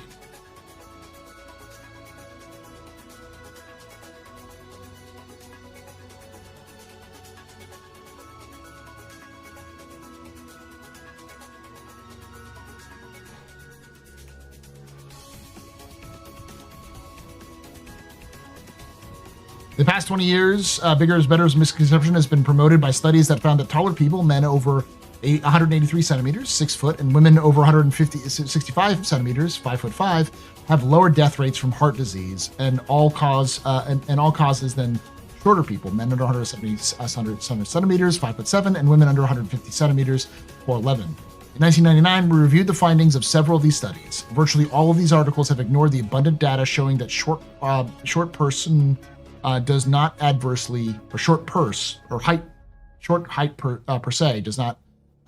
affect health. For example, the first National Institute of Nutrition examination study found no relation between heightened heart disease and the age of the education when adjusted for 1,331 men and women tracked for 13 years. The investigators reported that previous studies in height and health suffered from weaknesses and inconsistencies that compromised their findings. More recently, Okasha et al. Found no association between height and all-cause mortality in a study of 10,700 male and female students at Glasgow University. The average height before the 20th century was 10 centimeters shorter than today, yet coronary heart disease before 1900 was rare. Although only about 50% of the population reached 50 years of age, those surviving the 50 could expect to live another 15 to 20 years. Thus, CHD was uncommon enough. Even there was many elderly people in the early 1900s and earlier. Since the 1960s, countries like India, Singapore have seen large increases in the incidence of CHD. This was like copy and pasted on their website. I can see the notation errors here, so it's like words are being scrunched together. During the second half of the 20th century, people living in longest included the Japanese, Hong Kong Chinese, and Greeks, all being shorter and weighing less than Northern Europeans and North Americans. In addition, data from California Department of Health indicates that Asians and Hispanics live 4 more years longer than taller whites. Wild and Associates found that East Indians, Chinese, Japanese, and Hispanics in California had lower all-cause and CHD death rates, as shown in the table. Heights obtained from other sources are shown for each ethnic group that indicate that shorter ethnic groups had lower death rates. Compared with Northern Europeans, shorter Southern Europeans had substantially lower death rates from CHD and all causes. Greeks and Italians in Australia live about 4 years longer than taller host population. The shorter Turkish migrants in Germany have an age-adjusted to CHD death at half that of taller indigenous Germans. Others have pointed out that genetics may not be the primary factor here, because after a few generations, Mexican and Japanese migrants approached the CHD and cancer rates of the host country. One of us, HE, led medical teams in study of height and population, selected the healthy and vigorous people, found that there were also small people. On a report of 25-year study of Okinawans indicate that they have the longevity in the world, the greatest longevity in the world, including exceeding that of the mainland Japanese.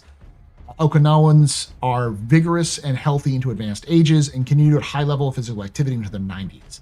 They have the lowest rates of cancer and heart disease in the world and have exceeded most countries in centurions at a rate of 34 per 100,000 versus 5 to 10 per 100,000 for industrialized nations.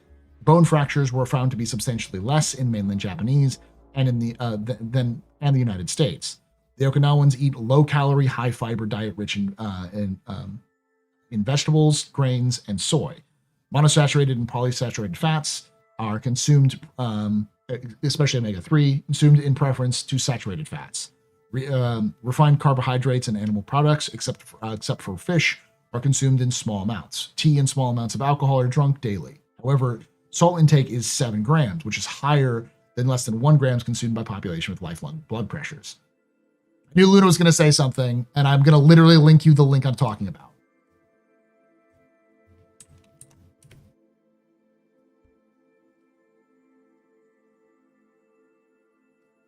I know you're a medical professional.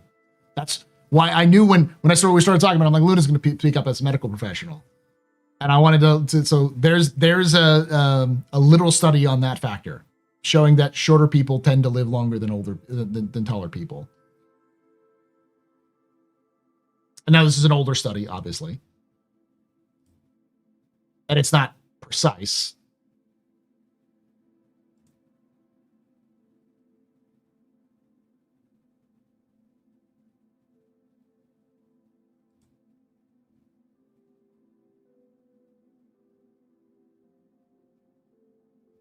Here's another one that talks about this as well.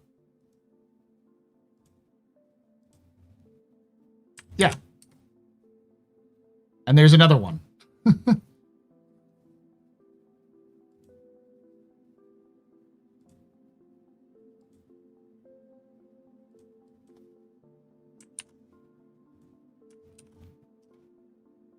From 2017.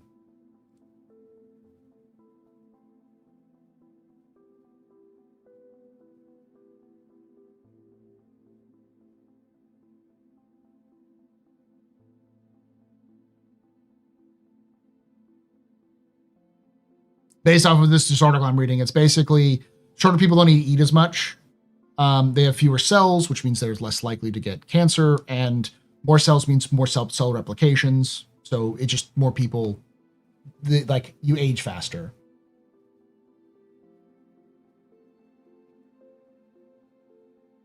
That's the takeaway at the very least.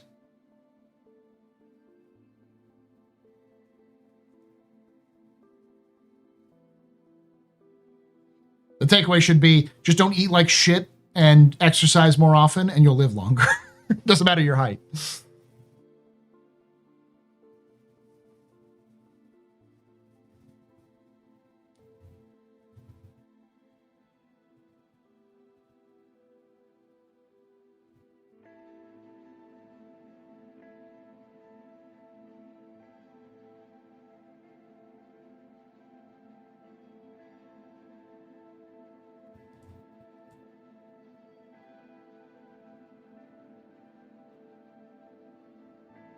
That I'm doomed. Yeah, no. It's like a lot of shit in medicine. It doesn't matter. The thing that makes it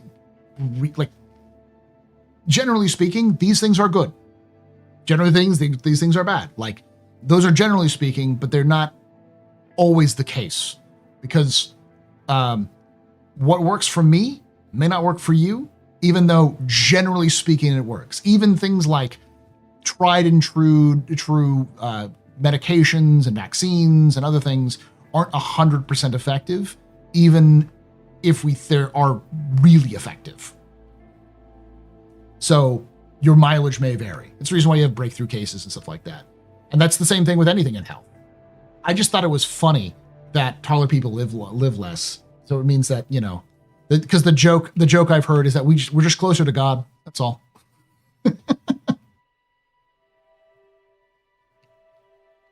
The statistics don't always apply to everyone. There are lies, there are damned lies, and then there's statistics.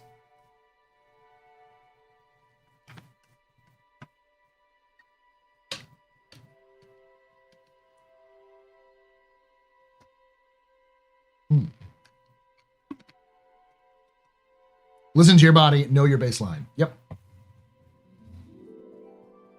Things that helped me out when I was losing weight as well is when you eat, don't eat immediately afterwards. Consume food and then wait. Get up, move around, do things before you get like a second helping of something or you get dessert or something like that. Because often it takes a while at least it took a while for my body to say, you have eaten, I am thankful, please stop eating.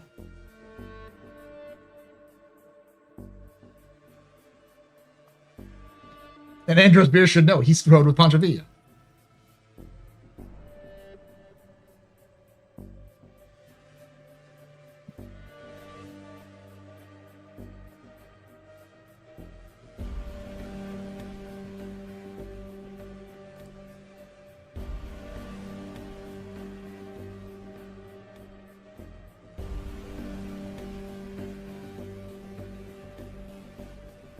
I feel like we now have lies, damned lies, alternate facts, and statistics.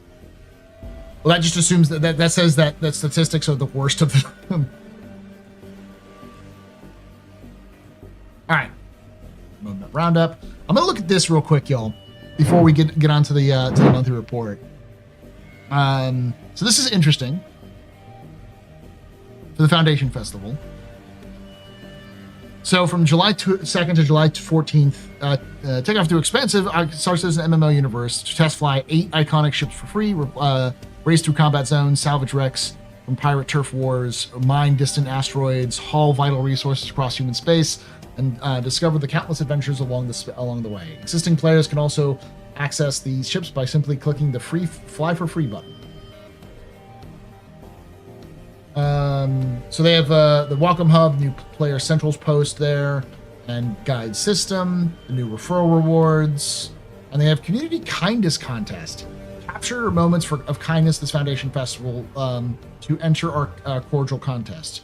Whether you're imparting loot tips, giving someone the ride, or stabbing them with a med pen, snap a screenshot with your good deed for a chance of winning a ship from Aegis, Drake, or Crusader. It was interesting. They also had an org highlight. Sadly, lore was not put into the org highlight, but Garden Interstellar was, which is nice. We probably need to have more active members on Spectrum, which I'm not going to put any of you through the hell of trying to post on Spectrum.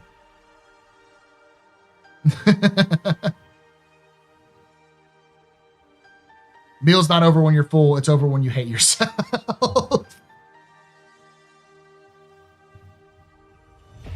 This is the first year we've had an event without a patch involved. They did this with the last event as well. Yeah, it's not the first year. They do that sometimes. In fact, they do it often, where they'll have a free flight without a new patch.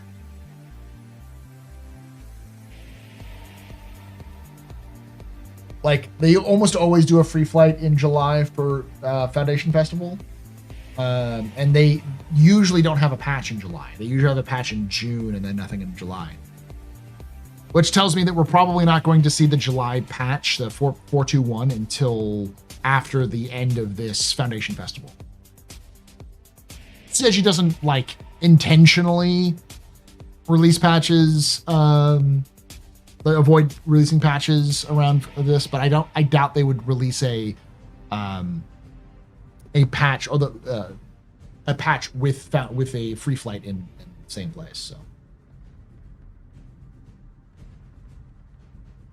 where do you think you'll make your base in Star Citizen? Magnus, but before Magnus is coming in, I'll probably be in Nyx. I like Castra, don't get me wrong, but I also have a sneaking suspicion that we're going to have some motherfuckers in Castra. I fully expect UEE space to be absolutely unforgivably oppressive. It'll be nice to look at, but you won't be able to do shit.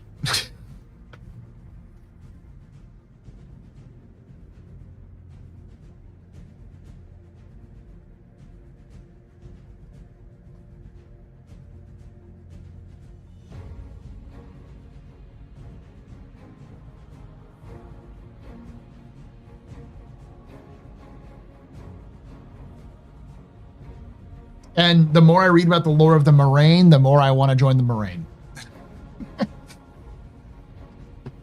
They're a smuggling group, so daddy-like, and B, they're anti-government, which is like, I mean, I'm all down for fucking the UAE, and they're also super tight, so it's like, I would love to be welcomed into the family. It's totally not Manson-esque.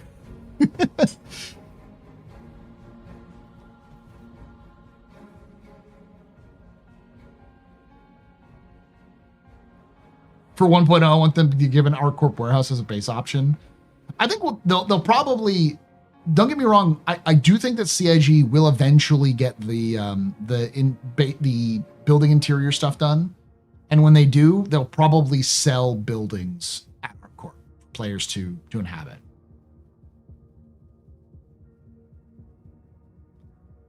Hugs and kisses from Tony Soprano. Well, it would be like if Tony Soprano was the head of a mafia that was also communist. Because the Moraine are like, they're Robin Hoods. They refuse to attack each other, and they only want to focus on the rich. So they don't attack other outlaws. They only attack rich douchebags. Or corporations.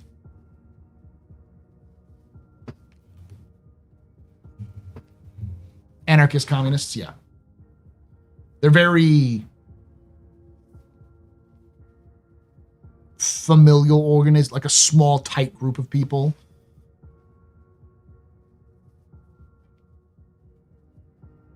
Oh, it's gonna be, yeah, it's gonna fall short. No, people who think that ArcCorp is going to be like a giant city you're gonna be able to inhabit every inch of, no, absolutely not. You're not gonna be able to explore that shit. I think you'll be able to get like places where you can get a building, like live in a building or have like a room, but yeah.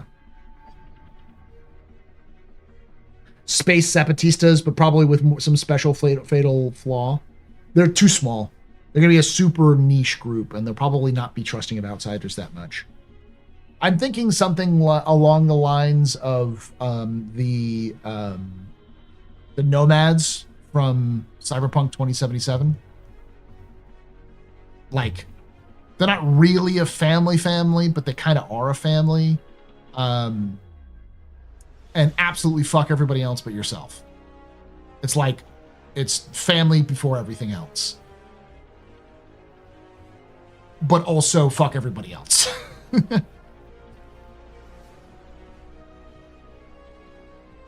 Feels like Burn the Corpo from Cyberpunk.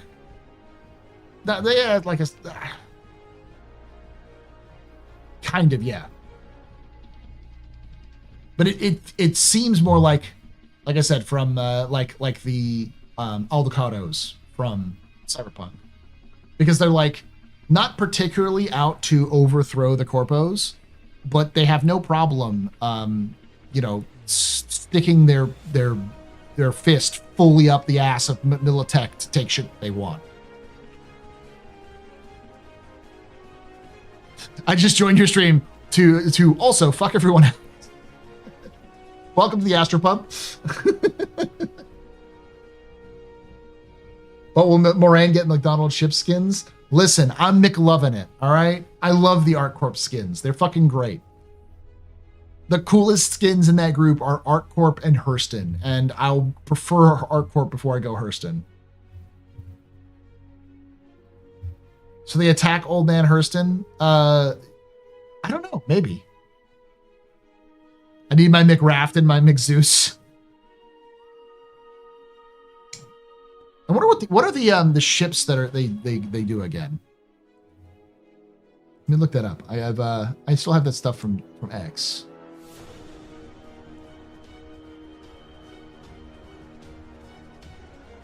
So it's the Aurora, the Caterpillar, the Constellation, the Freelancer, which I want. The Raft, the C1, the Starlancer, which I want. The Hercules and the Zeus. I own a Freelancer and a Starlancer, so I'm good with that. I don't own any of the other ships, though.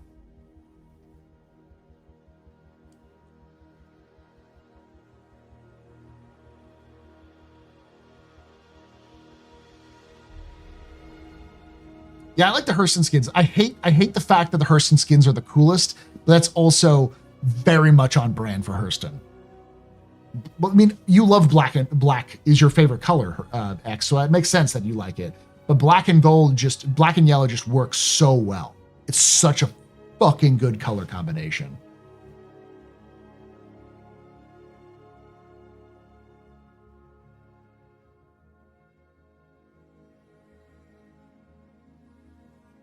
I don't know where I read it, but I might be making it up. But apparently, backing a winning corp to level 5 gets bonus reward. There's nothing that prevents you from backing all of the corps, though.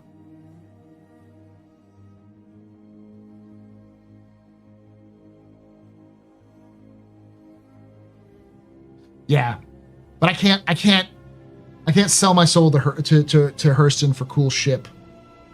I'm gonna do the Art Corp. I don't care if it's not the most, you know, they're gonna win. I like the skins.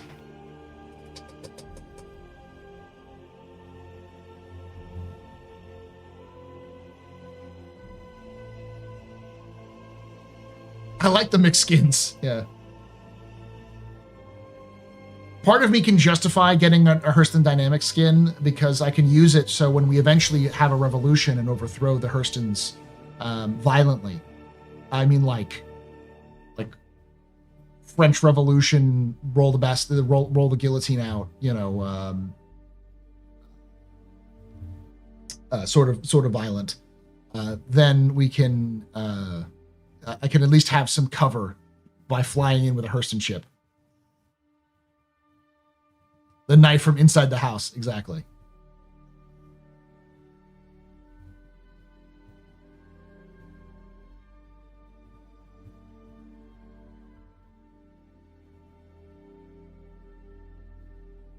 The new NVIDIA driver is trash. Don't know why I didn't check before updating. You can always revert, though, can't you? I don't have NVIDIA drivers except for my old, my current stream PC. I got to get a new one here shortly. I will max my Hurston rep so I can secure Hurston Tower or rig it with explosives. I have a feeling that CIG is going to drastically limit what we can and can't do inside Hurston. I don't care. I'm still going to lead a revolution. Will you join me, comrades, in overthrowing the tyranny of the Hurstons? The second they let us actually enter a landing zone with guns, and you know they have to scan us, and we have to remove our guns to be able to enter. If we have a way to fight our way through and gain entry, I'm gonna do it. We're gonna do it.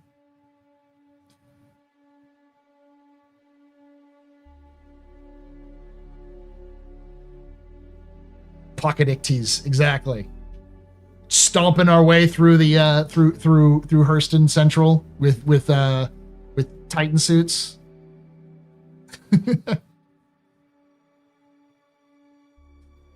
I will join you with a troop of raptors, the clean sweep squad.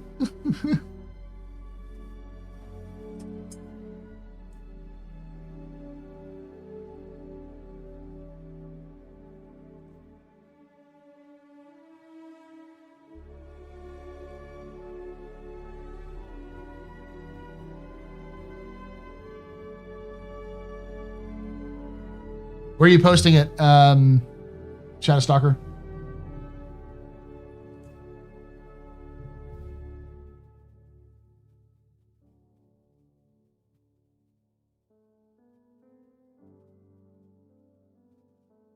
Who needs the referrals to statue when I can own the original? Oh, my side. Yes, so the metal detector in the lobby scene of The Matrix. That's what I'm thinking, yes.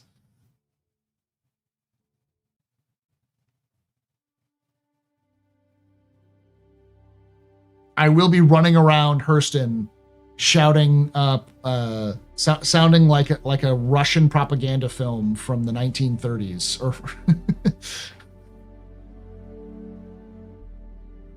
blasting the Soviet national anthem.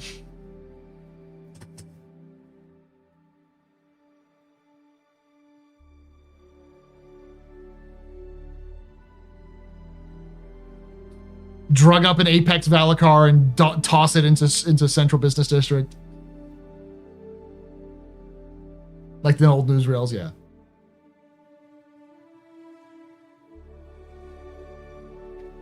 The idea being, if we can coordinate and control all of Lorville for a significant matter of time, there is absolutely no way that CIG doesn't turn us into folk heroes. Who doesn't want to be a legend? We will die as legends. We'll be able to claim that we were part of the great Lorville uprising of 2958 or whatever.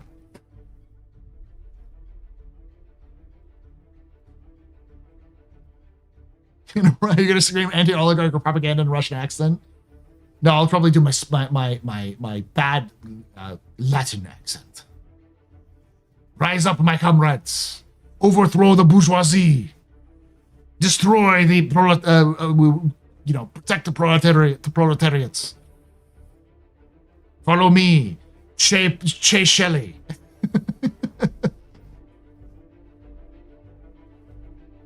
They'll make statues of us.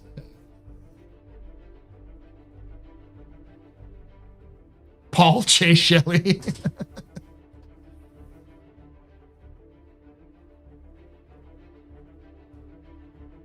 But can we capture the Hurstons and haul them away? Yes, if we can do. Rename Lorville to Lorville.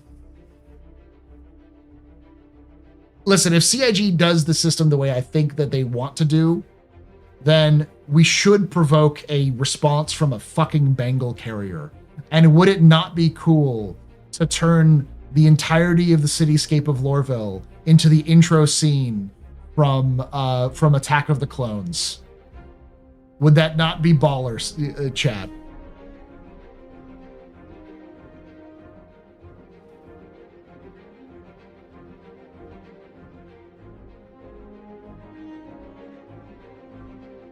I've always wanted a bagel.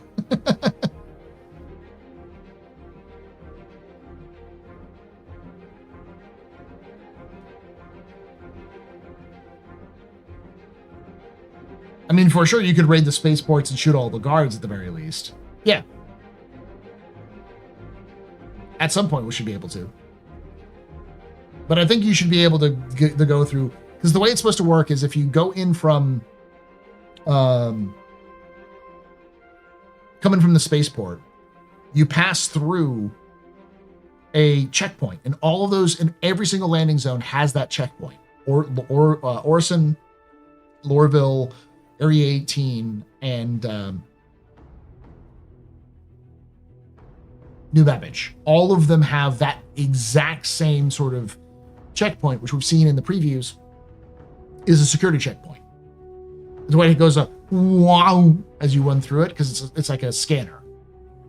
And in theory, there should be a way for you to either hack or blow up or like disable that scanner to get through with guns.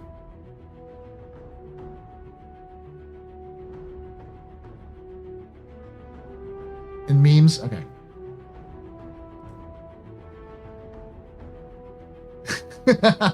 I'm pulling this up there.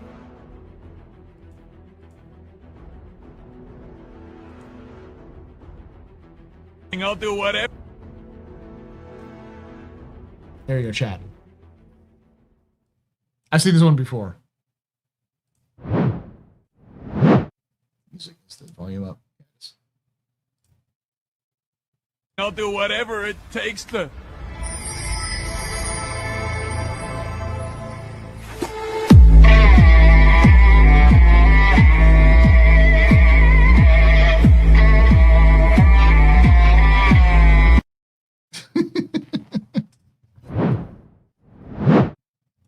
Fuck the corpos, man.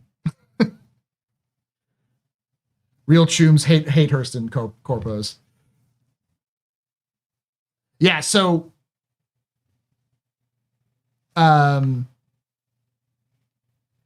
you can call me Johnny Silverhands because I'm smuggling a nuke into Central.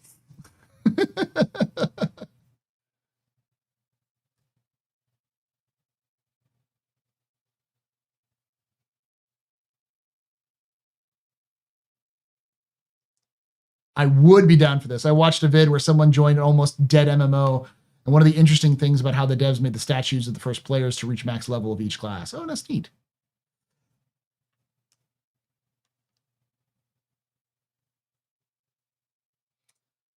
Unless there are gates that can't be breached, you could run through. Yeah, you might be able to run through, but there should be some play and counterplay at some point. I think CIG wants to do that, and there are the exterior gates, which, in the perfect world, the way this works is we stage a full-blown assault on multiple gates at the same time, kill everything that's in the area or knock them out, and then use the trams to get into the city, because there should be less security at the gates than there is at the zone, and most of that security should be focused on the exterior rather than the interior. So we just have to kill them.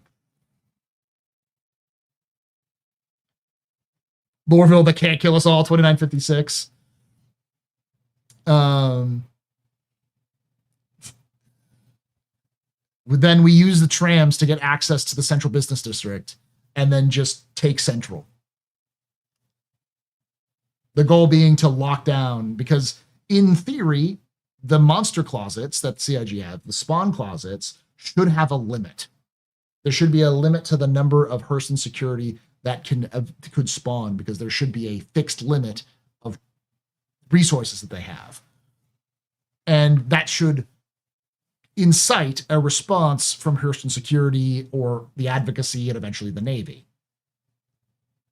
Go through the garage too. Yeah.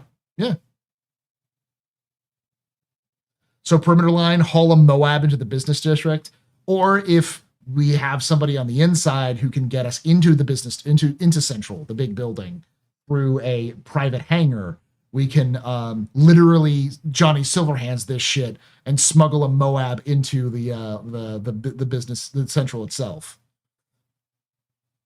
We know we're winning when we see nails dropping down on us. We'll know we're winning when we see the monster closet stop spawning Hurston security and start spawning UE Marines.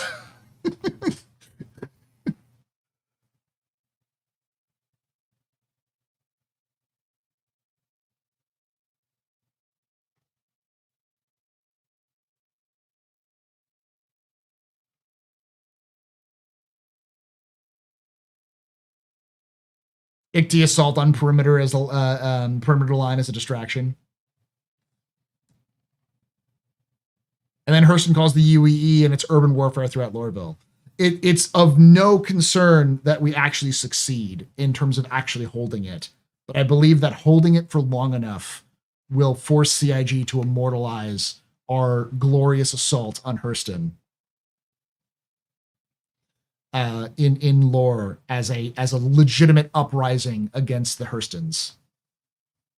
Regen was always the plan. It's fine. Yeah. We're either doing the big death or we're all gonna get locked up forever, but it'll be fucking worth it.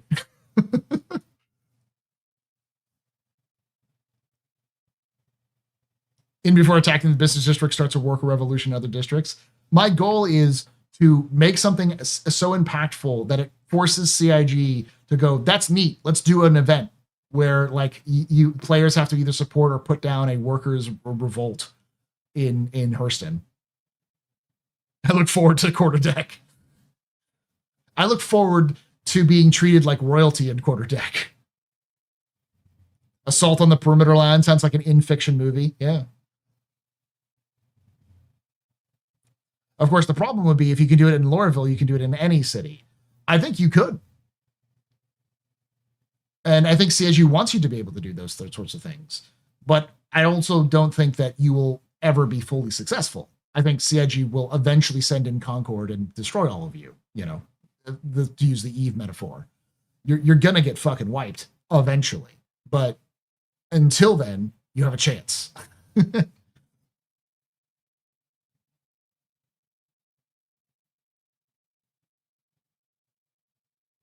I will not make an alt for the assault on Lorville. I will use my main account to go down in infamy.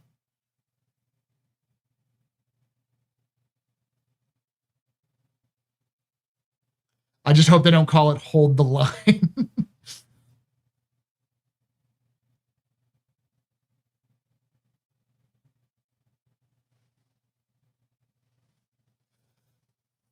Use my reclaimer? You mean my redeemer?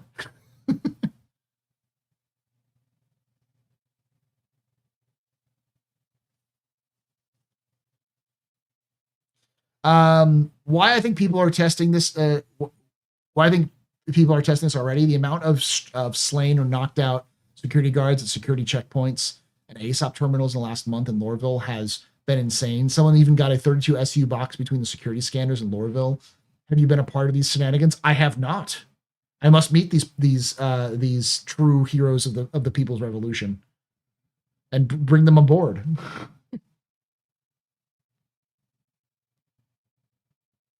Fill the Redeemer with explosives, use its best ability. Oh, yeah, no, the station turrets are absolutely insane.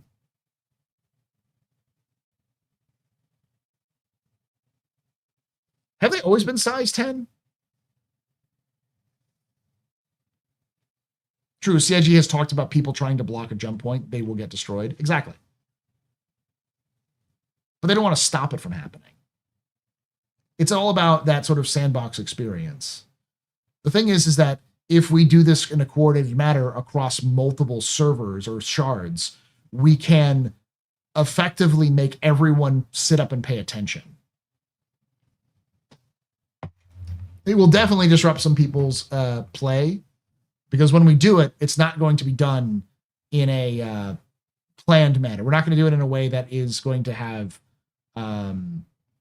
where we're going to announce the date. We're just going to plan it, get it ready to go, and then execute it at a predefined date that we don't super publicly talk about.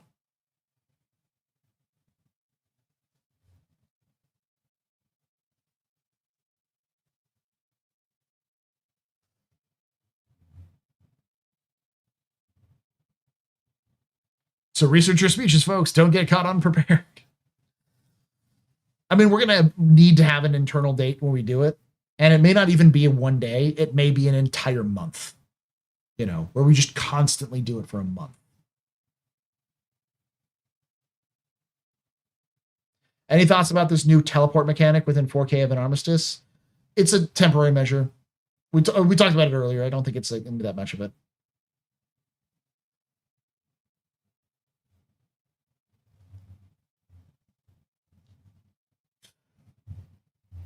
Get the fuck up, samurai. We've got a city to burn.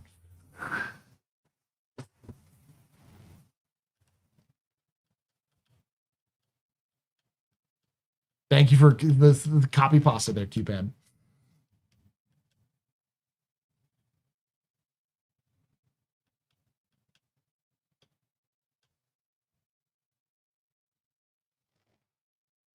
Oh no, it's something when I want to do it, I'm going to talk to all of the other content creators I know and pitch them the idea. And I'm sure they'll either love it or hate it. And I'm sure most of them will be like, yeah, I'm down to live. I'm down to be a legend. Because this isn't about me or you or content creators. Viva la revolution. Viva la revolution. Yes. Viva la revolution. It's about making a impact in the lore that's fun.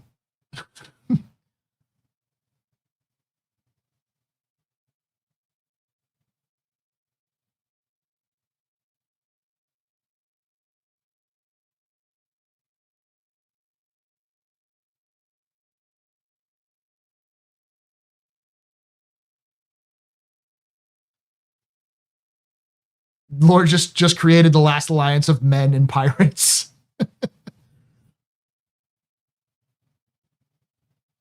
Who wanted to be known in the same breath as Adam Smasher or Morgan Blackhand? Exactly. But it's about all of us as a community doing this, knowing and sitting back in 10 years when you're talking to your kids about what you did on St. Crispin's Day. You will say, I was there. I fought on that St. Crispin's Day.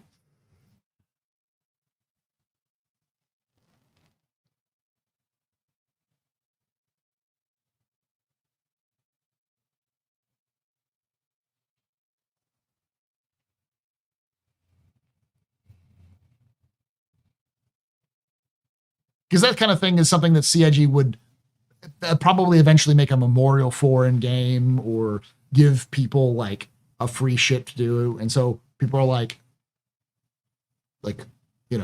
oh yeah, Paul fought in the liberation of Lorville. Like, what? It's like, yeah, I did. Want to tell you stories about it? How we took over Lorville for like 3 weeks?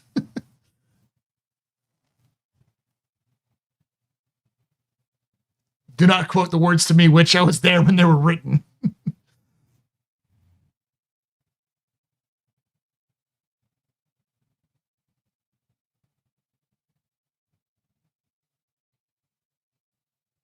Low-key with CIG, could you implement a flight jacket where we could add patches of events over the years?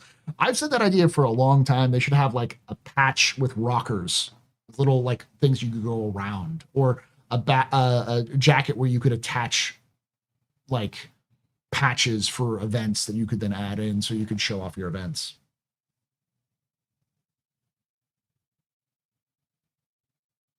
If we pull this off, please do a docu like your Jumptown one. I will, with my own footage.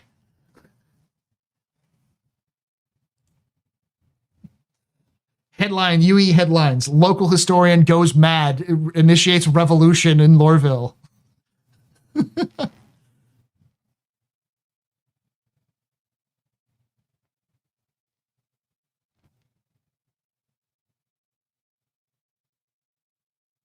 Person's captures and have a public hanging. We'd end up just recreating that scene from Pirates of the Caribbean. I will need a beret for that, yes.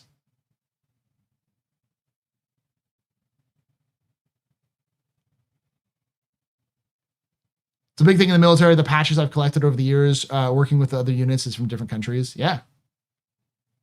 I just think it would be a neat like addition, so you could have like a jacket that you can then customize with different patches. So you can put different patches on there, so you can show of all the different things you've done. Thinking more past the glory. That too. Yeah.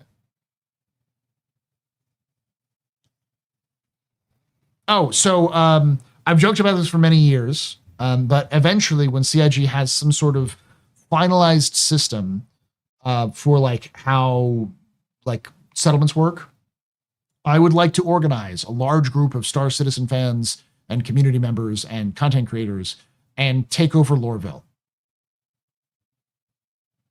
Have a revolution and invade Lorville and kill all the guards and control it.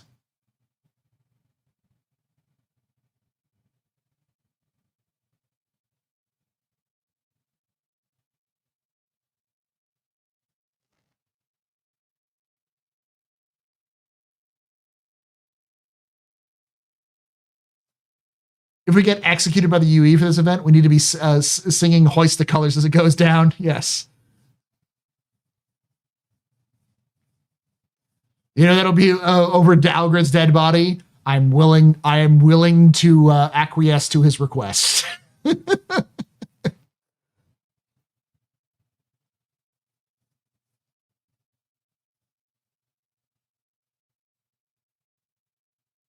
I'm gonna turn to someone and say first time.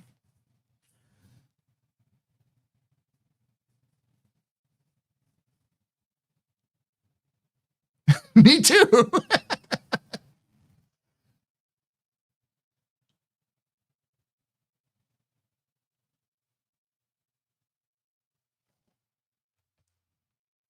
The idea is it would be fun to set in-game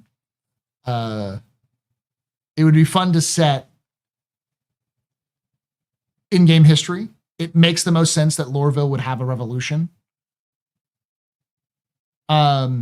And it's the only place I think in the lore and in like the gameplay that even the players would go, yeah, fuck Hurston, fuck Lorville. I'm so down for that. Yeah. The idea is to hold on to Lorville so long that the Hurston security stops spawning in spawn closets. And when and eventually CIG is forced to send in the fleet. So you see like a Bengal carrier and like, you know, multiple javelins and Idrises and Polarises over the skies of Lorville. So you have the basically, wouldn't it be fun to recreate the intro battle scene of Star Wars Episode 3? Yeah, I know Paths to Glory. It's the one about the French soldiers being executed. Yeah, I love that one. I love Kubrick. I've watched all of Kubrick's films. They're amazing. He's my favorite director because he's insane. My favorite of his films is Dr. Strangelove because it's the most unhinged comedy of his. The Spectrum posts have already been written. Toxic streamers are burning the game down. Listen, we'll be screaming anti-revolution or pro-revolution, anti-Hurston slogans in chat as we do. But you would need ground troops. Yes, that's the idea.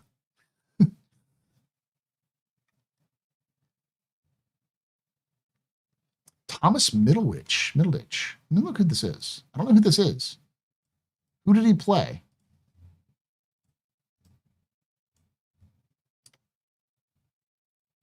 It was a Canadian actor.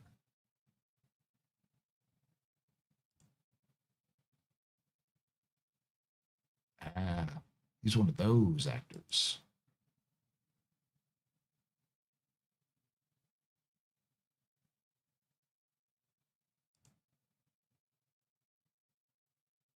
Oh, he's Silicon Valley.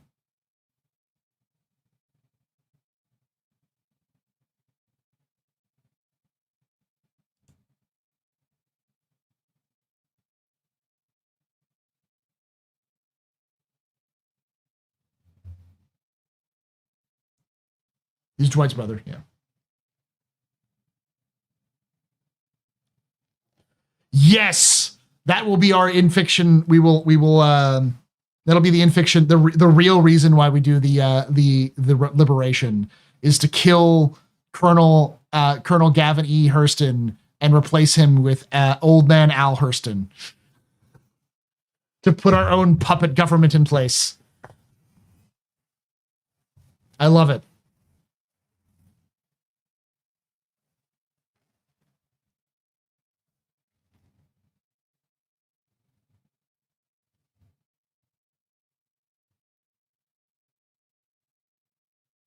Oh, Barry Lyndon's getting a re-release.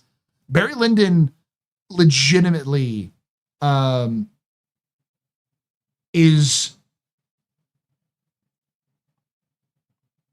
I forgot what I remember seeing someone did a video on this where that they would, if they were going to show one movie to, I think it's like to aliens, what movie would it be? And it was Barry Lyndon. Because it's the most visually striking film about a person's life. Won't he just regen though? Possibly. By the way, why are there no children in Star Citizen? The same reason why you can't kill children in Skyrim. or in Cyberpunk.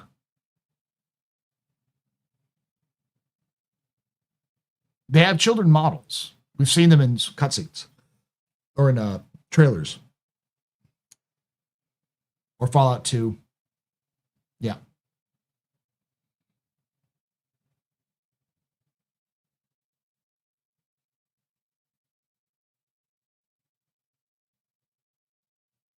Yeah.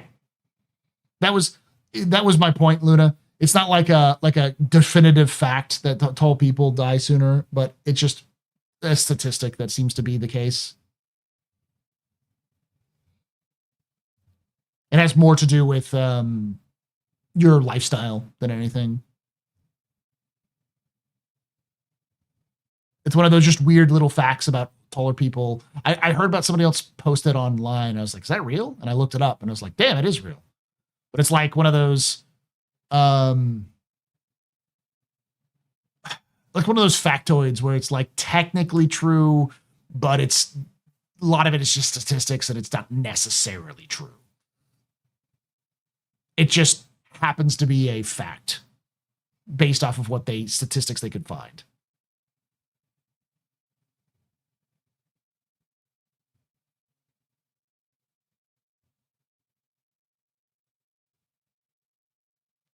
It's technically true. It's one of those. That's the reason why the way I said it was because it's technically true. It's not really true, but it's technically true.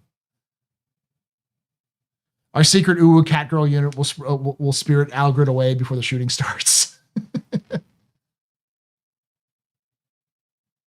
In Germany, you can't even see them, but they'll still pick your pockets if they get close. If we kill him enough, he'll stop regenerating. That's also true. Or go with Cyberpunk and just do little people models for kids.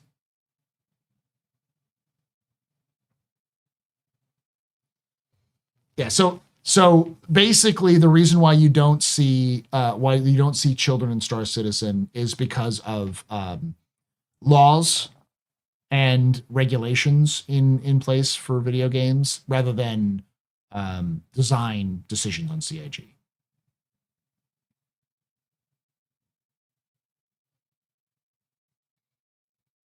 I know Australia has a lot of very strict laws. I know the EU has some pretty strict laws as well. If you include it, players will kill it. Yeah. And one of the things that CIG is against is immersion breaking as much as possible. So they'll likely not do the immortal kids route where you can't kill kids.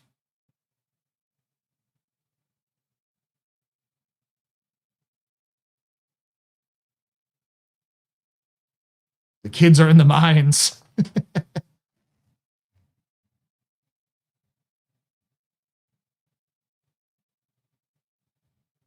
You just said it though, Django. You can enjoy Movie Battles mod in Jedi Academy. It's a mod, not the official game. You can kill kids in Skyrim, but it's a mod that you have to include.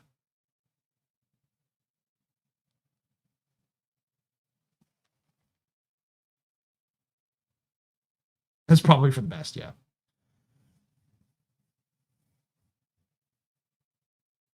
Given the sickos in the game, sometimes I'm fine with kids being absent from the scene. Yeah. You do a lot of weird things in Skyrim with mods. Skyrim is one of those games that its mod scene covers every breadth of human experiences, and that's not a good thing. I realize I've been streaming for almost 5 hours and it's almost midnight. I need to do the actual monthly report. I knew this was going to be a long one just because of the other stuff, but let's get started with that one. Before I do want to go over a couple of things. First of all, I will be streaming on Friday earlier than normal because it's hot mech summer. So Mecha Break, which I think is out right now. It should have released on Tuesday. So it's coming out. So I will be starting at 1 p.m. Eastern, 10 a.m. Pacific, and I'll be going for like as long as me and Loken are playing. So probably 7 hours. And then Saturday, we'll be doing Captain's Table, and it's on the state of industry. And I can tell you right now that we have Red Monster, Barrister, and Captain MD13. And we're going to be talking about the duplication of glitches. We're going to talk about gameplay currently. We're going to talk about the design decisions around things like the line of mine and Stormbreaker in terms of how it relates to industry. We'll talk about mining and how a lot of changes have been affecting mining, salvage, and going forward. Your husband's saying Mecha Break right now. There we go. Awesome. So it is out.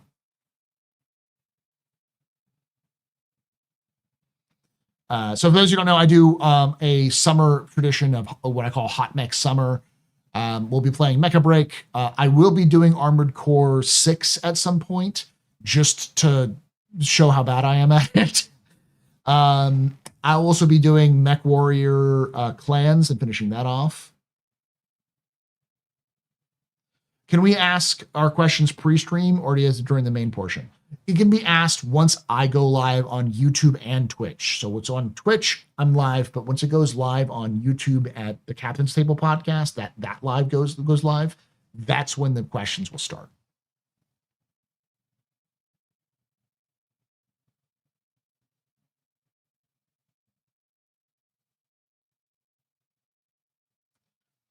Will the Banu have slaves in the PU? Probably. Slavery is one of those that's a little touchy, but it's not nearly as much. There's slave, representation in games, even in children's games. So.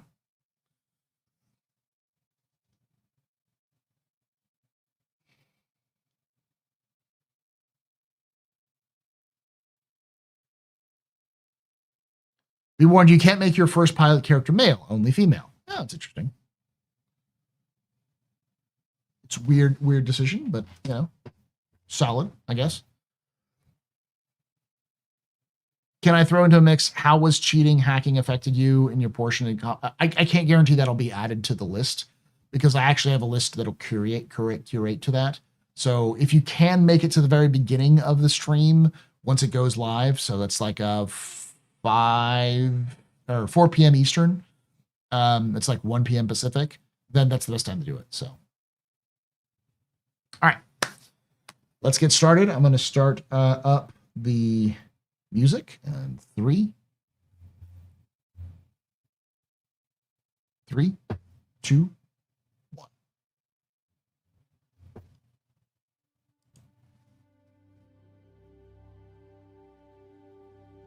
Oh, hello. You're distracting as always. Distractingly handsome as always. And I am Paul, Berserker01 Batman Shelley, your humble host and space bartender here at the AstroPub, your space bar at the end of the universe. And this is another capsule. That's right. Office Hours capsule.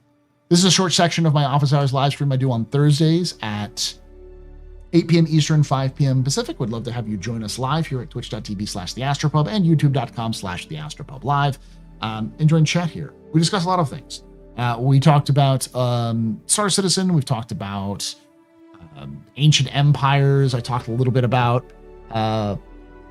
Outlaw Star. We go all over the place. But yeah, let's get into the big news here. This is the Star Citizen monthly report for June of 2025. Now, before we do, I do want to emphasize, this is, in fact, not a summary. Probably tell that right now from the length. So I'm going to read everything word for word from the report so you have a context for what's going on. I will also be interjecting some other things because some of this is follow-ons from previous months to kind of explain a little bit if you're not quite sure about this. If you want to watch all of this, I have an entire playlist, which will be right up there, which you can click on, which watches, I think I've been doing these monthly report read-throughs pretty much every month for the last 5 or 6 years. So I have a lot of information that I've gathered over the time in terms of what CIG is talking about. With that being said, let's get started.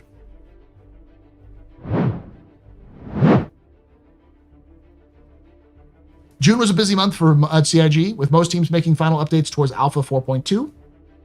in upcoming content. Read on for the full details of last month's development, including the latest from ships, AI tech, and core gameplay teams. AI content. June saw AI content meeting with the directors of and combat AI team to keep pushing the development of the updated combatant wildline script. This new line set covers both FPS and dogfighting NPCs and provides a much needed update to the enemies players that have been fighting for years. The team currently looking into leveraging dynamic conversations while keeping the line set concise enough to potentially offer gang-specific voice packs. However, conversations and prototyping are required before they can begin capturing the content. Outside of the combat, the team updated civilian behaviors to utilize additional lines that haven't been used yet, to make them feel more reactive in more environments. Finally, AI tech supported the integration of new mission providers into an upcoming content. So this is just the stuff you see in game when it comes to AI. AI features. Now this is the stuff that they're working on in the background, which aren't always updated into the games. It's mostly just sort of things that support AI. Sometimes it's even like new systems that are implementing. Last month, AI features completed their tasks with the irradiated Valakar, which made its debut in the PEU. This was the culmination of months of hard work by cross-disciplinary teams, including AI features in tech, animation, gameplay programming, art, VFX, audio design, and weapons. We're really enjoying the lovely feedback that the community has been giving fighting this giant. It's making us very excited for future creatures and encounters to come, AI features. The latter part of the month was focused on bug fixing, including edge cases where Valakar didn't emerge, despawned too soon, or failed to spit during its emergence animation. Improvements were also made to the juvenile and adult Valakar, including changes to their positioning to prevent overlap and better handling of unreachable targets. This also informed a fix for Copian chasing targets that became unreachable. The team then continued to develop upcoming creatures, and the details of which will be shared in upcoming months. Major and minor bugs were fixed for human combat, alongside additional behavior work. This included aiming improvements to consider what part of the enemy is visible. For example, aiming specifically at the head if the chest is obstructed. Support was also added for NPCs using advanced weapon types, such as beam weapons or lasers that can overheat. Updates were made to, so that's a new one. They've been talking a little bit about beam weapons in general in the last couple of months. Lasers overheat are new.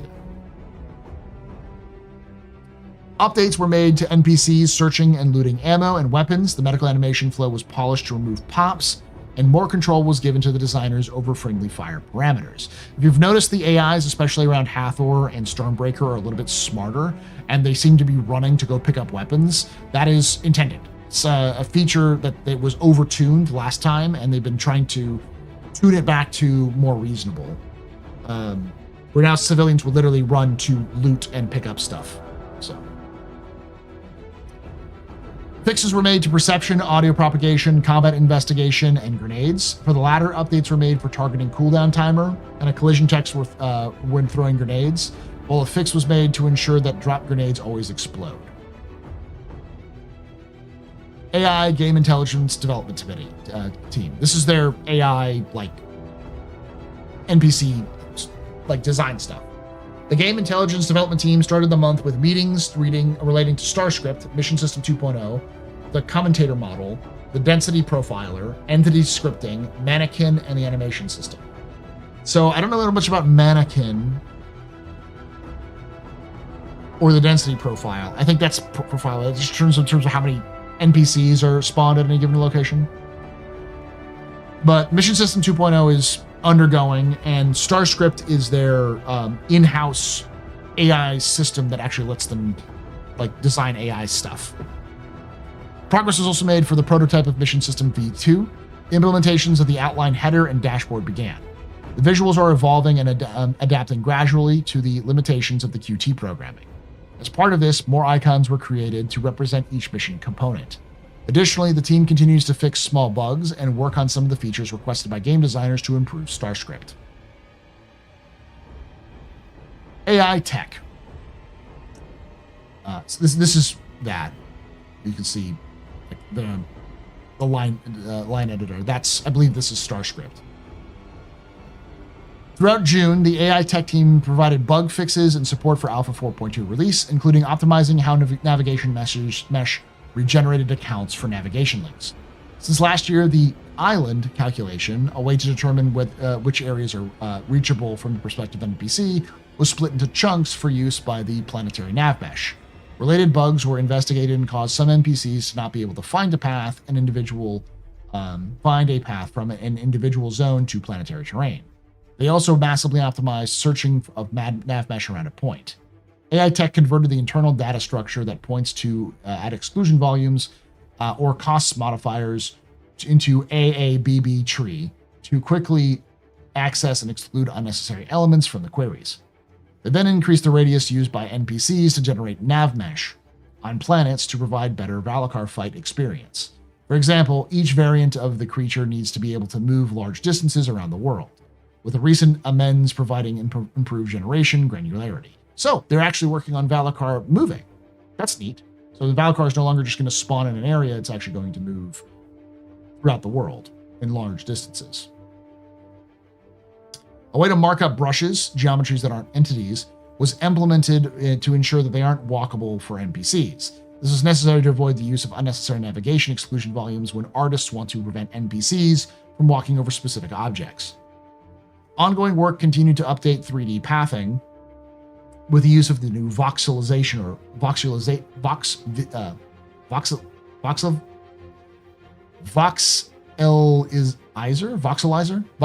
the new voxelizer approach.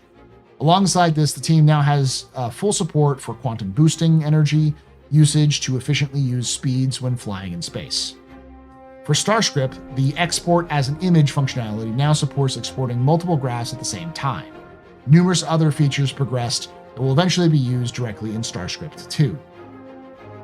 In the other work, the ability for NPCs to react to radar pings was added. Now they'll either consider a ping as a disturbance to investigate or an active event to bring them into combat. Finally, for AI tech, fixes for NPCs driving vehicles were added, which was a feature the team hoped to add to the PU at some point soon. So yeah, we can see this is definitely StarScript. So that's pretty big. Like, a lot of this stuff is improving navigation meshes. They're working on StarScript and Mission System 2.0. And they're working on the Valakar. So a lot of creature creation and implementation. Animation spent the month supporting irradiated Valakar alongside other new creature for later this year. They also progressed with an animation for pre-combat and social area usables that will promote more stealth gameplay outside of opportunities against NPCs. Facial animation supported multiple releases throughout June. They began by finalizing the content required for Alpha 4.2.1, including new lines for Stows, Walton, and the additional NPCs in the Defend location missions. They then worked alongside narrative and mocap teams to capture new mission giver content for Alpha 4.3 and 4.3.1. The team are currently processing the recorded content as the release dates approach. Neat. This is the door from the Perseus. That does make sense, yeah. Art ships. So this is probably going to be the thumbnail and the title, because people like ships, and there's a lot of information here. In the UK, the Anvil Paladin continued through Greybox, with additional artists being moved into their other tasks, being moved onto it as their other tasks were completed to help prepare for its July gate review. So the Greybox gate review, as a reminder for everybody, it goes concept, then white box, then gray box, then Laud 0, then final art, then release. So at each point along the lane, they have a gate review where they take what they have and they show it to management and other team members to get them to review it and make sure everything's good. Once they have everything okay, it goes into the next step. So gray box is the step between, it's kind of the middle step. It's between gray box and Laud 0. It's between white box and Laud 0, with final art and then release being the last two. So it's like the third step, but it's kind of that middle zone where you actually start to see the ship become a ship. So it sounds like Anvil Paladin is going up for its July review. So in July, it's going to have a gray box review. So we'll know more next month if the Paladin is going to be going into Lot 0. We don't know the exact amount of time it takes for each amount. It's never been specified, but it takes CIG 18 months to produce every ship, not just small ships or big ships. Every ship takes at least 18 months from concept to release. Or takes around 18 months from concept to release. So the Paladin was released at the end of last year in terms of concept and had been in for a while. So we may still see that here sooner, but probably not until next year. Feel free to post that, Django, if you have a link that shows that process, so it makes sense. Pre-production began on the Gatak Raylan, which will continue between other tasks ahead of the ships officially entering production later this year. Raylan's coming into production. Some of the team moved onto the Drake Ironclad, with some areas receiving layout alterations to improve traversal alongside refinement to the modular Drake kit. This probably means that we're not going to see the Ironclad this year. If it's still going through gray box review and hasn't reached its full gray box review yet, it's still going to be a while before that ship is released. Who knows? Could be wrong, but they seem to be really working on it for its kit to make sure that they have enough information and kit to be able to start working on the reconcept and release of the Kraken. So,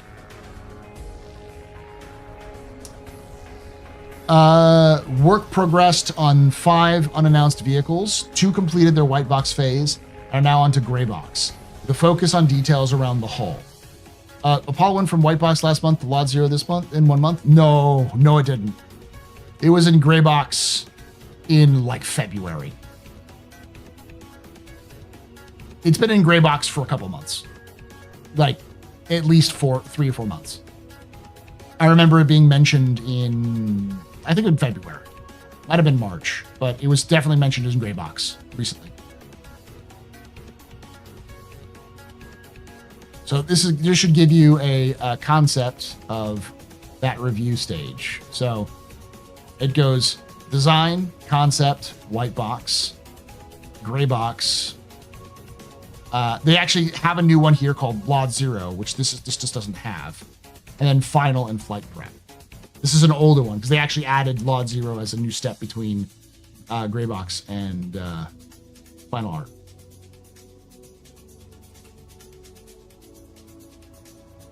No, it's been in gray box for a while, Cosmic Turtle.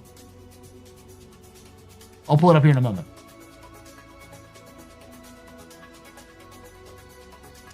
But yeah, so we're seeing something going on with Drake Ironclad. Probably means it's not coming out this year. We'll see.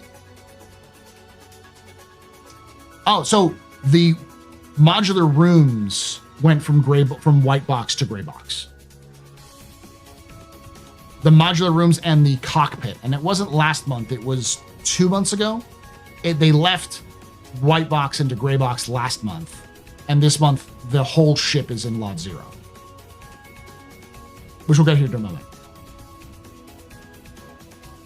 Level of detail 0, LOD, yeah. Work progressed on 5 unannounced vehicles. 2 completed their white box phase and are now into gray box, with a focus on details around the hull. Another is the final stages of production and is receiving the finishing touches and bug fixes ahead of its release, which is probably going to be the Meteor. Another vehicle from a prominent manufacturer entered production and is currently approaching its white box review. A new variant also entered pre-production, with the team states, which the team states may have been a record for the fastest vehicle through production pipeline. So that's all UK team. In North America, the RSI Apollo Medivac and Triage reached Lot 0 phase, with the devs ensuring the modular medical bays swap out and behave as expected. Now, let me pull this up because this has been brought up. So I'm going to pull up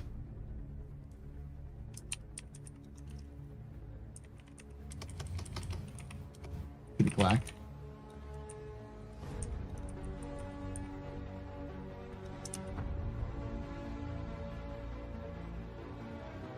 to find it on the ships page.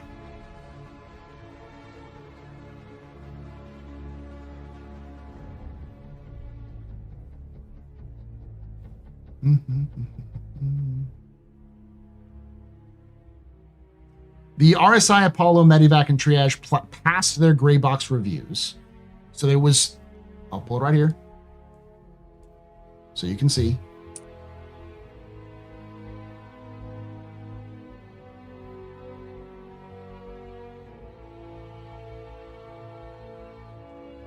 The RSI Apollo, Medivac, and Triage passed their gray box reviews with a focus on ensuring each medbed module tier is distinct without being disruptively different to use. So they didn't go from white box to lot 0 in a month. It was in gray box, and they passed their reviews last month. So hopefully that's fix it out.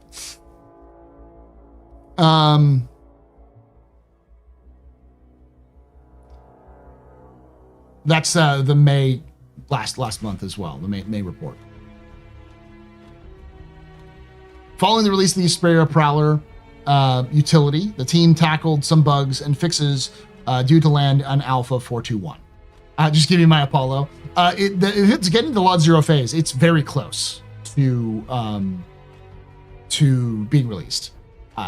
I would say likely we're going to see the Apollo come out by IAE of this year. So the RSI Perseus approached its gray box gate review.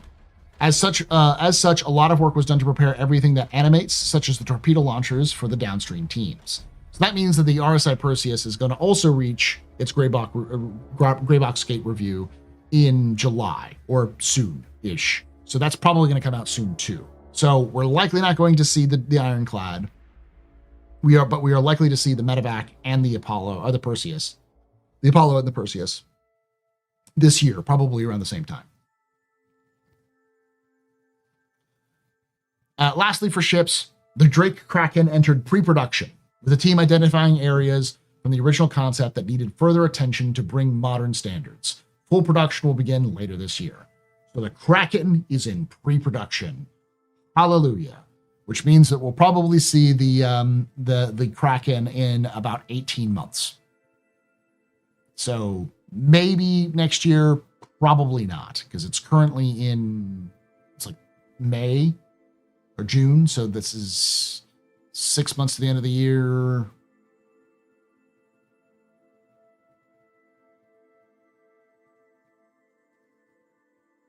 Yeah, maybe at the end of the year. Early 2027, late 2026.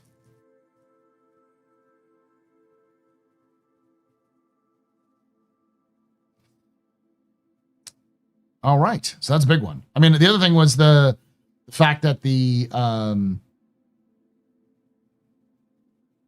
Medevac itself is in lot 0 is just good, and then yeah, the Raylan that's big. I wasn't expecting that myself. This looks like the Apollo, probably. Yeah. Community. June began with a celebration of diversity and cultures. The team launched Show Us Your Colors 2025.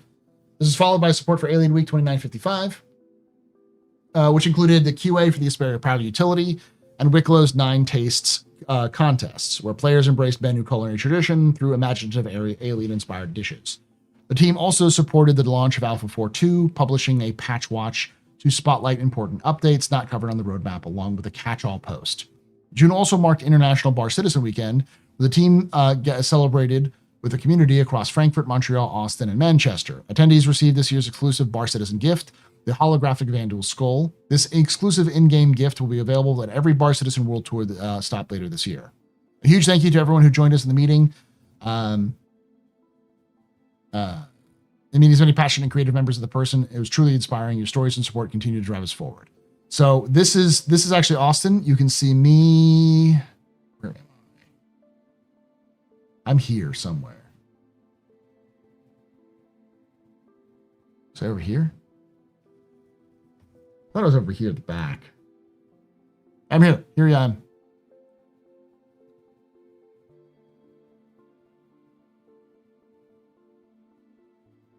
That's me.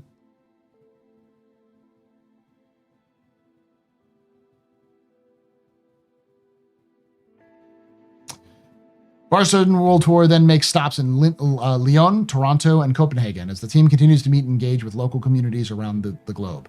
The team also collected and reviewed CitizenCon Direct watch party submissions from those planning to host the watch party on October 11th. More details will be shared soon as the list is finalized. Evergreen tasks continue to including This Week in Star Citizen, the roadmap update, and roundup, the Arena Commander schedule update, and collating several mountains of feedback and ensuring they were delivered to appropriate developers. The team also completed tasks to prepare for Foundation Festival and Ship Showdown, both set to begin in July, alongside ongoing work for CitizenCon Direct this October. In addition, submissions were collected for Org Spotlight Comlink, which highlights player organizations during Foundation Festival. Oh, we should have submitted something. I didn't even think we had to submit something. Core gameplay. All right, so this is a shorter core gameplay, but this is usually a pretty good one. With the new Stormbreaker content, core gameplay teams added several updates to radiation, hazard areas, and damage over time handling, with new IFCS logic that was also added for storm clouds. Most of the team contributed to the Apex Valkyr encounter, including its appearance and how it interacts with the players. The teams were also involved in the new Argo Atlas ICT, including enabling freight elevators to support the various power suit variants. The recently added points of interest uncovered several unexpected issues during internal playtests in the PTU, though the teams worked hard to resolve them for release. One major challenge was managing the new location's population and corpse control without causing a significant impact on performance. Several freight elevator fixes were made across multiple missions, while improvements and bug fixes were made for radiation. Pretty short one. See you guys in the background of this pic? I don't see Chris.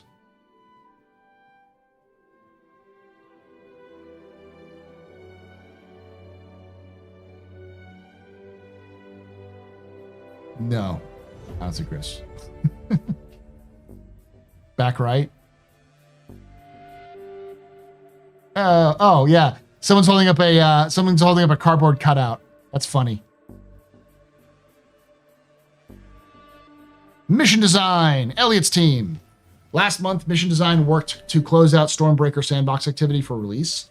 The upcoming Alpha 4.2.1 patch, they expanded the Infiltrate and Defend suite to only use Foxwell as a mission giver and expanded the location pool. They also fixed the Recover Cargo archetype and fixed an FPS version.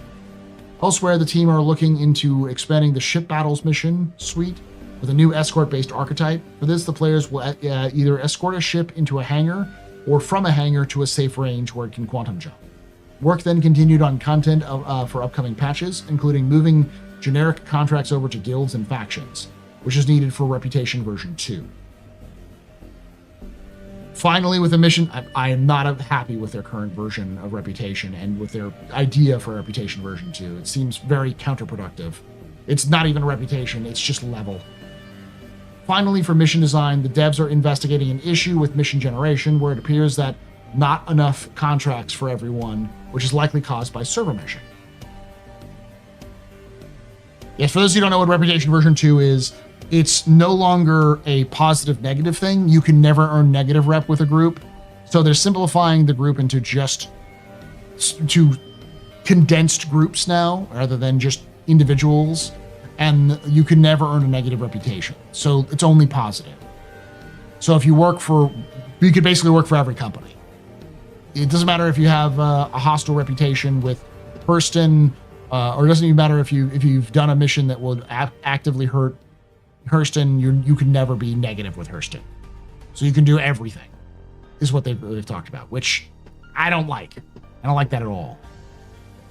But I could be wrong. It could be a bad interpretation from myself, but that is what they've said in the lore team talked about in one of their ISCs. Yeah, that just turns into levels with a different name. Narrative. Following Alpha 4.2's release, the narrative team focused on the next 2 upcoming patches, which will feature a variety of new missions. This included creating new contracts, mission provider dialogue, and environmental story detail for narrative-rich gameplay location. The team held a performance capture session to record mission dialogue and numerous audio logs to be discovered by players. Additionally, the team supported the mission designers in adding several new combat contracts along with a refactor of several older missions. Longer term, narrative have been solidifying the next major story arc as the mission content comes more into focus. The team are striving to ensure that the stories that the players will experience align closely with the gameplay objectives. Part of this new story will introduce a unique hostile faction. In support of Alien Week, Narrative released a handful of new and expanded Galactopedia articles that focus on the strange fauna and life forms found in the PU. Online technology. The online services team continued to work with the item imprint system. Design aspects are being discussed, technical documentation is being written, and service development began. The team also began preliminary discussions on the upcoming instancing service in collaboration with other teams. They're currently defining the objectives and high-level technical details to estimate the plan to work properly. Furthermore, the team, so they're working on instancing, which is good. But for anybody who's like, well, they just do instancing. They are working on instancing. It's there right there. It's just going to take them a while. They're just doing preliminary discussions. So we're still 18 months away from instancing being in the game. I remember something about no negative with majors, but negative possible with small rep groups. It was a lore discussion. It was sort of an offhanded comment. It wasn't really meant in detail. They just didn't want players being locked out of landing in locations because of, negative rep.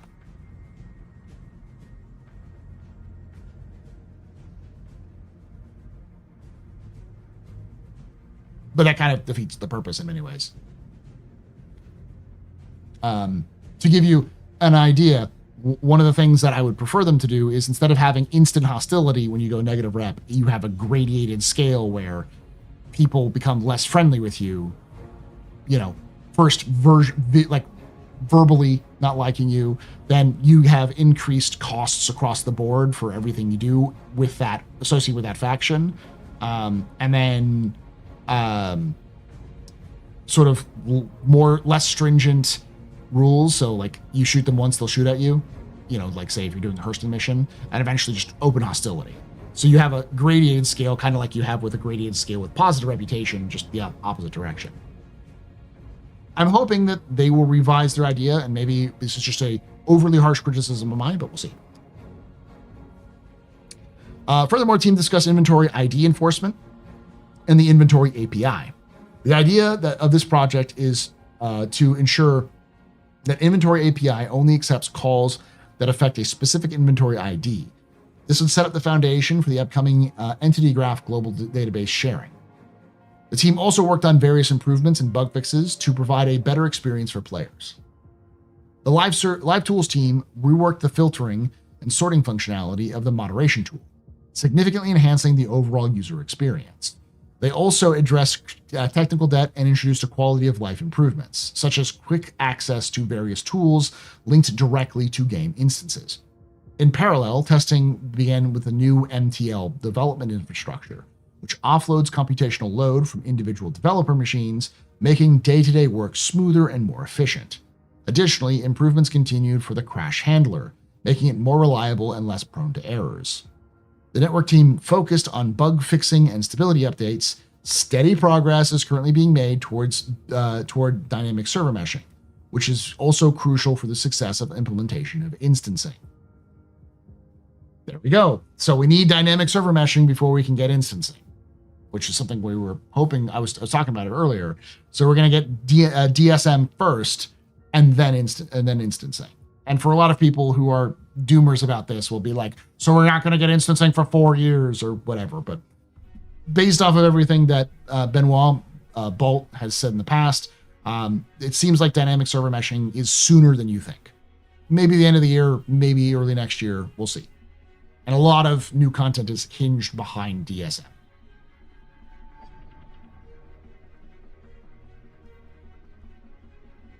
R&D. Gas cloud rendering was further refined based on the improvements implemented in March. To get additional details and improve distance read, support for an extra erosion layer was added. Controls were also added to boost intermediate cloud density during shaping and erosion processes to prevent clouds from thinning out too much.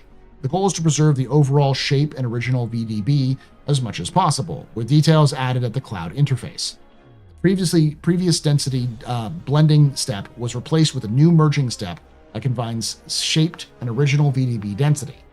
This fixes visual artifacts caused by blending step that helps preserve details. Lastly, edge albedo control was made aware of the cloud's density environment to limit darkening to shaped regions without the presence of density coming in from the original VDB. All improvements were made available to both PU and Squadron 42. Elsewhere, the performance of planet cloud rendering and cameras in orbit was increased. Also, night sky rendering was improved. Previously, it incorrectly included my scattering with regards to the fully occluded sun and produced undesirable fake halos, especially when looking at the night sky from orbit. This is now fixed. Furthermore, help was provided to fix the reflection of atmosphere content on water surfaces that was too dark under some conditions. Lastly, VFX. The VFX code and art teams worked on several things for Alpha 4.2. For example, the irradiated Valakar receiving bespoke animation and new irradiated VFX, while the weather VFX was refined and increased to make the event even more tense. The Argo ATLS ICTI also received new impact and surface effects. All right. So, what's the detail with this? Lots of work on 4.2, clearly. Work on clouds. Dynamic server meshing is continuing. It's the second mention of dynamic server meshing in 2 months, which is a good sign. As Jared has said, and I have said many times, if CIG is talking about it, they're working on it. So now that they're fully talking about dynamic server meshing and that they're making progress on it, it means that they're working on it. They're also doing other stability updates. And this is the first mention of them doing instancing in-game. And unfortunately, it's still preliminary discussions. So we're probably still a ways away from instancing being in the game. And DSM needs to be in the game before instancing can happen. Lots of, narrative stuff, new capture stuff. There are mentions of the new mission givers with new headshots. So we'll be able to see them talking like we do see now. That's going to be continuing going forward. There's now an infiltrate and defend suite. Recover cargo. There's new ship battles and escort missions, and Reputation V2 is being worked on. Along with the mission system is being actively worked on for the AI section of things. Most of core gameplay is just 4.2 stuff. The Storm Clouds, Valakar, ICTI, and then stuff with fixes for elevators. Star Citizen World Tour, community stuff, ships. So we've got Paladin, Raylan, Ironclad, all being worked on. Plus, the UK is working on 5 unannounced vehicles. The UK has 8 vehicles they're currently working on.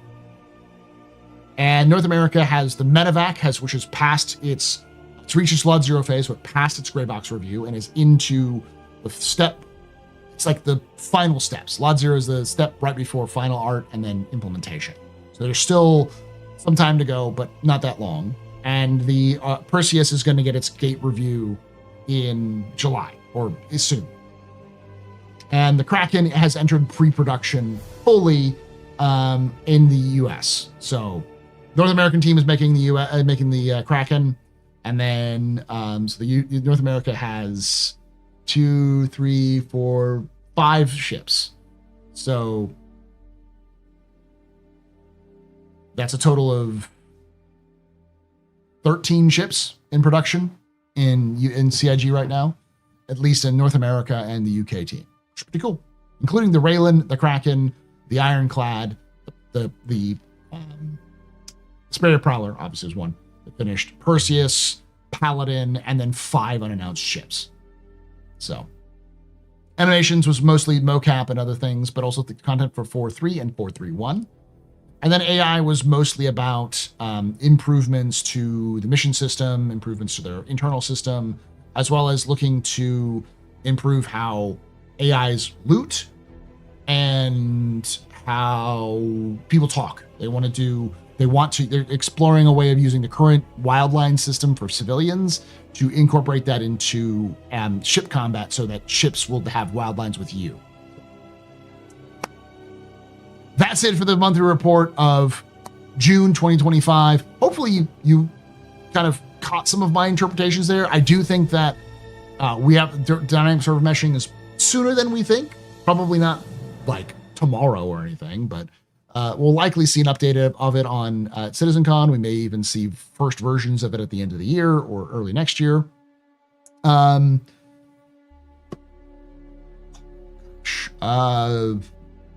Do you think I'm being a little harsh by saying we're not going to see the Ironclad this year? Let me know in the comments down below. As always, any of these things, let me know in the comments down below. If you do enjoy me doing these, hit that like button. It does help me a lot when you hit that like button. I should do this. The like button. And then if you did enjoy this, make sure you subscribe for more content and hit the bell icon to be notified when it's released. I do these on Thursdays every month. And I also do other content on Thursdays, so catch us live at twitch.tv/TheAstroPub, youtube.com/TheAstroPub live.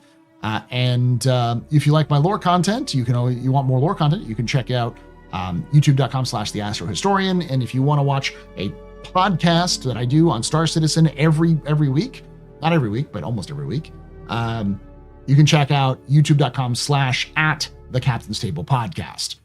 Love to see you at any of those things. And like I say every time, hope to see you someday in the black.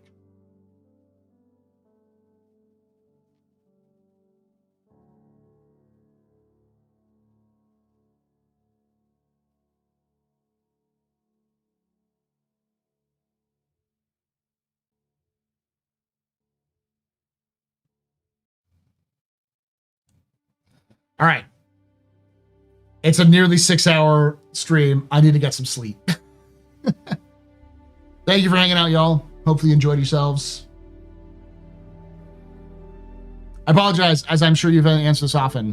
What is the quote from The Expanse or the other sci-fi stuff? What quote?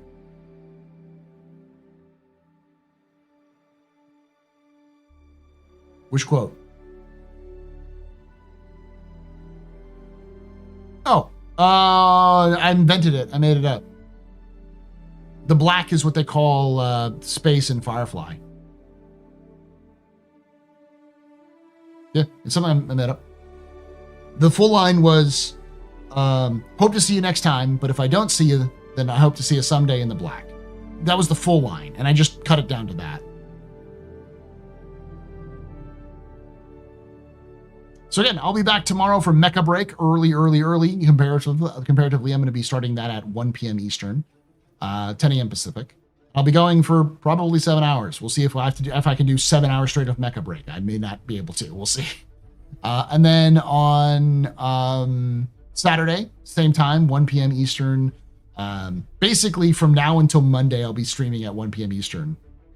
Saturday, we're going to be doing Captain's Table. We're going to talk about the state of industry with Barrister, Red Monster, and Captain DC. I want to say his full name is Captain MD13. We'll be talking about like glitches, bugs, how things are working currently in industry, does it pay well to be in industry, we'll just be talking about how, industry is in general. And Sunday we'll be doing a lore expedition, and Monday we'll be doing a 0 to Hero run. So Monday is going to be the shortest of them, even though I'm starting at 1. I'll probably only do 2 hours. I've been meaning to get my content out, but I just have hit a wall in terms of motivation. So I'm going to start doing that next week. I'll probably release something while I'm at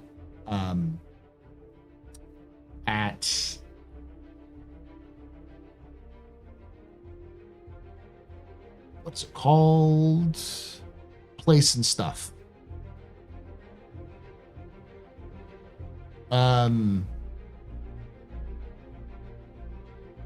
Quantum Vegas. When I'm at Quantum Vegas. So check that out. Yeah. Thank you for watching. I'm going to go to bed. Like I say every time, hope to see you someday in the black.